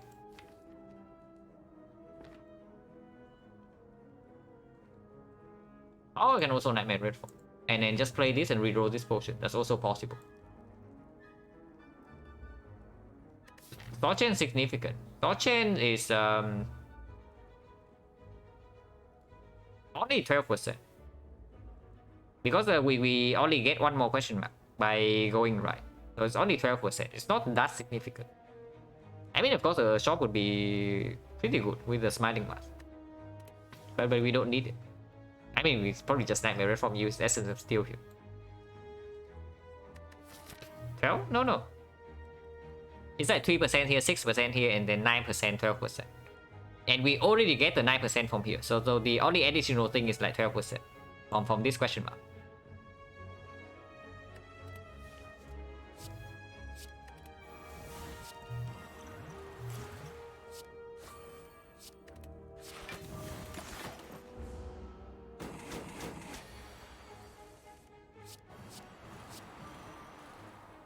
So I want to kill four turns from now. Should not be too difficult. I mean, wrong order, but who cares? Because we can kill like 3 turns from now, we can kill later than that. It doesn't really matter.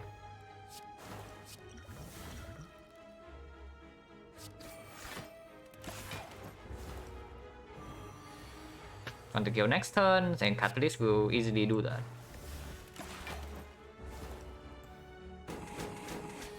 Oh wait. I actually just forgot about the pendant. It's fine, we have another fight to fix that.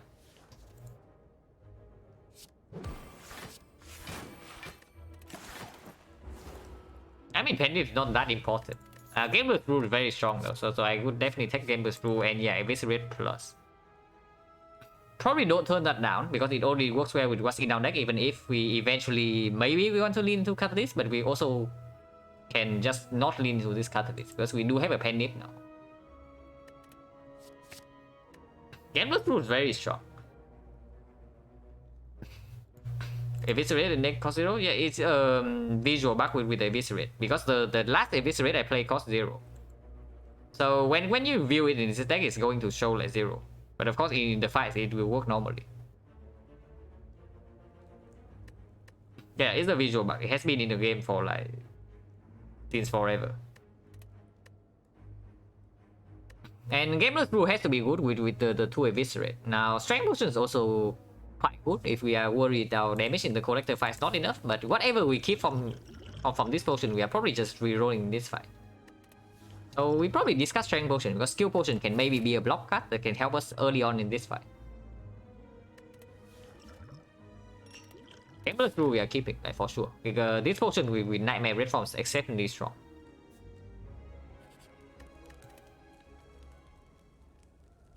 Yeah, here we can upgrade or we can recall. Honestly, nothing is worth upgrading at the moment with this deck. So we can probably just recall first.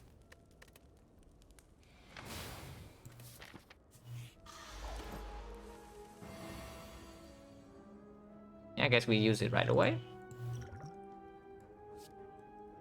PK is fine, Deadly Poison is also okay. PK is probably slightly stronger because of the potential pen nip next turn.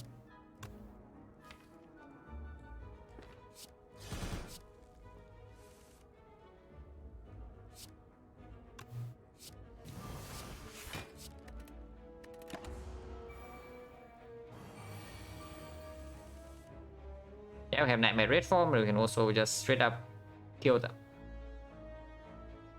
This deals 60 damage, so it one-shots the cultist.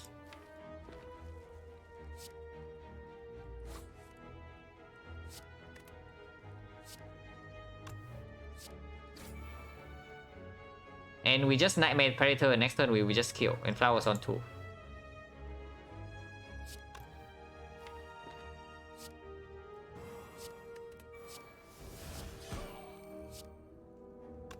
And you can play this, doesn't really matter.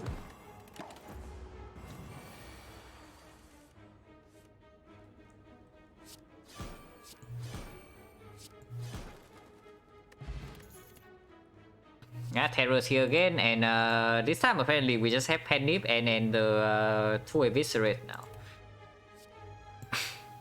So it's definitely a real thing. There's also Acro, it's good with even with the Snecko, we set it already. And also works well with the 2 Eviscerates we have in our deck. And yeah, once again, like this card we don't really have to play whenever we draw into it, but this card we kind of want to play.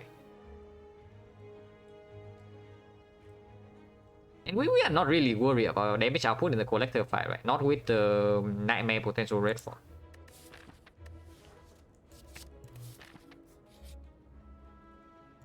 Ah yes, my favorite event. This is not a curse here. I mean, it's technically a curse, but it's not like really a curse. Lightning definitely not. Lightning definitely not. Flame definitely not. I do not even see the rare card. I actually do not even see the rare card here, like what it is. So whatever, it's just an empty floor.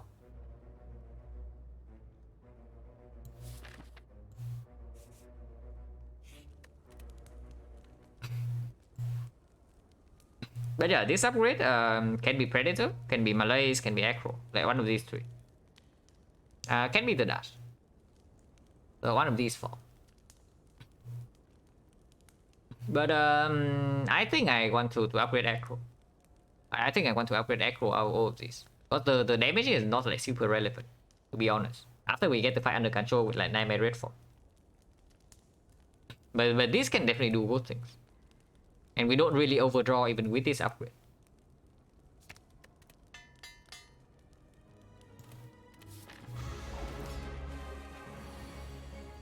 But yeah, here we can draw right away. And yeah, Nightmare Red forms in our hand because we picked the Acro.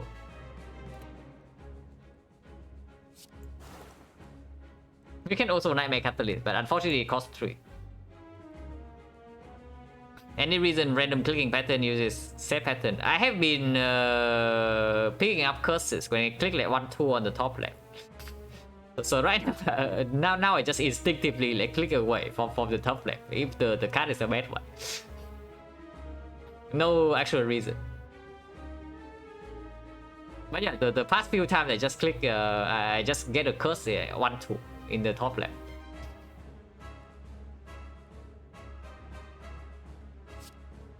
And yeah, we just Nightmare Red form and this fight's over.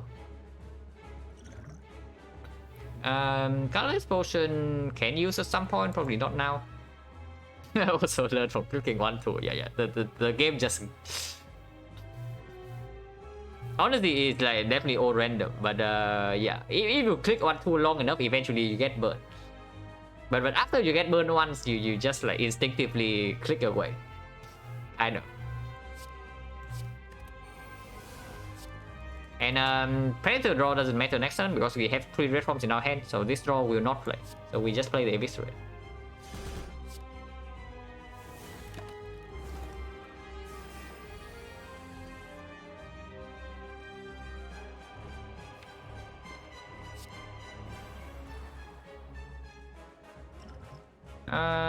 Can use the colorless potion. Eventually we play this anyway. And if this gives me block right now, I can also deal damage, but not super relevant regardless. I'll probably just use.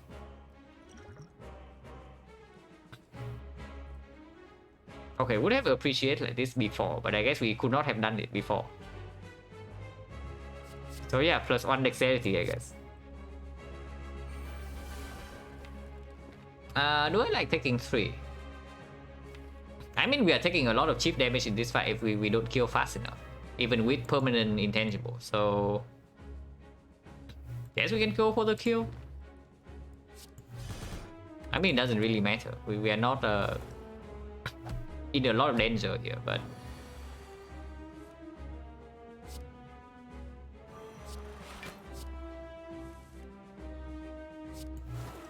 at least cost 3 yet again. It's the debuff turn.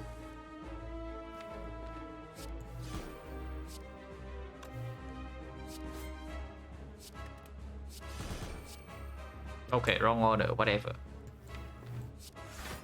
I have to admit that my mind is not in this fight right now. After Nightmare Red Form in turn 1.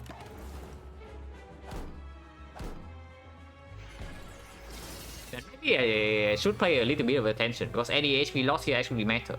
Because we cannot rest before the actual bosses. Good run to start with the streak, yeah.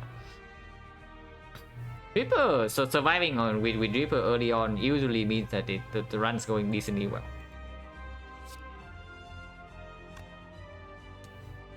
I really want to play the freaking Alchemize. And I guess I'll do that.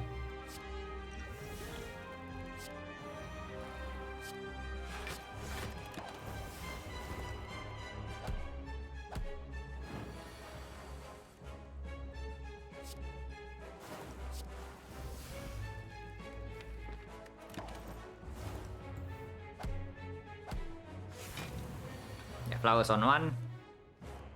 We can kill this turn to put flower on 0, but I want to advance Penny a little bit.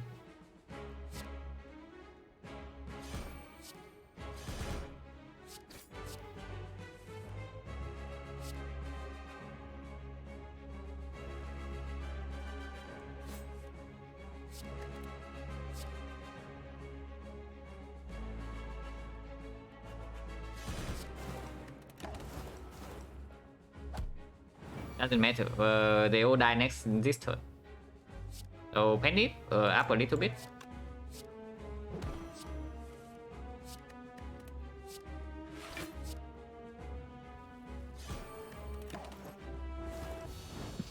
Yeah, be careful, yeah, sure. Cunning Potion not super good, but I guess with the Penny it's okay. Red Pot is like quite bad though. We don't even have anything to upgrade.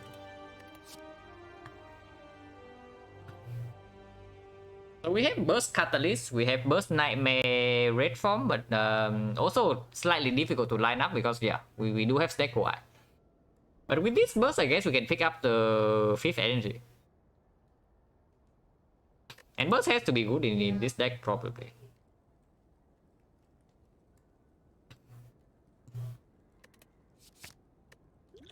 And Blessing, Cunning Potion. Red Ball is probably more front load block, but that's about it. Yeah, it's a good upgrade target, like for sure. And we already recall, so we are forced to upgrade right now. It's probably fine because the first whole wave fight of Act 2, unless it's a spiker, we can always like damage down.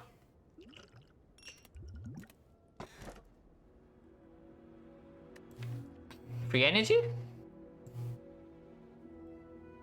I mean, it's not so free because it does make the burst like slightly worse. We can also pick the cage, and then cage is not bad at all. Cage, if anything, cage is like very strong here.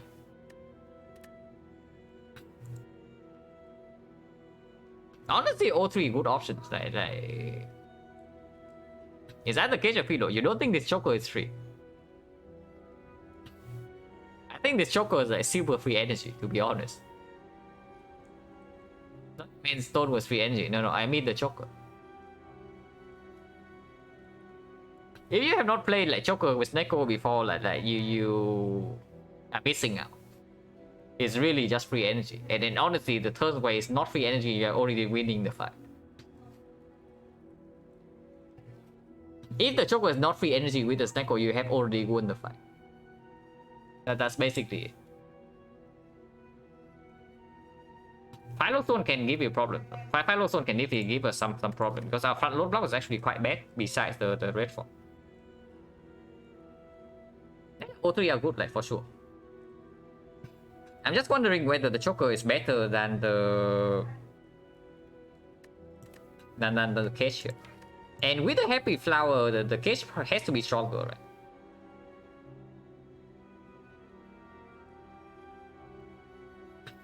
Yeah, with happy flower and then dripper energy already, the cage has to be stronger. We just remove this garbage. And then we get like 2 more removes at least with the smiling mask, and then our deck is like super good afterwards. Smiling mask, no, smiling mask make the strike removes better, not worse. Because we don't even want to have the defense in our deck like, eventually. Also, this neutralize can definitely go. I think I want to pick the cage here because it is not a relic that I can afford to pick very often when I don't boss squad.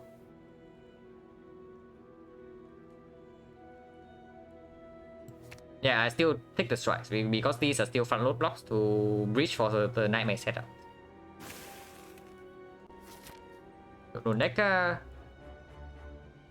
doesn't really matter. So we can get 3 elites and 2 shops here. Probably what we want to do. Yeah, 2 elites and 2 shops. We just go to this shop, we take 4 fights. And fights are not even that bad because we do not have the red mask. So actually events are slightly worse. And of course, like card rewards also better with the Snake White. And we go to 2 shops to use Smiling Mask. We do not give away like, any elites in the meantime. We can even triple shop if we are like degenerate enough. So we'll see.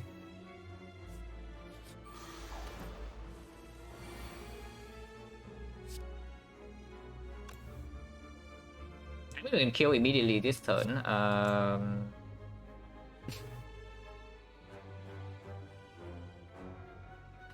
Hey Mer, thank you very much for the raid. What's up, Angel Color? And what's up, AIs? Did we finish the streak? No, our streak is like still live right now. We're at a 9 streak. But of course, these boss squad runs are not counted. So we are just leaving a 9 streak like hanging for maybe a month or 2. To do some science with the boss squad.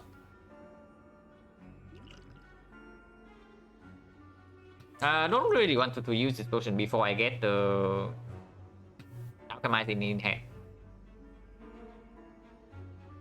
Great to hear, makes it all for fun. Enjoy, yeah. Thank you. Hopefully I will enjoy the boss squad because I think there are a lot of to actually think about the boss relics. Because in my mind, the boss swapping should change your pathing like, significantly in that one. And that's probably fun to think about.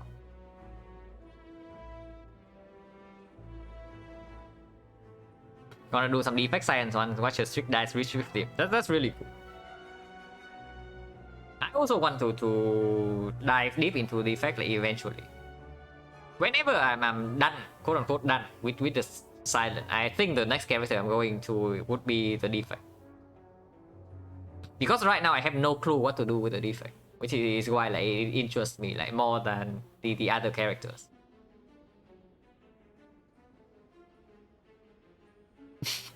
Really, yeah. It's weird about intentionally nerfing the seeds so wins a pretty legend unless it turns out boss got an 85% win rate. Yeah, sure.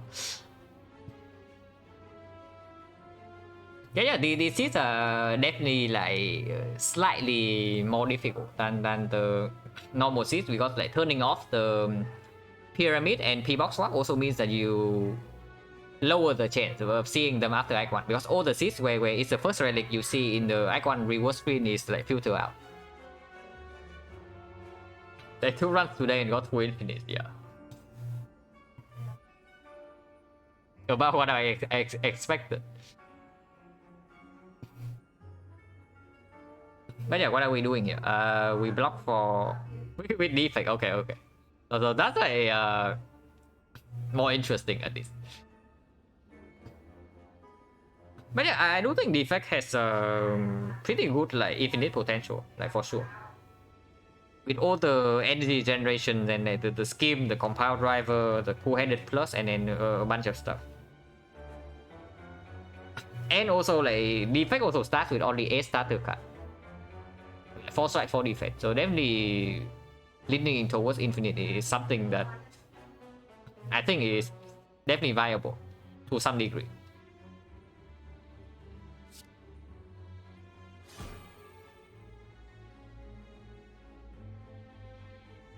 One, two, three. I guess we do deadly poison and burst the survivor.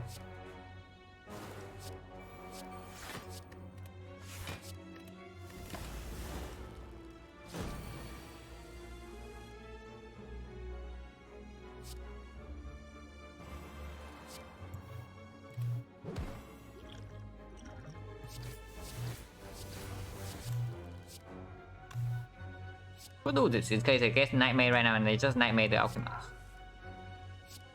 No nightmare. No nightmare yet. Okay, not discarding this because I want to actually play that. So this.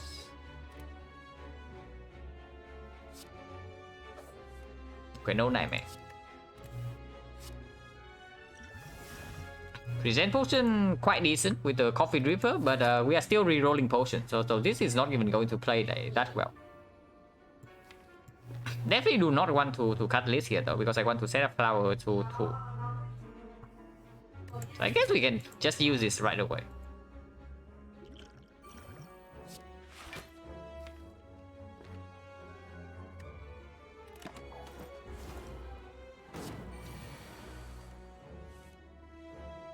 And yeah, here we can nightmare any attack, and then that will guarantee to kill next turn.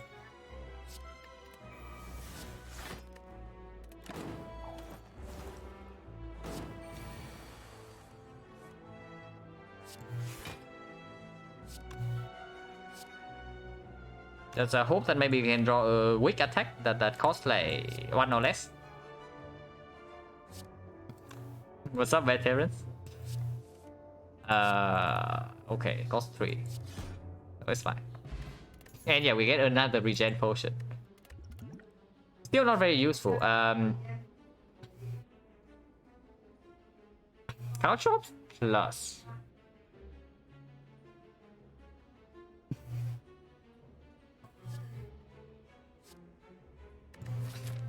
Yeah, bad terrors and good terrors in the same chat.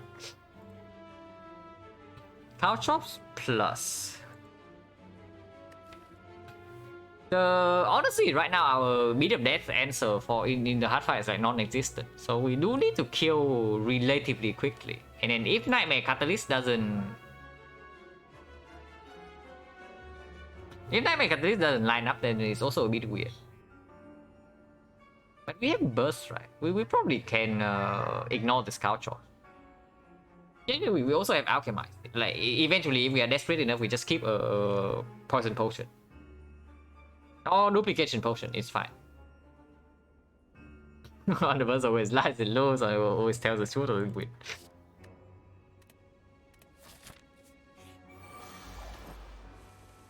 Man, Constant Explosion would be pretty sick right now, but I guess Alchemize has been performing really well, so cannot complain too much. Okay, what is this draw?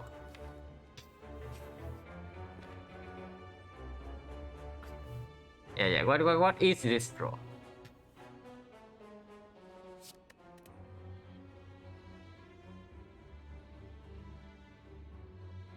Now I really want to burst prepared here, because bursting prepared actually means that any eviscerate we draw into is costing 0. But it also means that we just miss the red fort. And that can be painful.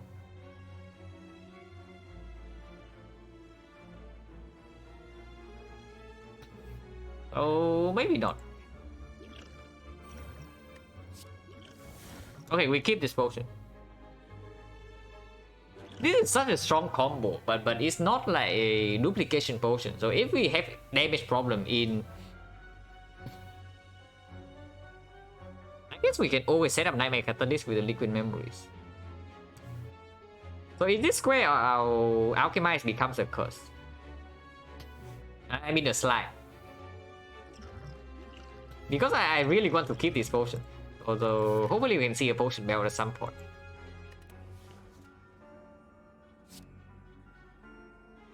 And if we burst Malaise here, it goes to 8, so it goes to 3. Let's go to 7, 3 weakens to 2, so survivors enough.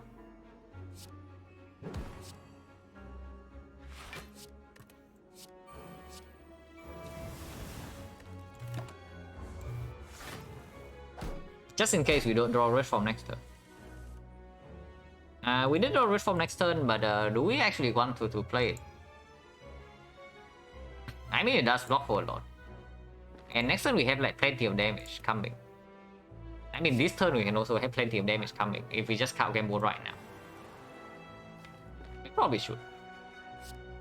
Game mode for 5 and we guarantee to see both Eviscerates. And Regen Potion is still online, so taking this chip is not even anything. It may cost 3. Wait, how can this cost 1?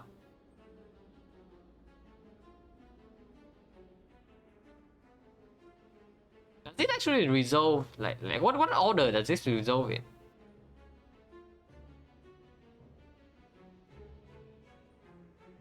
Like, what? How can this Eviscerate cost 1 if I draw it with count game mode and discuss 5? Yeah, I don't get it, but whatever.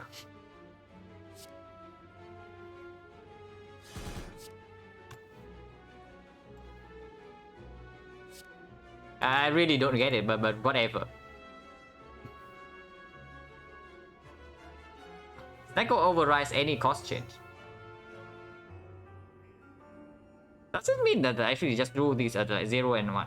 And then would have brick if it wasn't like that? Hopefully not.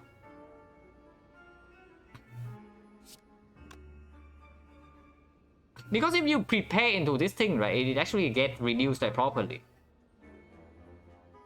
Even with the XecnaR. So why does count game mode not work? Yeah, I have no idea, but whatever. Not super relevant.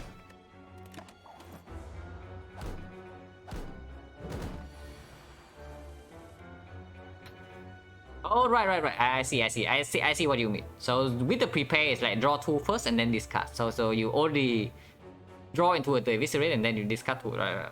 It's true. I want to kill this turn if possible, but doesn't look very possible here. I guess we can kill in a few turns from now then.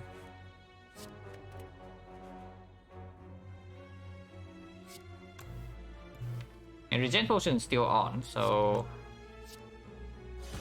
I do something like this.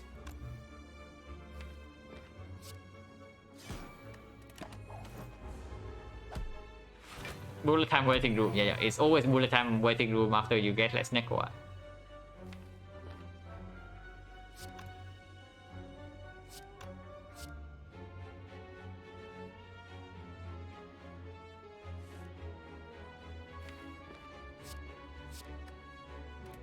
Okay, pretty spooky because next turn Red Form already runs out, and then apparently we do not have a guaranteed kill.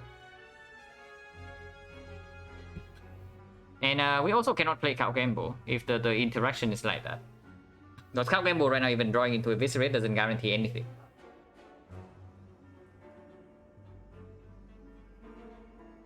But we should probably still play the Count Gamble. Even for 3.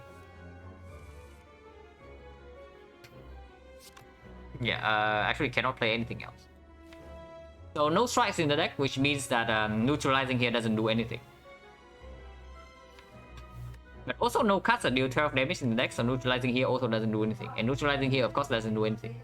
So this neutralize is useless. It's basically it. So hopefully we draw a kill somehow, because then otherwise next turn, this turn is going to hurt. Yeah, I guess we can kill next turn then. This is completely fine.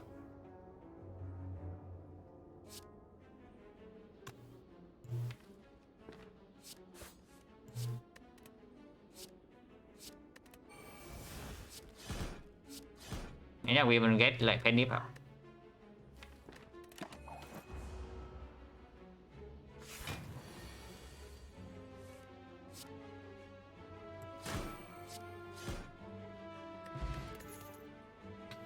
Flip plus? Probably not. I mean, it's good front load block. And it is card draw and can be bursted. But it's weird. It's really weird. Honestly, I would rather just pick up like... If I had to pick a block card at all, I would just like to have leg sweep. Or maybe more dashes. Eviscerate keeps the same cost after... Yeah, Eviscerate interaction with Nightmare's Neko is clear. And we're just confused about the card gamble because you actually get drawn. The Eviscerates are actually drawn in that case.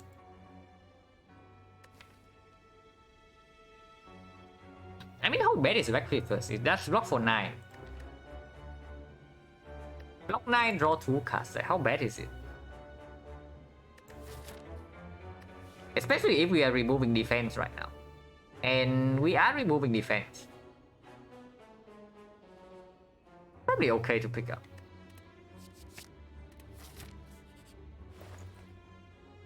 Yeah, the specimen. No poison card, by the way. Chemix Malaise, potentially a thing, but probably not. Yeah, Chemix Malaise. Definitely potentially a thing with the burst because they... But not against this, right? We know that we face this as a first boss, so that's only making the Chemix Malaise a bit worse. And in Act 4, it doesn't really do anything. The boss is, yeah, don't run deck card. I think we just take the remove here and we go to the next shop. I don't even want this Acro unupgraded. And Immortal is not worth this gold. You just remove a defense. And maybe in the next shop we can remove a dagger throw. Maybe.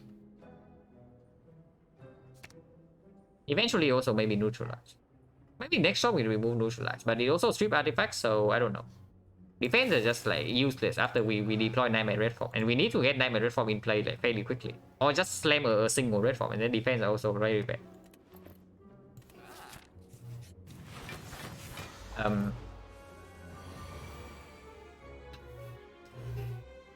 This fight is always spooky. This fight is like always spooky. So just game over for everything.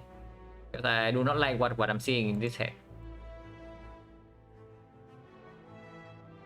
You can also backflip, defend, and then gamble.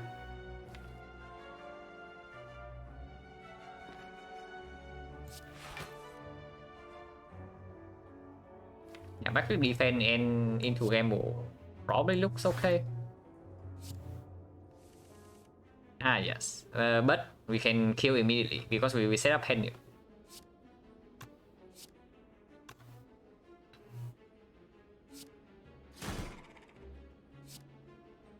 This guy always attack next turn, so we target him.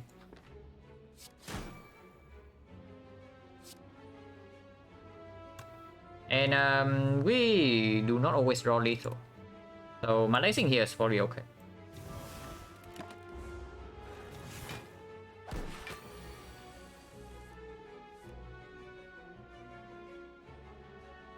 Yeah, or defense costs 0, but the real cast costs more than that. I guess we can always play Nightmare on something and then we block normally.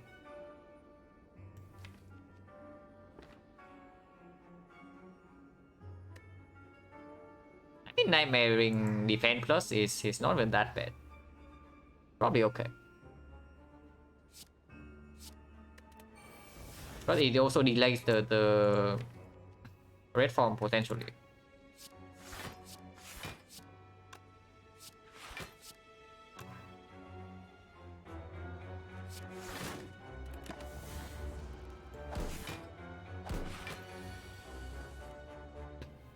Double buff, and we draw into red from this turn.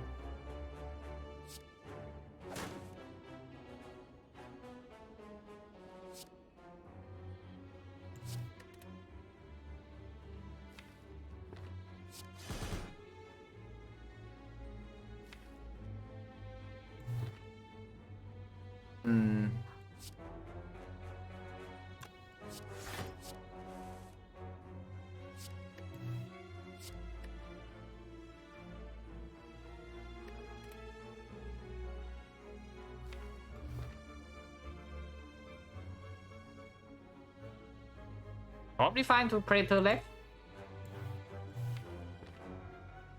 No, can just play safe and then reform right now.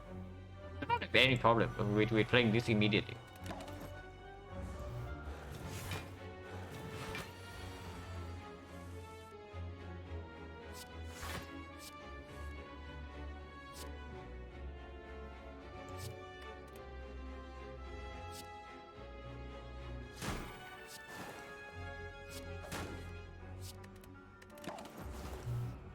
Want to kill in 2 turns? I mean, why not P-Box and why not Pyramid? Because they are known to be like very strong swaps already. So I don't collect like any meaningful data by just playing the runs that are near free wins, like on floor 1.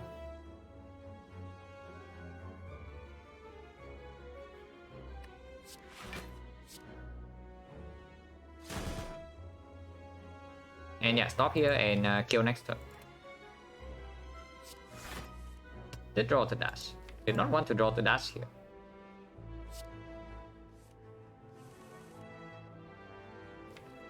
Okay, should draw enough damage next turn. Maybe. Oh, this just guarantees it. And then also puts Penny on 9.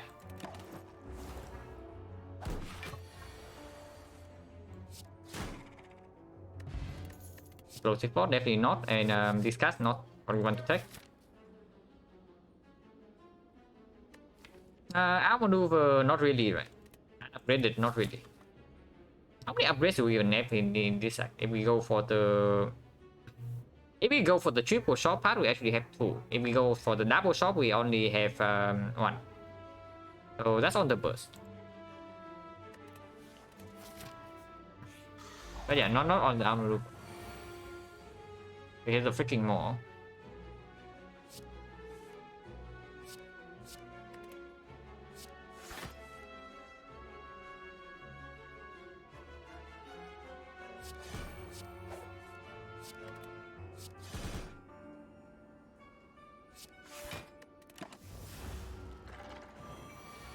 Yeah, 5 damage. Amazing as always.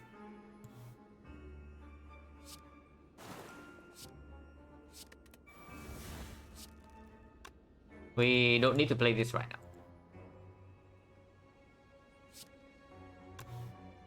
now. Don't exactly want to draw into this next turn. Maybe yeah, just aggro immediately. Also shuffle out the Alchemize.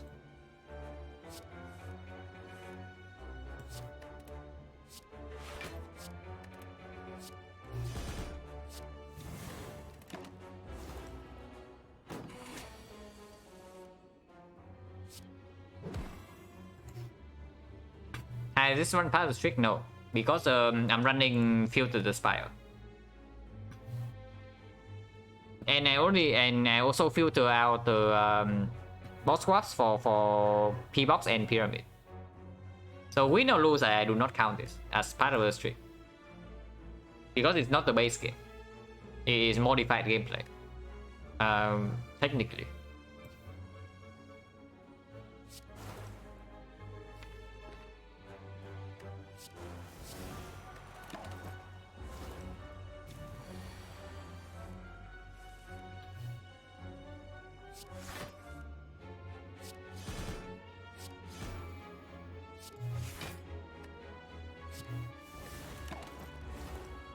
So 2 more attacks and it dies next turn.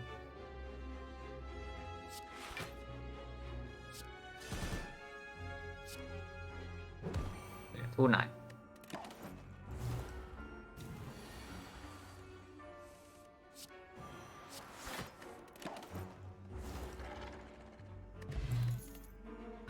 Still nothing good for the Snecko. I would like to see like 1 poison card, if possible, but have not seen any.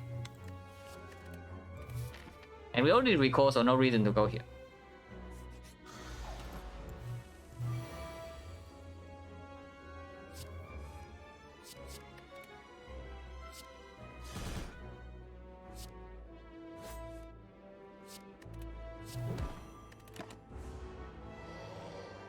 What is meant by boss swap? I just swap my starter relic for the boss relic like every single run. or Science. Wait, this guy is very rude.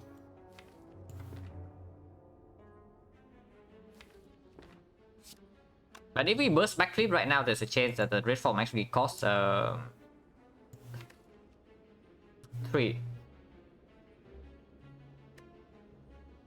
If we don't burst backflip, then it's also ugly, you know.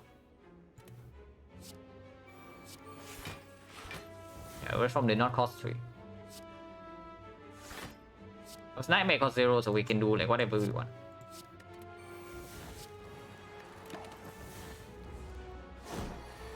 Now these 3 are all shuffle out though, so it's not that good.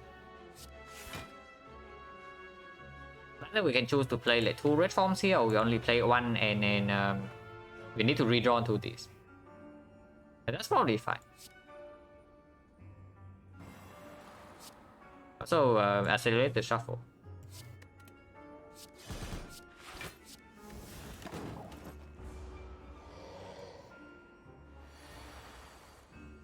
Times 3, we can still easily block.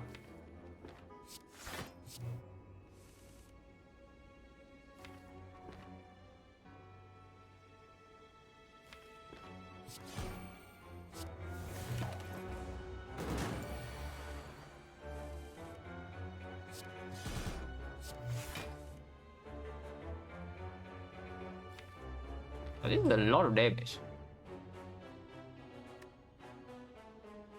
And by a lot of damage, I mean a lot of damage to me, and then not to this guy.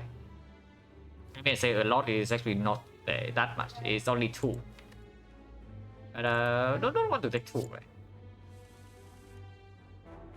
And yeah, game board actually just doesn't shuffle. That doesn't change the cost of this at all. Okay, good to know.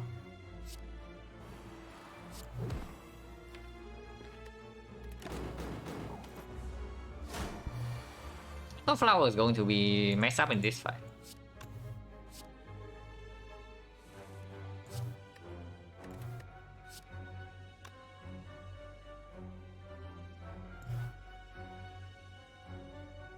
Thought game boy discounted. Yeah, I also thought so, but apparently not.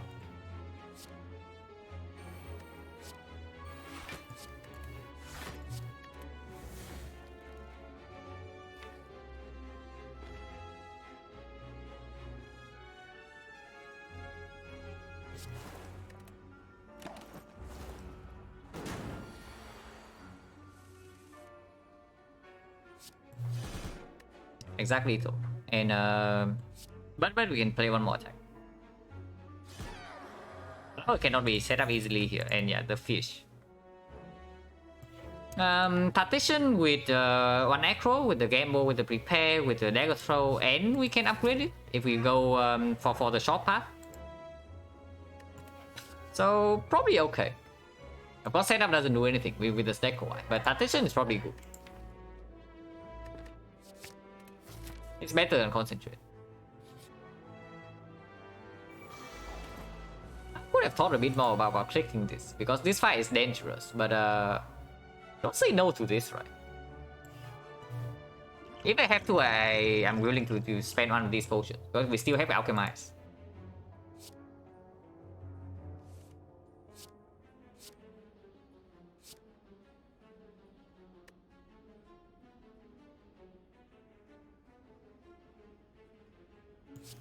What are we playing this turn?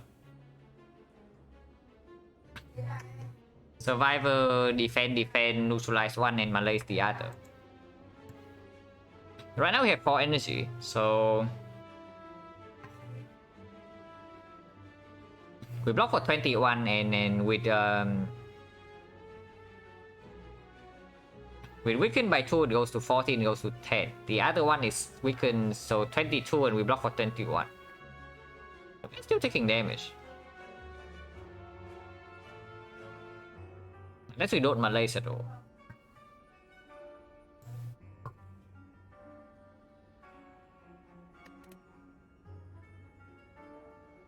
Neutralize using Pendiv is unfortunate, yeah, for sure. And this fight we also need to deal damage at some point. So honestly, maybe not. Maybe we adjust burst the survivor.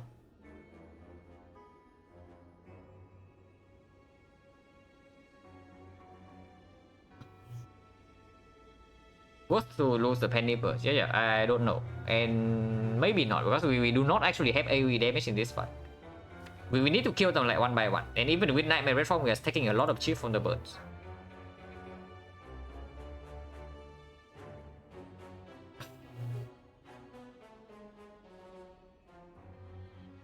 If we do Burst Survivor and this defend, we still have 2 energy on this, so it goes to 14, it goes to 10, so we're facing 26. And we block for 24, so we take 2 in that way. But we have the malaise for next turn, for one of these, in case we don't draw into the Red Form.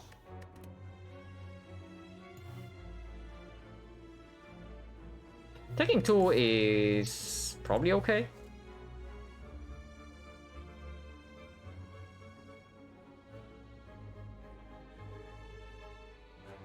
If we do the other way though, like we survive a double defense, block for 21, and then we burst the malaise here for only 2, so it's nothing. That makes absolutely no sense. If we burst the defense instead, what happens? So if we survive a burst defense and play the defense, we block for 27. 27, and when we neutralize for, we malaise for 1. So it goes to 15, and 15 goes down to 11, so 27, and we block for exactly 27, right? So that's something, but it doesn't keep weakness for next turn. So that is full block and malaising for 1, but it doesn't keep weakness on one of these for next turn. And that might be relevant.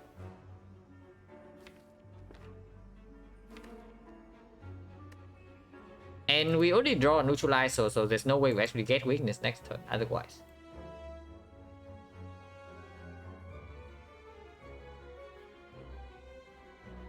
I think I want to take 2. I think I want to take 2 here to just make sure that they have weakness next turn.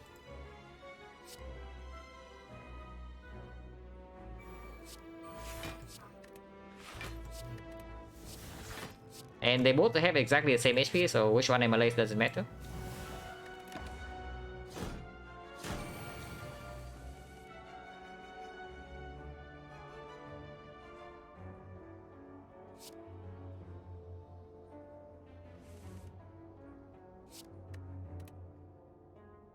No reform yet.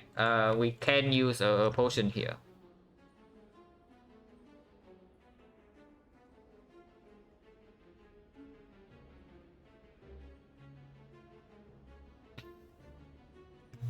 Because otherwise we are taking like quite a lot of damage. So 54. How much damage are we even taking, if any? So 69 here is still at 32, so this eviscerate doesn't even kill.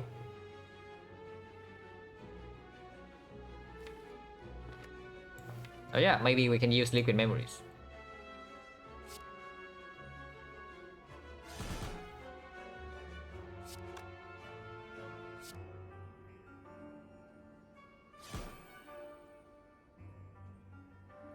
Probably use liquid memories.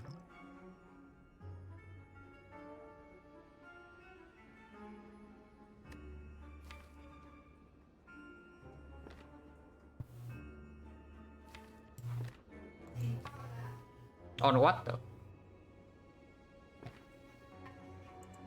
Because I kind of also want to Nightmare the Alchemist right now.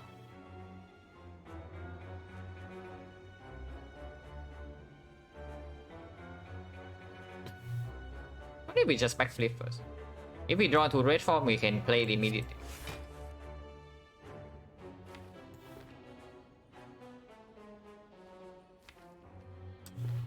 I cannot actually Nightmare the Alchemist here. I guess this fight, we should respect this fight a little bit. So fine.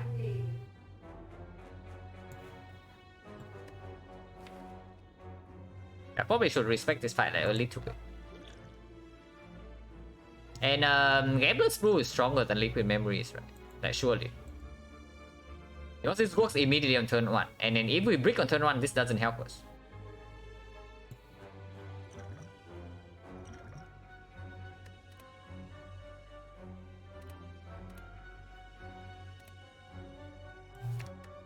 And yeah, do this to block for 1 more.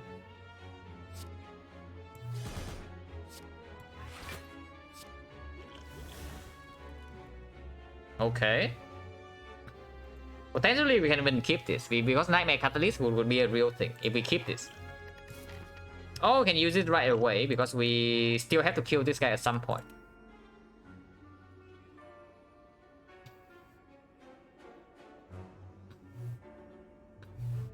We still need to kill this guy at some point. And we can roll into better potions, right? Anytime we roll into like duplication potion, Ghost Synergize is just straight up better than this. So there's no way we keep this around.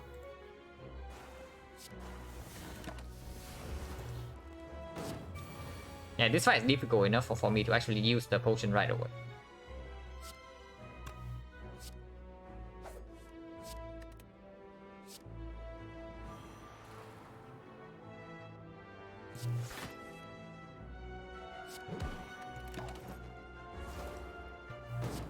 To kill next turn. For not being super nice right now.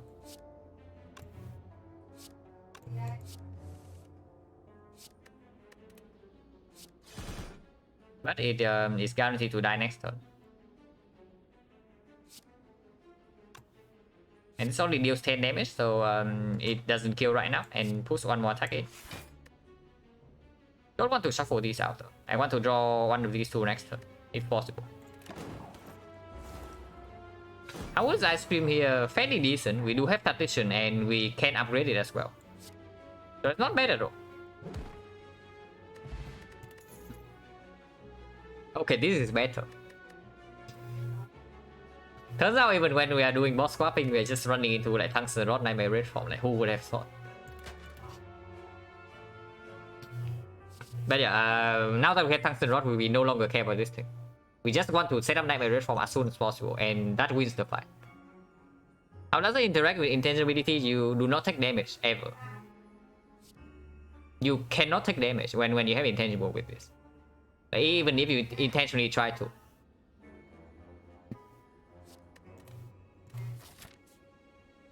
So with this, we are definitely double shopping, right? With the Tungsten Rod now. We just want to remove cards. To line this up. Because the moment this lines up, the fight is instantly over. Okay, Spikers do not decide to Reckless on turn 1, so that's something.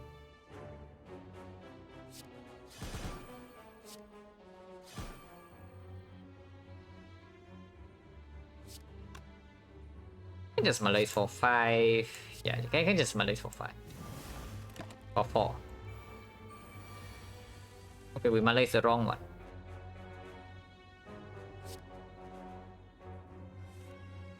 But yeah, Nightmare is here. And this fight is not a fight where we actually Nightmare the Alchemize, right? Or do we still Nightmare the Alchemize? I mean, we can probably Nightmare Alchemize here and get away with it. Yeah. Surely we just kill these in 3 turns. And this guy is already malaise for 5.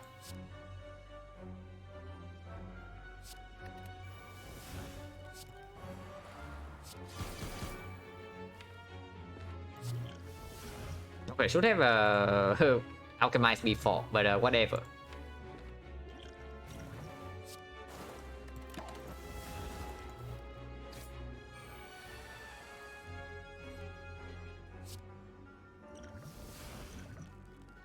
Game Boy is in the deck, so this is a little bit weird, but maybe it's okay. It was the first card. But whatever. I'll shuffle these out, I guess.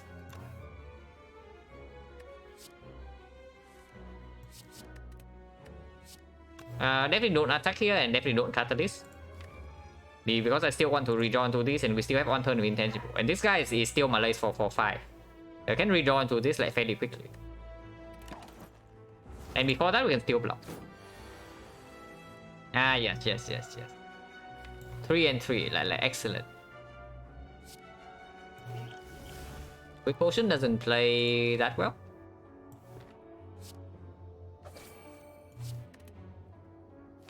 And draw here.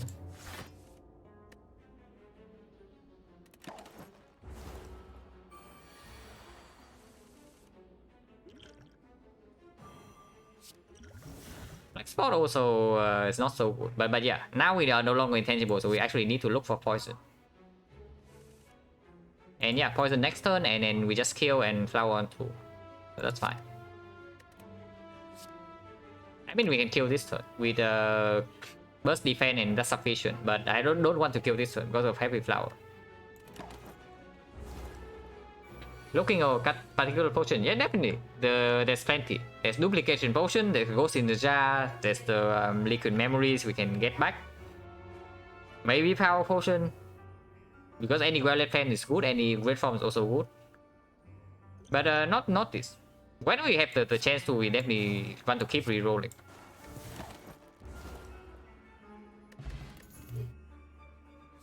Still garbage. I mean, Prepare Plus, not so bad, but not what we want to have, right? Now that we have Tungsten Rod. Although, yeah, we are double shopping. So if we are not in intangible land, giving up Paper Crane would be quite sad. Because we did take Binding Mask like, over the blue key.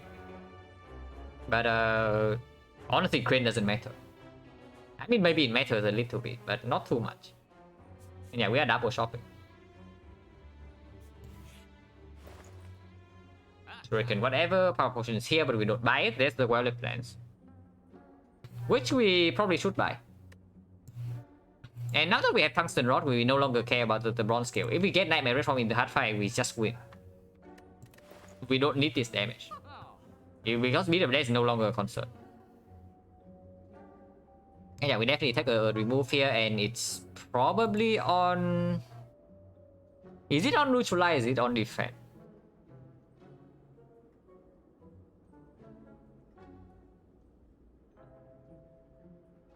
Or is it on like Dagger Spray?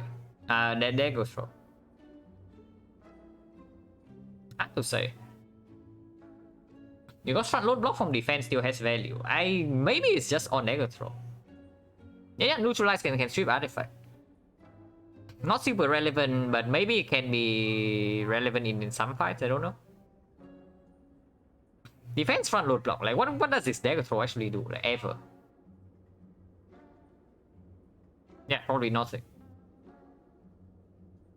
Before I want to draw into this, I also want to draw into this defense, actually. And then after I get Nightmare Red Form, now the fight is just over, no matter what. It doesn't matter if these cards are bricking me.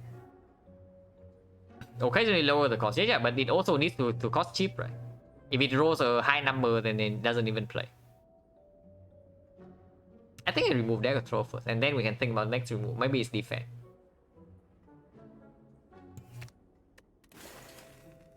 Yeah, by the well. And now that I have Violet Plans, I think first upgrade is Violet Plan over the burst.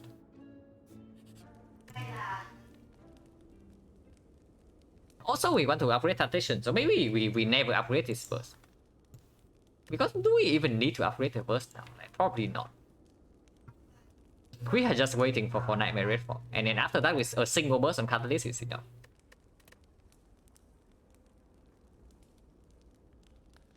And Violet Plan upgrade first, probably still stronger than Tactician, but maybe not, because the moment we get Nightmare Red Form in play, the fight's over. So we only need to actually hold like one of the two. But Tactician can definitely speed us up when we have these cards. Oh yeah, I guess Dagger Throw has a use with that. With Tactician, we are upgrading.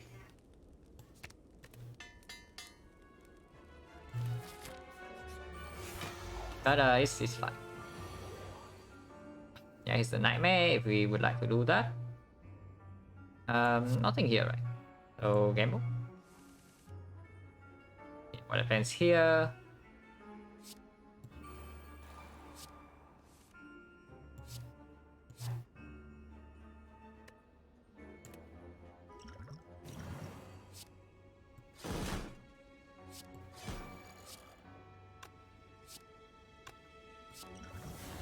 Fairy, don't really care about the fairy.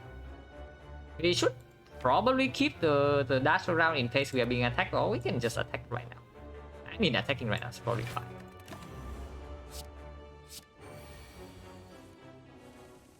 Like we play Predator, so we are drawing like 9 cards this turn. So no problem there.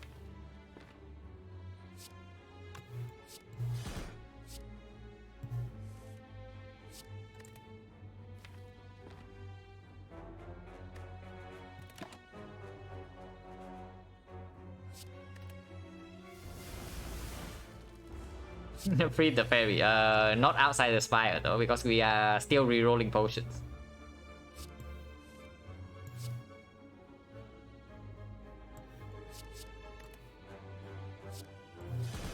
Yeah, 2-9, and we can burst the deadly poison here to kill.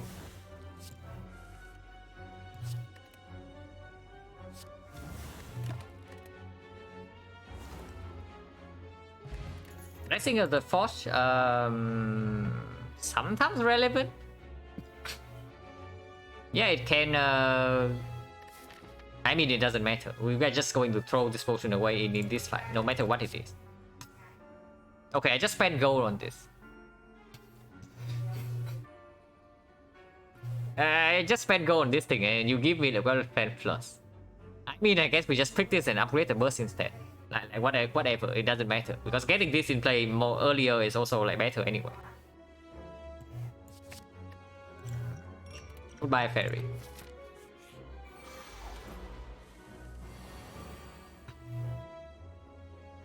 Okay, this is dangerous. Because even with 2 well-pens in our deck, apparently we cannot draw them on turn 1, and we draw red form immediately on turn 1. So yeah, we can still use Blessing of the Forge here to make Alchemize 0 cost, and that's probably what we are doing. Because I think we need to play red form immediately, and just try to kill Retromancer before it's too late.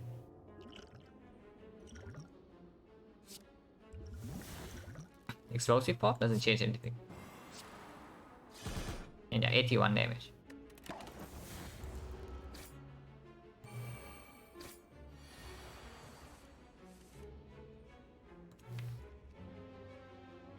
Okay, I am scared. At least we are not weakened this turn.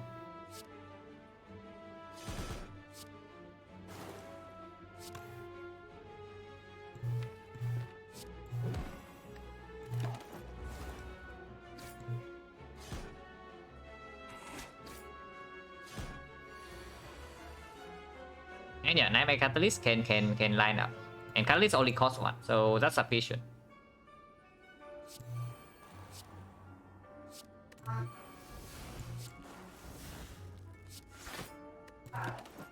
And no need to keep anything, because we generate like 3 Catalysts and we draw 7 cards after. And I would like to play more attacks next turn.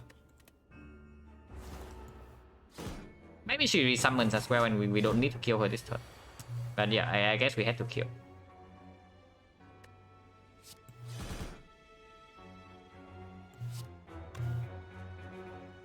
This is not lethal. Could have done this first, but whatever.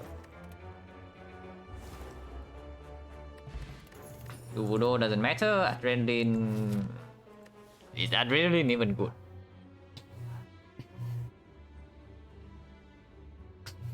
Probably still is, right? If we pick up backflip, there's no reason why we should not pick up adrenaline. And yeah, I guess we don't upgrade the burst. We can upgrade adrenaline instead then. Because this burst upgrade is actually not going to be like super relevant with the kind of deck we are playing.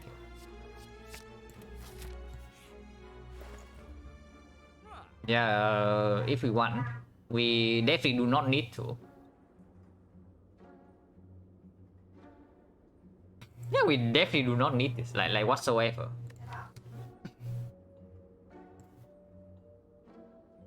We can, but probably not.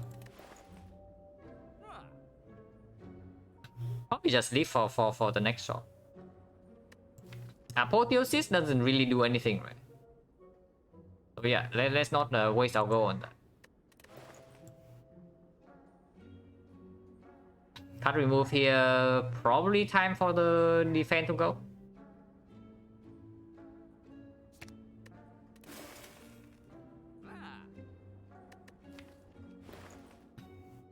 Ninja scores good against Gremlin. Yeah. Not forced. And it's also good with the Penip and the new Voodoo. None of these potions are worth buying. What about Fishing Wheel? It strips artifact from Sphere and Shield. We can actually put poison down in case we need to front load red form.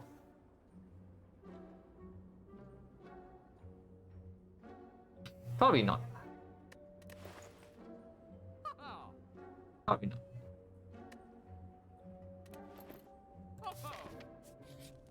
You know, we upgrade Adrenaline over the burst. We can upgrade burst in Act 4 if we would like to. But maybe in Act 4, like Malaise is even a better upgrade because it can strip artifact on with 0 energy. And with 2 elephants in the deck, we definitely do not upgrade the second one.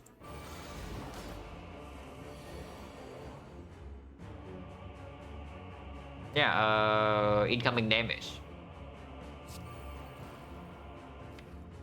And not an insignificant amount. I can try to gamble through right now, but this potion is very good. So let's not do that. This costing 3 is extremely awkward because if Nightmare costs like 2 or more, then suddenly things get weird. And we are not even guaranteed to draw into Nightmare next turn. But this turn there's no play. This turn there's no play. Of course we don't take trade damage when our plan right here is the Nightmare Red Form and we don't have sustain for the next fight.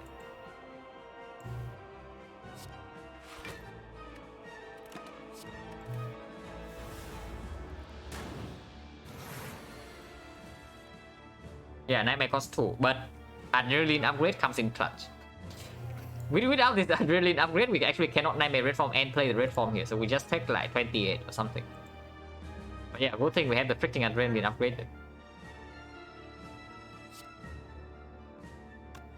There's also Palace Neko, and that's not even what we want. So definitely not Palace.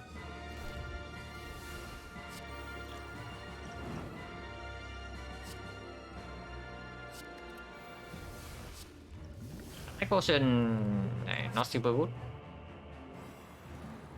Now we can retain 3 cards, but we probably should not do any of that. Because next turn we generate 3 red forms and we just draw like new cards. I don't want to strip artifact with this though, so maybe I can keep this around. Because Burst Malaise is the real thing and we don't even want to keep all the red forms in our hand when it costs 3.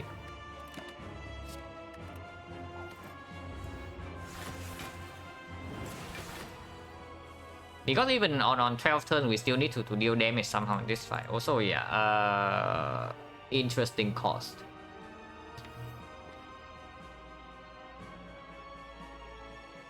Interesting cost.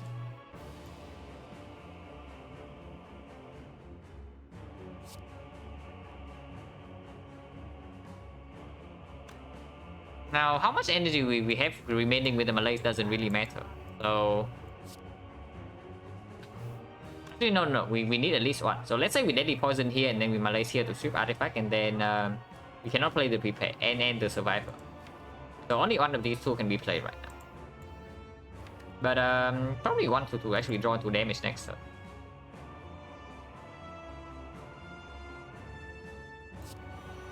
Probably something like this then.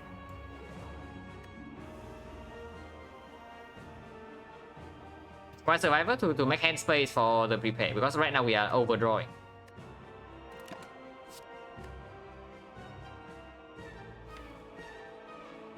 I don't really want to keep any of these, to be honest.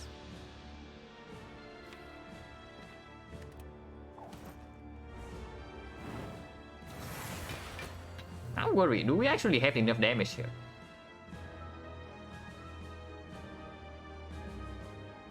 Burst costing 0 in hand probably means that we can instantly kill one of these with like Burst Catalyst. Okay, maybe not instant, but it is close.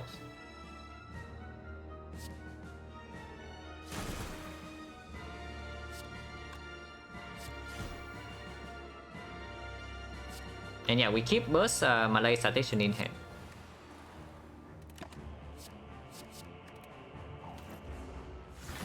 Okay, someday we will use Malaise for artifact strip. Hopefully soon.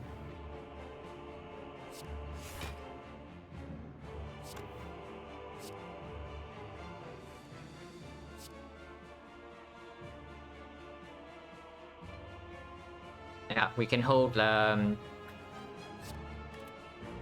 can Malaise right here and then we hold Burst Deadly Poison Catalyst.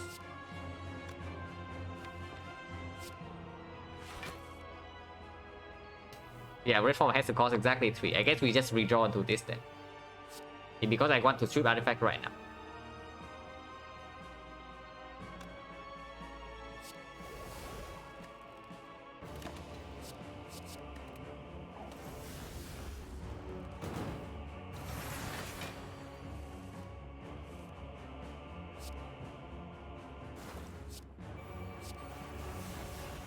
Also, the burst upgrade would be relevant here, but we would have taken 28 damage if we upgraded burst over adrenaline. So not unhappy about that.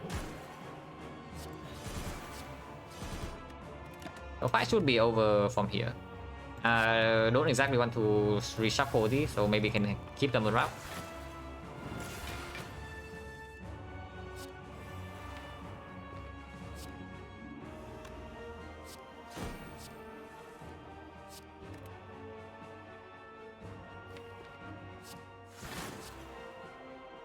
Shuffle all the defense out of the deck.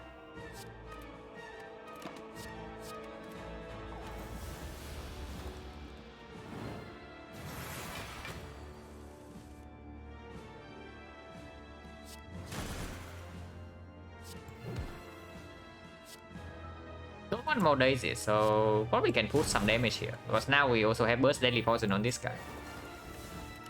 So plenty of time.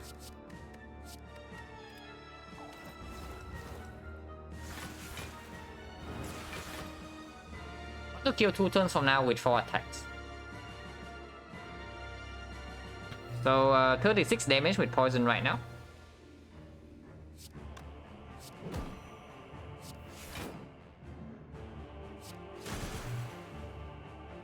And this should be good enough. Yeah, we just hold this Eviscerate in hand until it is time to kill.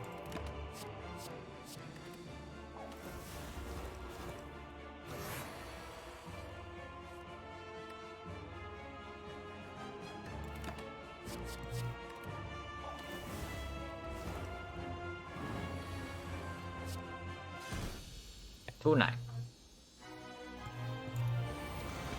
The Awakened one. Probably the slightly more annoying fight of the two. And I think I want to attack potion right now to use the pendant.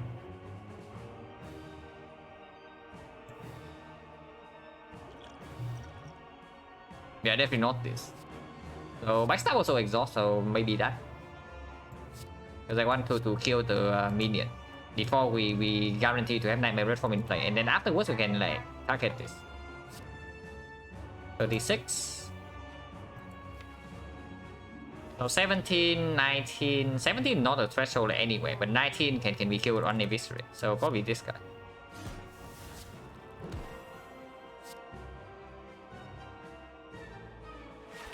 And Wild Pain has to be played. Let's play that.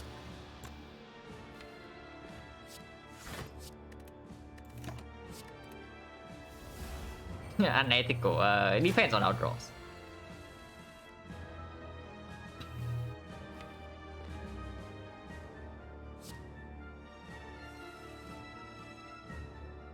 Okay, aggro costing 0 means that we can actually line up burst Nightmare Red Form if we roll good enough here.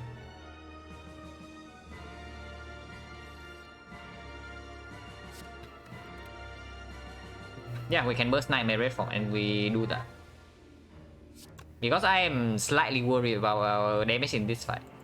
If we only do like Nightmare Red Form normally.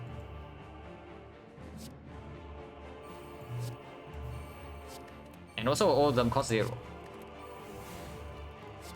So now we can be ethical because we now we no longer need to target the cultist.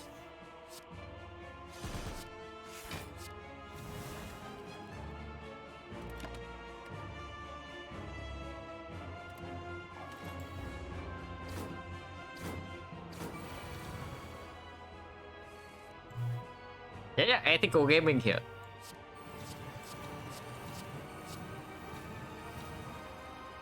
Still hurt a Dishonored though. I mean, he can recover. If we can rest, then okay, maybe we cannot rest. No, but he doesn't have Coffee Dripper, right? So he can just rest in the Spire.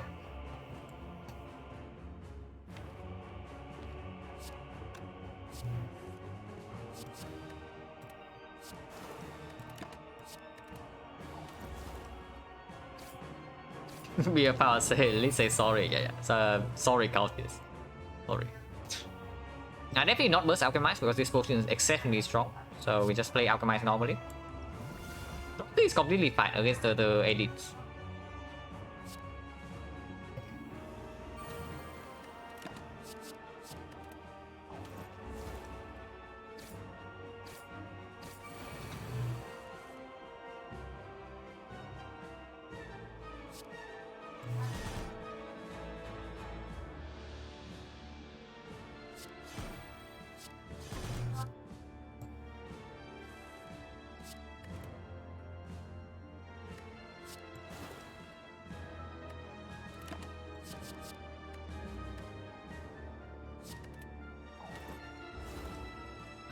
Only 19 mortars, slightly concerning. Yeah, would be slightly concerning if it's only honestly with only a single nightmare red form. Then maybe it's actually scary.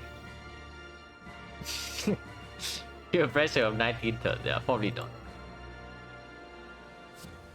We can just get burst catalyst is in our hand right now, so we probably can just wait for the second phase.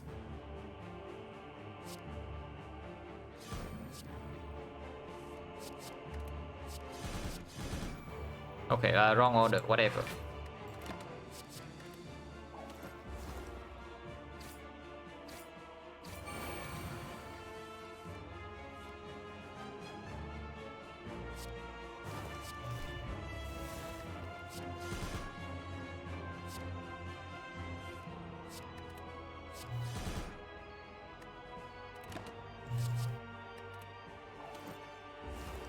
I should have kept a defense to not rejoin to it. Deadly Poison costs 1, so now this is the card we hold. We actually hold this for the second phase to kill very quickly. Maybe that's just wrong, because it also might mess up the flower. Now that I think about it. It's probably just wrong. But it's fine.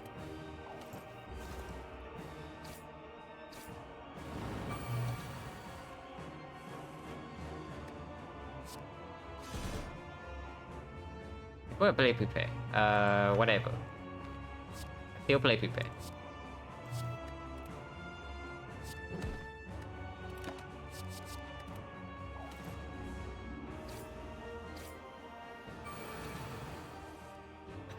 So I either want to kill this guy in 3 turns or in 6 turns. No, 0, 1, 2, yeah, 6 turns. This should be sufficient for 6 turns, right? Because it's like 63 poison.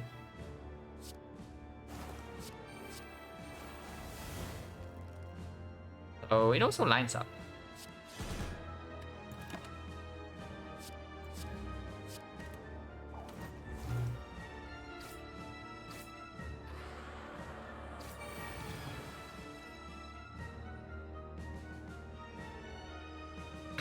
$62, 61, 60, so exactly 300 in 5 turns. But this guy also heals by 15 per turn, so we do nothing here. Yeah, we actually just do nothing.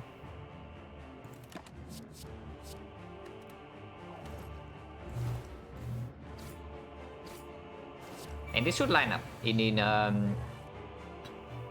4 turns from now.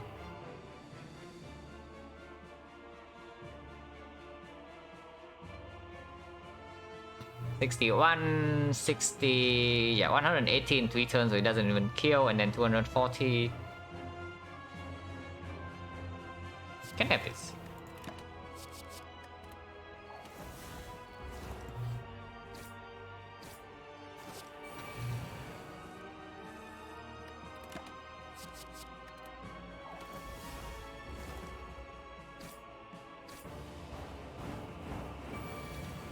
Yeah, dies next turn from the poison, and we can play one more attack to put penny to 9.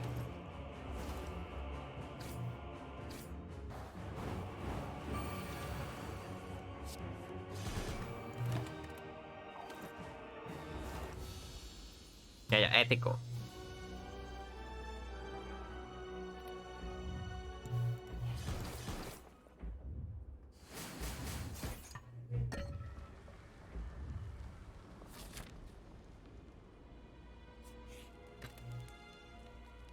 Burst upgrade, Malay upgrade. Probably burst upgrade, right? I mean, I don't know, because after we get Nightmare Red Form down, it's already over. So the case we should prepare for is if we... The case we should prepare for is if we have to play the fight with the immediate Red Form without the Nightmare. So in which case, the burst upgrade is even stronger, because then we can maybe line up burst Deadly Poison into burst Catalyst. Yeah. That is when we actually need the damage against the heart. Stripping artifact seems like a lot less useful. Or souvenir doesn't matter, and none of these are exciting enough to buy. So we save the gold for basically nothing. I mean, Global Souvenir is not so bad, because it also means that we... Even if you don't play Red Form in the first cycle, we do not straight up die. And that's probably pretty valuable. So yeah, we just take card remove into Global Souvenir, and then that's it. Blood Bible heals 2, it actually heals 4.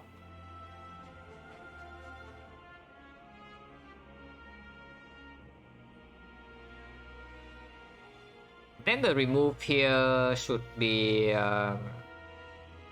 another defense. Another defense seems fine. Because we also need to strip artifact from Spear and Shield. And we don't need Couch Chops with this deck. We can exchange this potion. But this potion has stuck with us through the Awakened fight, so we carry it with us. no Couch Chops, yeah. This is not a run, we need Couch Chops.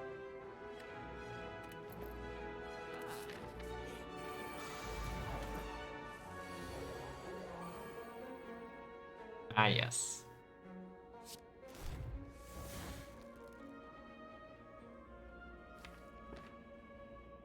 Okay, probably time to draw 3. But if we draw 3 right now and we miss both Violet Plans and the... Just realize we have Terror Bible, yeah. We don't care much about Terror. But that's not the least a bit better. We don't care about Terror at all. The only use of Terror is actually just to strip artifact. And we don't even know if we want to keep this neutralizer around. So we don't need the damage from Terror at all. If we draw 3 right now and we miss like all these 3 cards, or we miss the some card draws, then the things get like super awkward. And then we might be forced to use most potions. But if we don't use potions right now, and then we are forced to force the Red Form immediately, and that is also losing. So let's draw. Because I still want to preserve this potion if possible. Wait, 1, 2, 3, 4, 8. So we need to play 1 card first.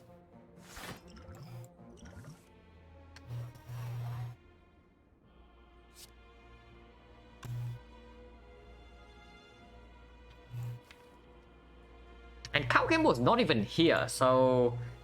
Cow Gamble is in our freaking hand, so we cannot even hope to like redraw to Red Form next turn.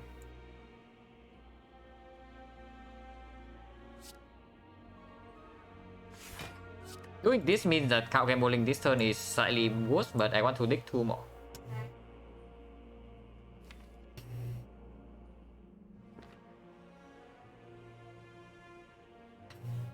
Okay, do we bet on redrawing the Red Form next turn? Because we can do that.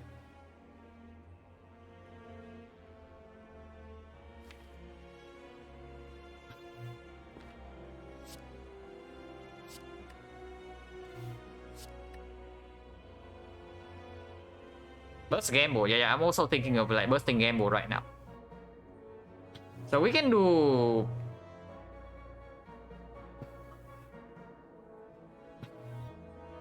Why are we Malaying the right? We can also Malay the right. But I guess Malaying the right is fine. I mean, we never played the Catalyst this turn, so it's definitely like this.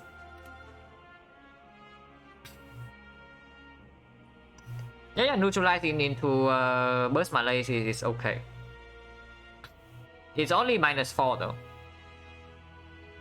-6. So -6, this guy is still hitting us for like 12 next turn, this guy hitting for 21, and we cannot block that damage. We actually cannot block the damage. So we take something like 20 next turn.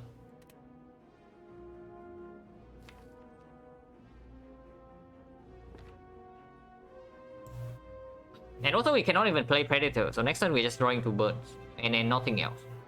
And then the turn 3, what are we doing on turn 3? Because we still do not redraw to red form. I think we need to draw here. I think we need to draw here, and I want to preserve this potion.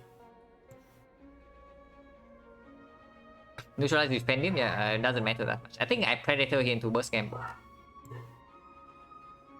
And with the Predator draw, next turn if things go terribly wrong, we can still Gambler's Brew into this red form.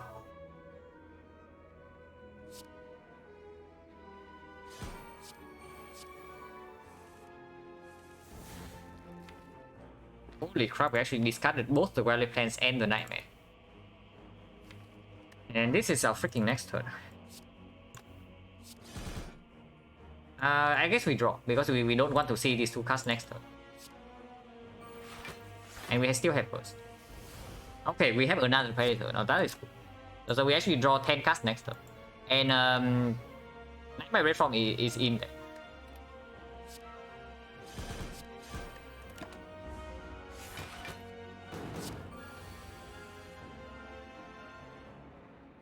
Yeah, if we count Gamble right now, we are guaranteed to draw into Nightmare Red Form.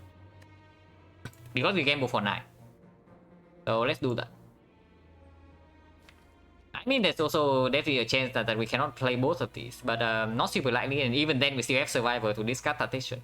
If it costs less. Yeah, weird way to get there, yeah.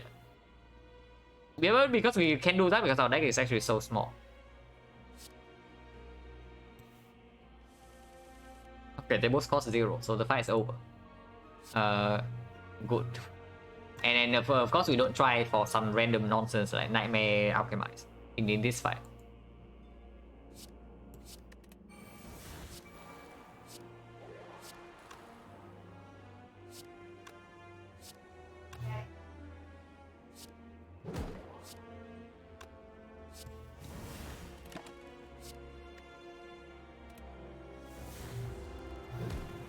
This Neko?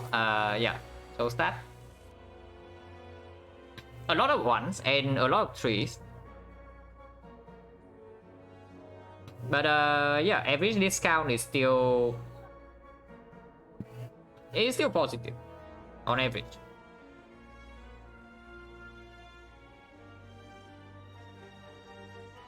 Sorry, Maxi, most people press red form unless. Yeah, the problem with pressing red form on turn 1 in this fight is that we simply do not have enough damage. Our damage is not that fast. I mean, our damage is fairly fast, but it is not fast enough to actually win this fight in 3 turns because we do not have Corpse Explosion. And then afterwards, like, we get shuffle more burns, and if we somehow fail to kill this guy in time, we die on the spot.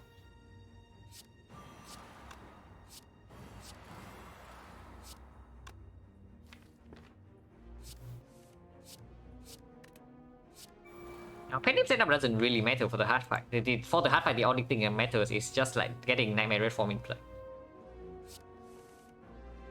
Catalyst costs 3. Guess we can discard that and then redraw it.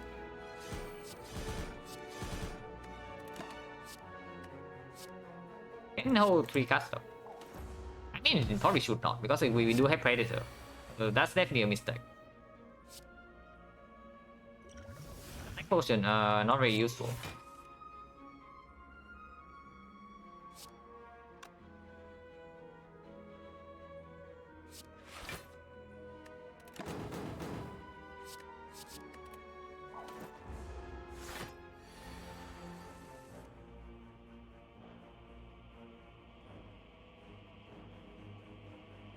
Burst Deadly Poison into Burst Catalyst, 63 poison, so it's exactly till next turn. So we should do that.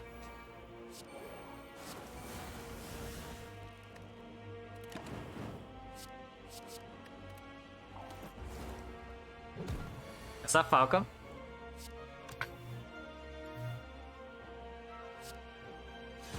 Okay, we still have 2-9 like either way.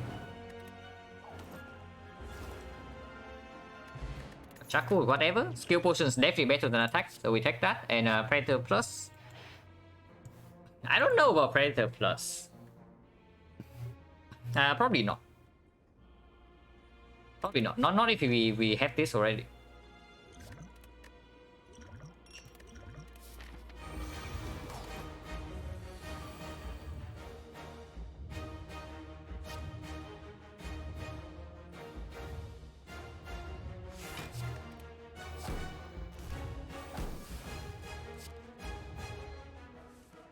Yeah, Wild Flame Plus is in play, so that's good.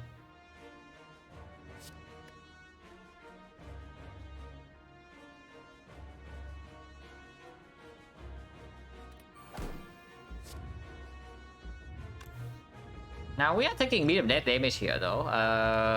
If I want to perfect this fight, I just play Predator and Violent Plant and hold these two. And yeah, damage from Eviscerate is irrelevant, to be honest. We can do that. And I guess we don't even need to hold the freaking Deadly Poison. We just hold the Catalyst there. Let's do this then. And we only hold one card so that we don't overdraw the... We don't overdraw with the Predator effect. And Catalyst costs 0, so we can still do like... Nightmare Catalyst if we have to slam Redfall. Can also play Deadly Poison right now and prepare for the Nightmare Catalyst. That's also possible, and we take 1 damage.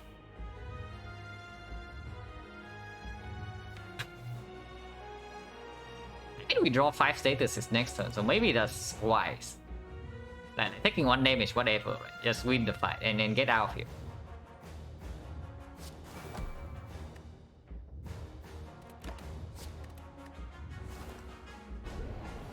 Yeah, we're not vulnerable, so we never die in the first cycle. And yeah, here's Nightmare but no red form, so we do that. And of course we play the block last, because Beer of Death is reduced by the Tungsten Drop.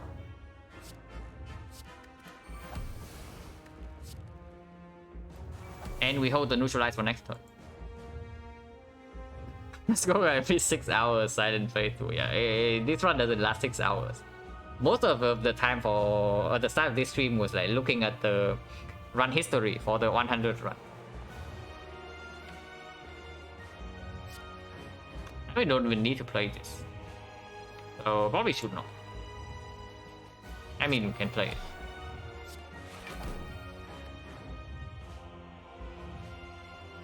And Witness next turn block more than this, but we can also draw into Malaise. Yeah, running hot. Yeah, we can also draw into Malaise, so I guess we just weaken here. And we keep nothing in this hand, because we get 3 Catalysts next turn and we would like to draw 07 to draw into this red fort.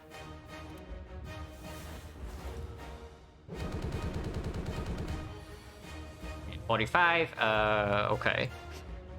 I understand, but Acro costs 0, so you cannot do that. It's trying, but it's not going to succeed. And I guess we can even use this potion, but it has stuck with us for a very long time, so maybe we just release it into the spiral afterwards. Yeah, reform cost 1.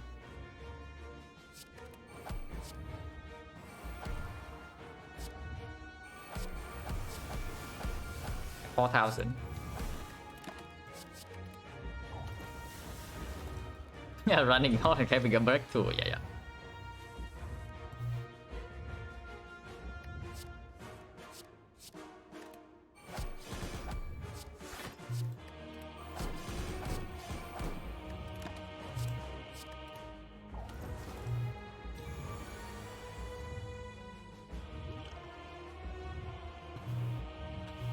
Yeah, next turn this dies already, so we do not take damage.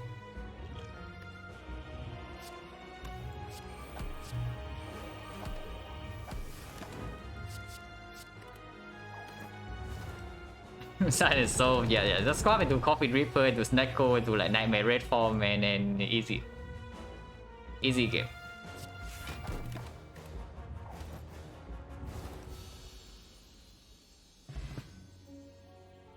Nice to Zeko to cooperate with low cost. Yeah. We still have not even used the consistency potion. But yeah, we'll start for the boss squad. But I only say this multiple times, right?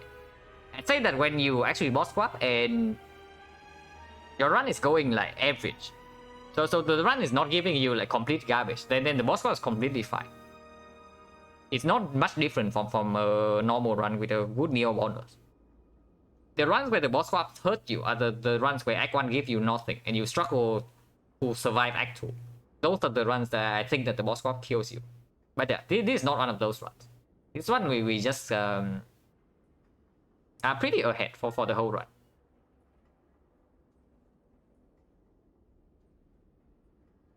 Snecko seems really strong here, better with 4 energy side, could be picked more frequently.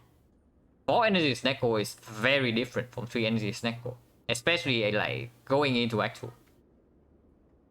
That has to be stressed, like because it's insanely different how much more you can do with Snecko on 4 energy.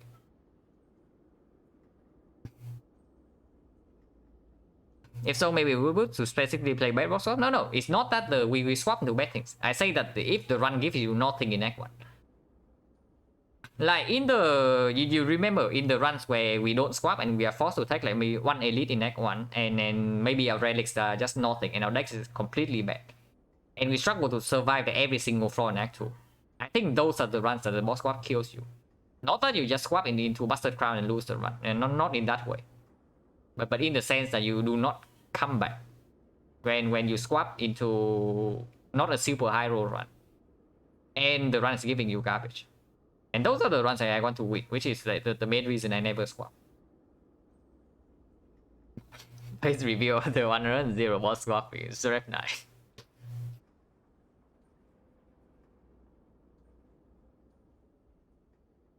But yeah, 1 win 0 loss, and probably should record this in the spreadsheet. Where is it?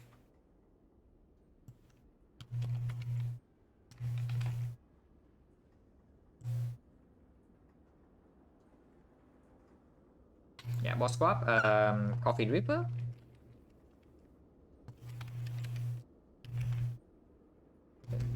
Oh. Let's just recall like very bare bones for now. Coffee Dripper, quit.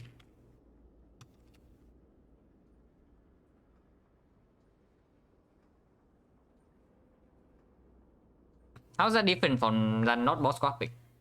Not boss swapping, right? You have the draw 2 on turn 1. So here's what happens in the bad runs. In the runs where you are given like complete garbage, your deck is simply not strong enough. So usually it's very difficult to justify spending gold in shops on removes over like the things that immediately help you to not die. So it means that you are instantly behind on removes and your deck has like 5 strikes, 5 defense in Act 2.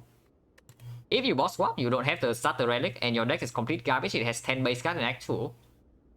You have a much higher chance to break in any of the hard fights. And you die instantly. That's the short story of it. With the Ring of the Snake, like if your deck has potentially enough output, then usually your draw is better.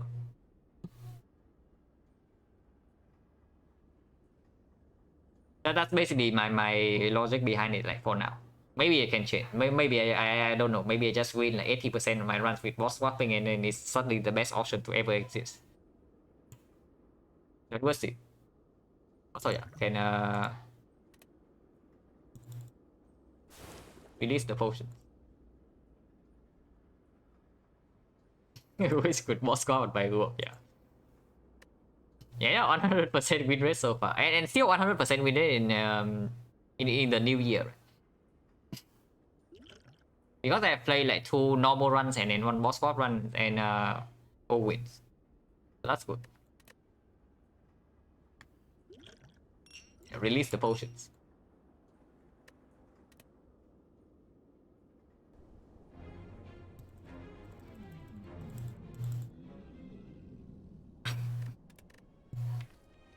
But yeah, honestly, all the boss swap runs with like average / good start, you're probably not going to notice a lot of difference like after Act 1. In Act 1, the pathing probably has to be changed a little bit depending on what you swap into. But yeah, the runs I'm interested in seeing how it plays out is the run where I get complete garbage in Act 1 and then I barely survive with bad relics and then maybe a mediocre deck. What do I think about Mer cheating controversy? Keeps picking the best character. Yeah. Mer has a very good defense. You actually cannot pick a character that doesn't exist. It's true. God, backseated by Byron once. Byron backseat. If I listen to everything Byron backseat, I would probably lose like this one like a very long time ago. But I can like get back into that run like very easily. Because it's one of the first runs that I play on stream, and it was the first one that the first time that Byron came to my stream.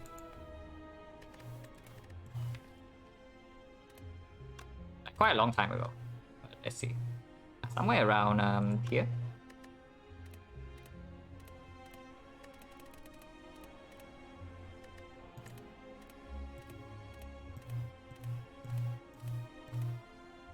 No, not the area.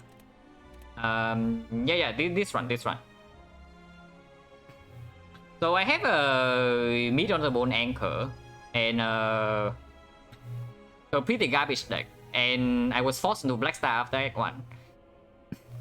And Byron suggests that with 2 box meat on the bone and anchor, I should just like monkey jump into to Act 2 fights and not take too many events. If I listen to that, I probably die somewhere here. So that was the first instant of Byron backseat in my stream. Because the meat on the bone is like 12 per fight, it's insane, right? But it's only 12 per fight and not 30. If we are taking 30 in the advanced 4-way fight, then yeah, definitely not a thing. Because you see here, by the time we get here, we are almost dead. Who is Byron? Byron here. Regular watcher in okay, not watcher the character, but a regular viewer in Slayer's Fighter streams. One day I will sleep. Yeah. Miss Eve's the day before. Posing you get you. Yeah, sure.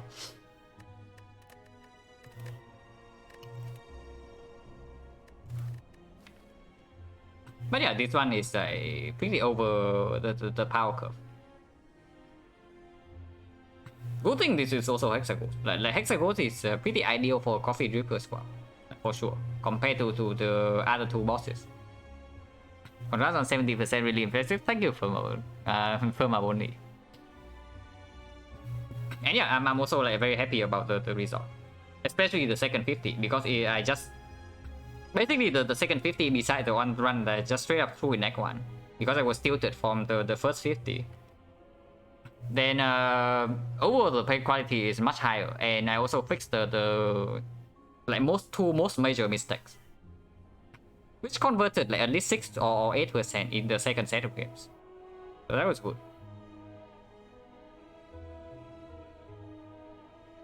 But yeah, you're really interested in seeing how the boss swap sample like turns out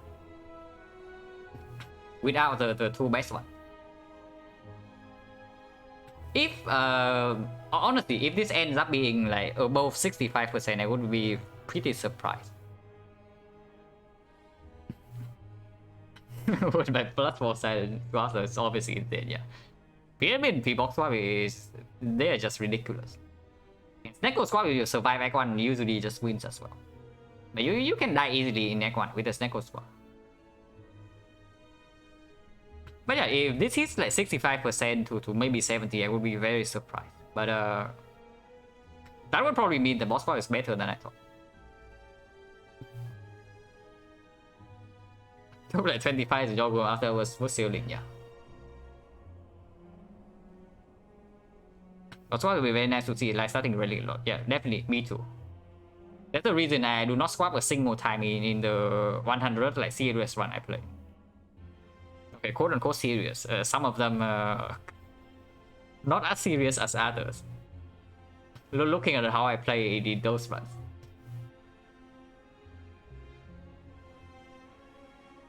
Does anyone know if Fellow allows you to view collector details of your runs will be more convenient than trolling all 100 runs? I have no idea about Spylock, so maybe someone in chat would know. But I have never looked at anything in Spylock. Or uploaded any of the runs myself. I know what the site is, but that's about it. Do I think boss swapping is a good way to learn silent? I think boss swapping is a very good way to understand the boss relic, but not to learn the character. If you want to learn the character, I would recommend to never swap. Until you are satisfied with the baseline understanding. But boss swapping is very good to understand the boss relics in more details, because some boss relics just force you to change pathing and the way you play completely. It's got me to Mouth of the Bloom and nearly didn't make it. Mouth of the Bloom we also picked twice in the 100 runs, and of course, like, no surprise, right? Both runs will win. Like, whenever you pick Mouth of the Bloom, you better win, because otherwise it's just a wrong, like, completely wrong call.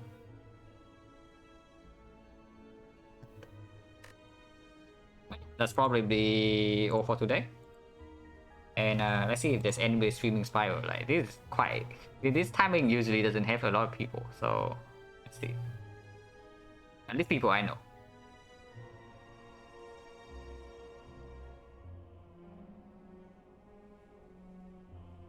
Okay, let's rate this guy again. Like, I rated this guy last time and he seems like a cool guy. And he's also playing like A20 hard on silent. Pick Map of the Bloom and silent more than others. Yeah, I think so too. I think Mark of the Bloom is most suited for silent just because the amount of common card draw she has. And Watcher simply doesn't need to take the risk.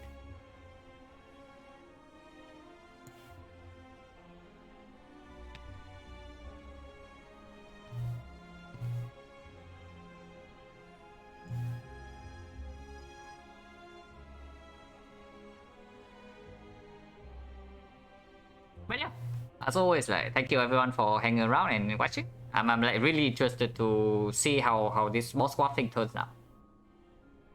So yeah, really looking forward to it. And yeah, thank you for watching and see you later.